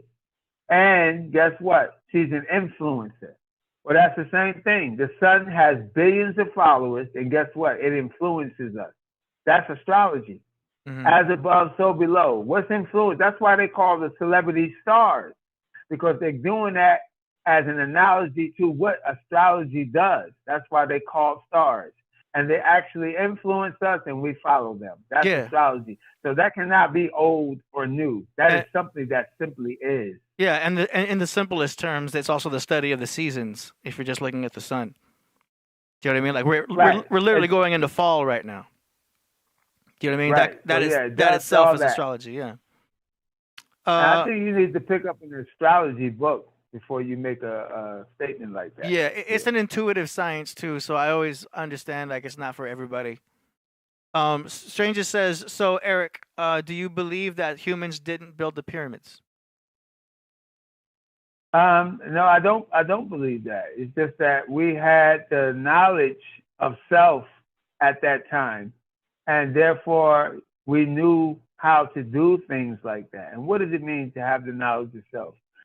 In Toltec, when you have the knowledge of self, you have drawn closer and closer and closer and closer and closer to your soul. If you can pull your soul ever so close to you, you will become a master. You will become a god because you will merge together and be one. That's why I said earlier, in your patience, possess your soul. Until you become a god, you don't possess your soul. Mm-hmm. Stranger says, actually, the heart is an embryo, forms 21 to 42 days in the womb. What numerology have to do with all that? Okay, first of all, that's not true, and everyone's entitled to their opinion. And like I said earlier, you got to be careful of false teachers who want to take you off of your divine path. Mm-hmm. The 49 days that it takes for the heart to grow is ancient knowledge. And today, they're covering that knowledge with modern talk and modern definitions, and pretty much everything is being thrown the hell off. Yeah. So be careful. And then he says, final question, if you truly believe in God, who created this universe? You can't also believe that you are a God and exist inside a universe you created. There's a fundamental oxymoron in that line of thinking. Okay, it's no oxymoron, because I can tell you this right now, that you create worlds yourself. You're just not aware of it. And that's going to really, really catch you by surprise when you find out you are creating the world. People misinterpret this verse in the Bible. It says, in the image of God created he man, right? Mm-hmm. Well, if you look at that word, it's image. That's only the prefix. It's in the imagination of God. Image, finish the word. In the imagination of God created he man. How much can you imagine? The Bible says, as a man thinketh in his heart, so is he. The Bible said, whatsoever you imagine, you will have it. So creation is not that big a thing like you think you are. You don't have to be this big being that you think. You the right size right now. You fit the bill to create. And plus that, did you know that a single cell, this is going to get them really thrown off, but I have to say it, a single cell in your body is a universe.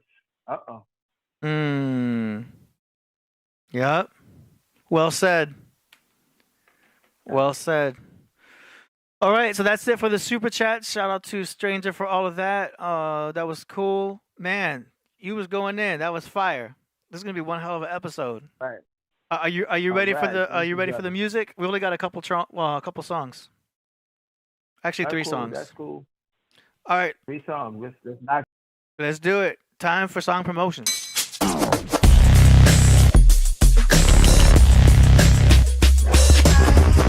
Song promotions. Yeah. All right. First up, we got a submission from. Let's see.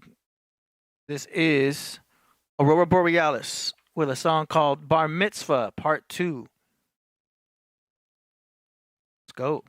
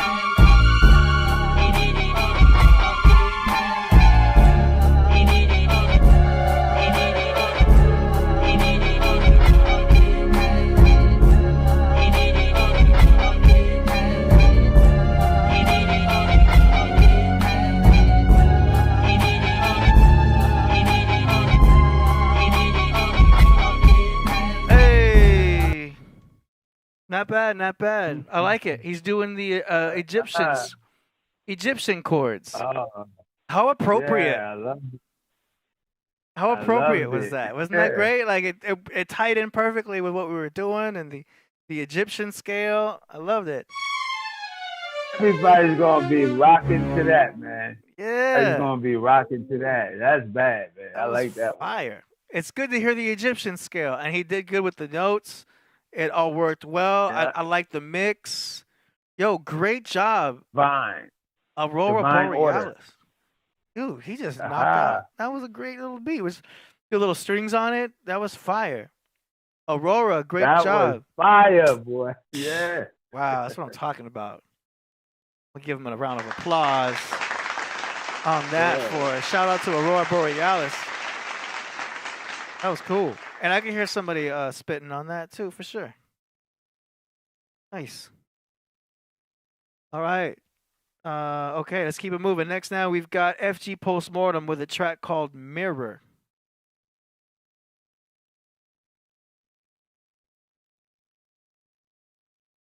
Okay, hold on. There's a video here. Do this.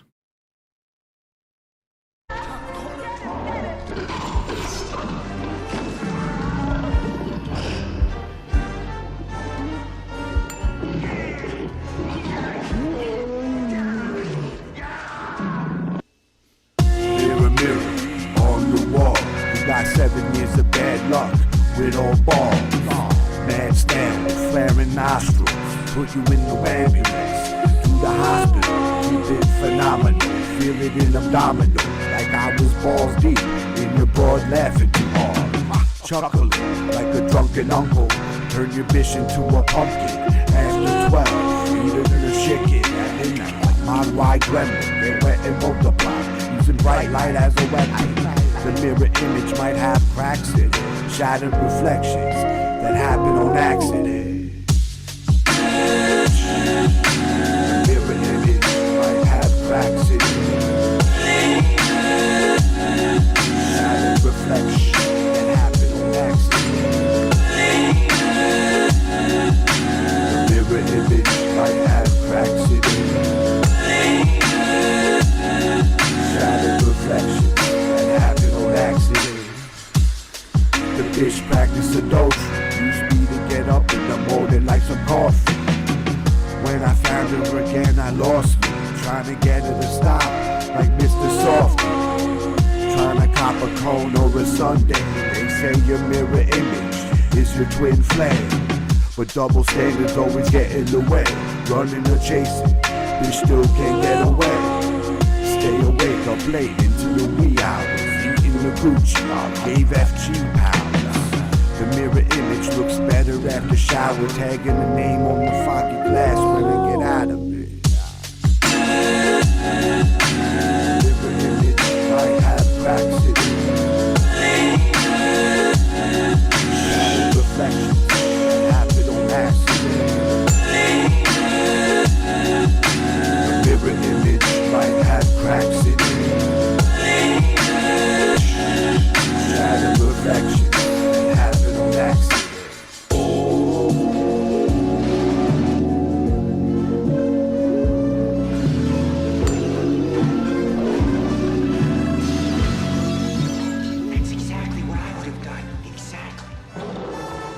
Okay, so first off, I had to cut out and cut in because copyright, man, you can't just be putting up clips of movies for your video.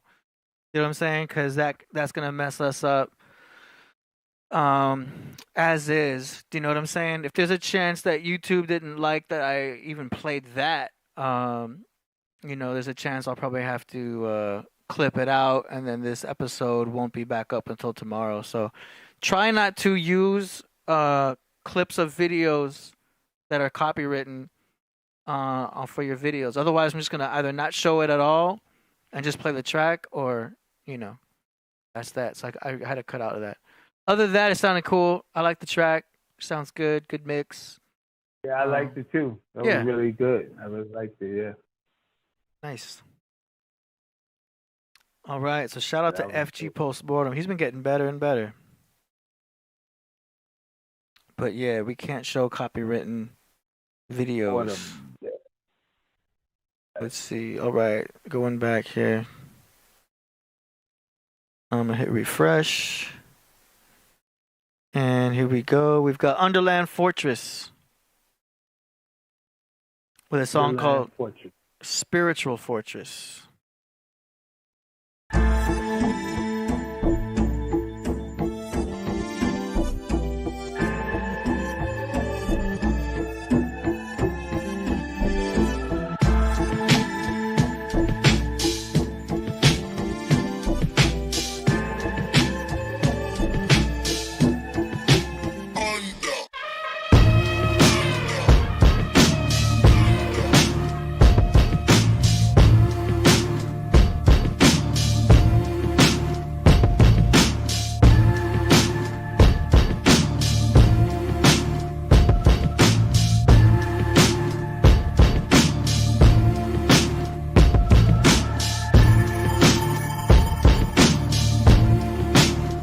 That's hard.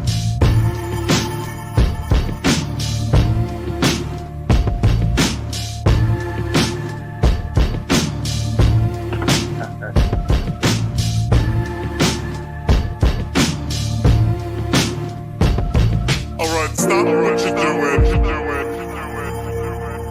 Cause I'm about to ruin the image and the style that you used to.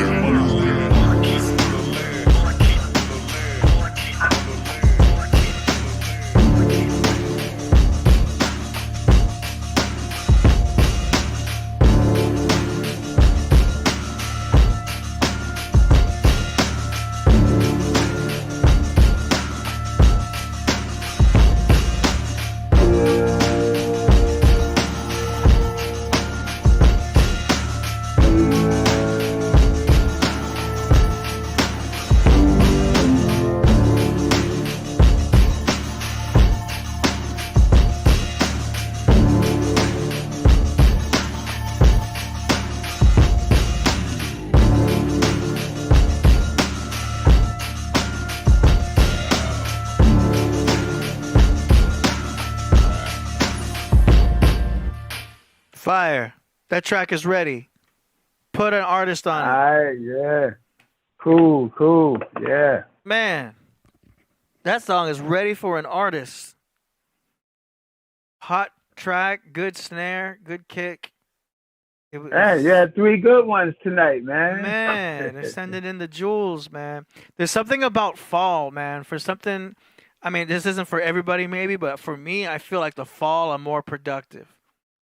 And a lot of great things happen in the fall. Maybe because summer it gets hot, people aren't their full best. I don't know if it's the same for everybody. Some people might be better in the summer, but for me, I feel way more productive and better in the fall, and I feel that might be the same for a lot of people. Wow. Okay. Yeah. To see that, do you know what I'm saying? Okay. Real quick, Stranger says, when astrology helps you hit the lotto, I'll believe it. Maybe not the lotto, because the lotto is, kind of based on chance, but it can help you with cryptocurrencies. It's true that the stock market falls in the fall. Also, you'll notice there's correlations between the full moon and the new moon. Usually it's a negative. You'll see negative stocks fall down when it's a full moon, and you might see more of a bullish market when it's a new moon. So you can actually see those correlations if you have a stock market analyzer. There's analysis you can do real quick. I'm just showing y'all real quick that you can see the analysis happening with the full moons and new moons. I'm going to give you an example real quick. Just looking at the...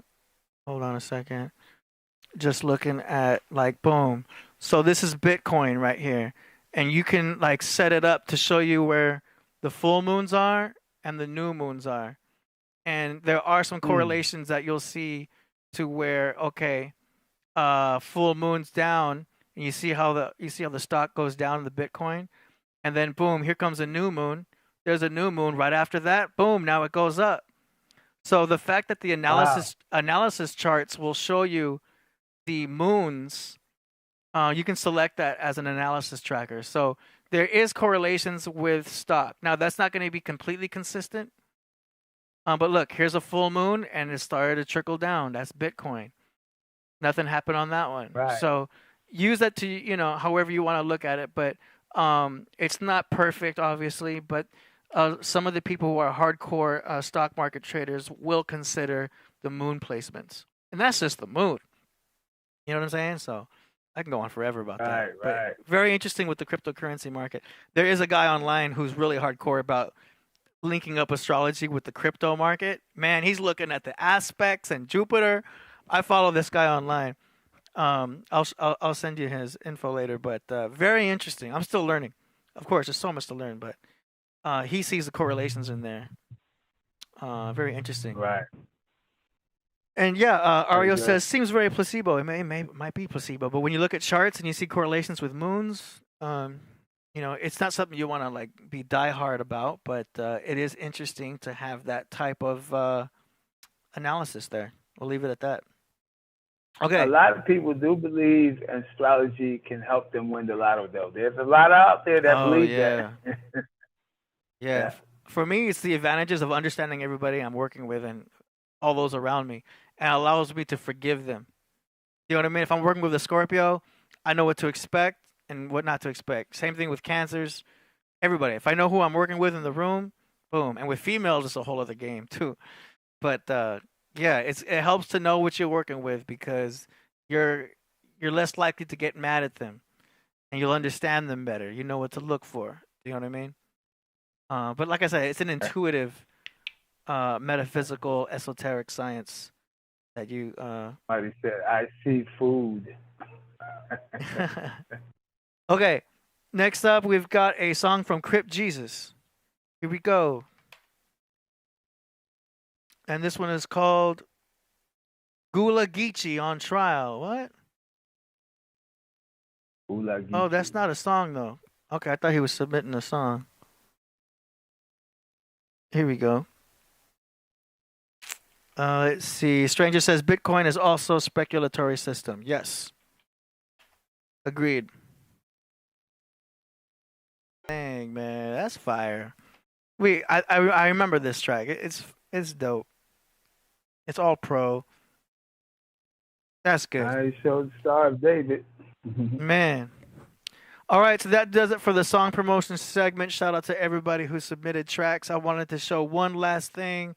It correlated with what you were talking about looking within. It's this ancient proverb that was before the Bible. It said, "The kingdom of heaven is within you, and whoever shall know it himself shall find it." Yeah. It is. Right? That might be backed up by another scripture that says the kingdom of heaven is not seen with observation. Nice. It's internal. Yeah. Awesome, man. What an episode today, man. This was great. It's an honor to have you on the Podcraft, sir. Thank you, brother. Yes. Thank you. And looking forward to doing part 2.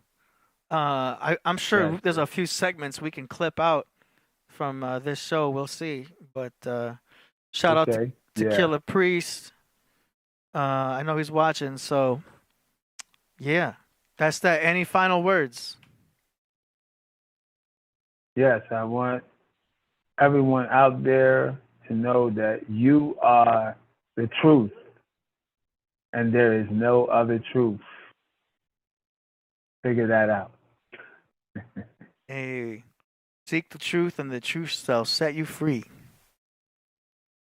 But you are the truth. Yeah. Nice. All right, and let's see. What should I end with today? I think we can end with a video. Okay, here we go. Let's do 7 Crowns of God. That kind of works for this episode. And we'll see y'all next time. Next time. Yeah, we out. Peace.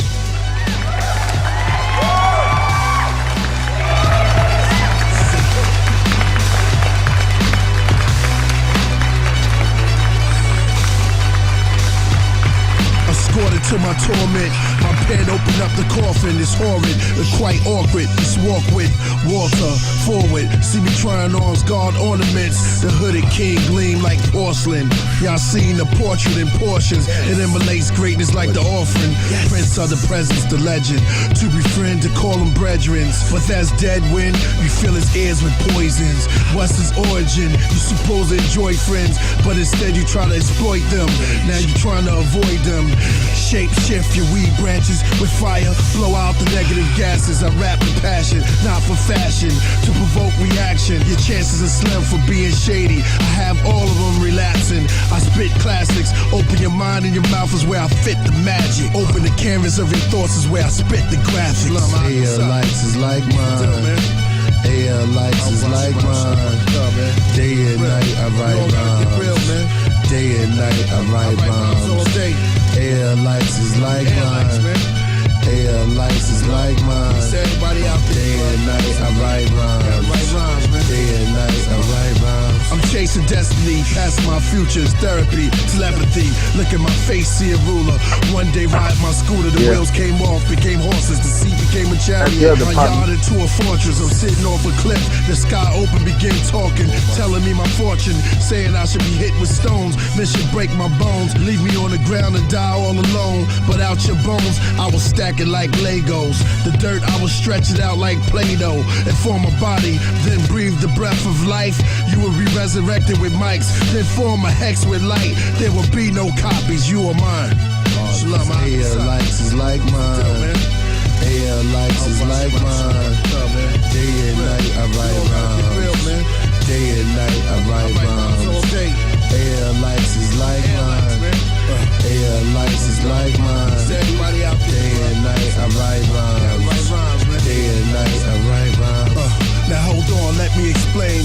God captured greatness, shaped it into a form of a brain. I was born to be king, the orphan it was drawn in the flame. But this time adorn me with rings, not gold rings, but rings around Saturn. Check the pattern of rhymes I wrote and that I mastered in. Okay, he mixed greatness with immortality and added God morality. A throne spoke the name of priest from a palace on the mountain right off the sea. It said the psychic world of Walter Reed. I perform lyrical sorcery. God's tale has made my regalia, lighting for my friend images and thunder for embroidery.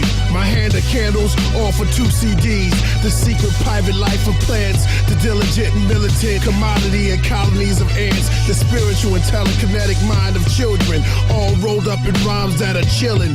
Black lost tribes of Israel on fish shell, with bars of truth chopped up in crystal on fish scales. Baking powders of Satan power, devoured pots of boiling water of Torah.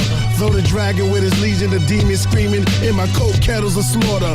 Place a capsule of your rap dudes to take back to school. This is something to relax to. Like mine, day and night, I write mine.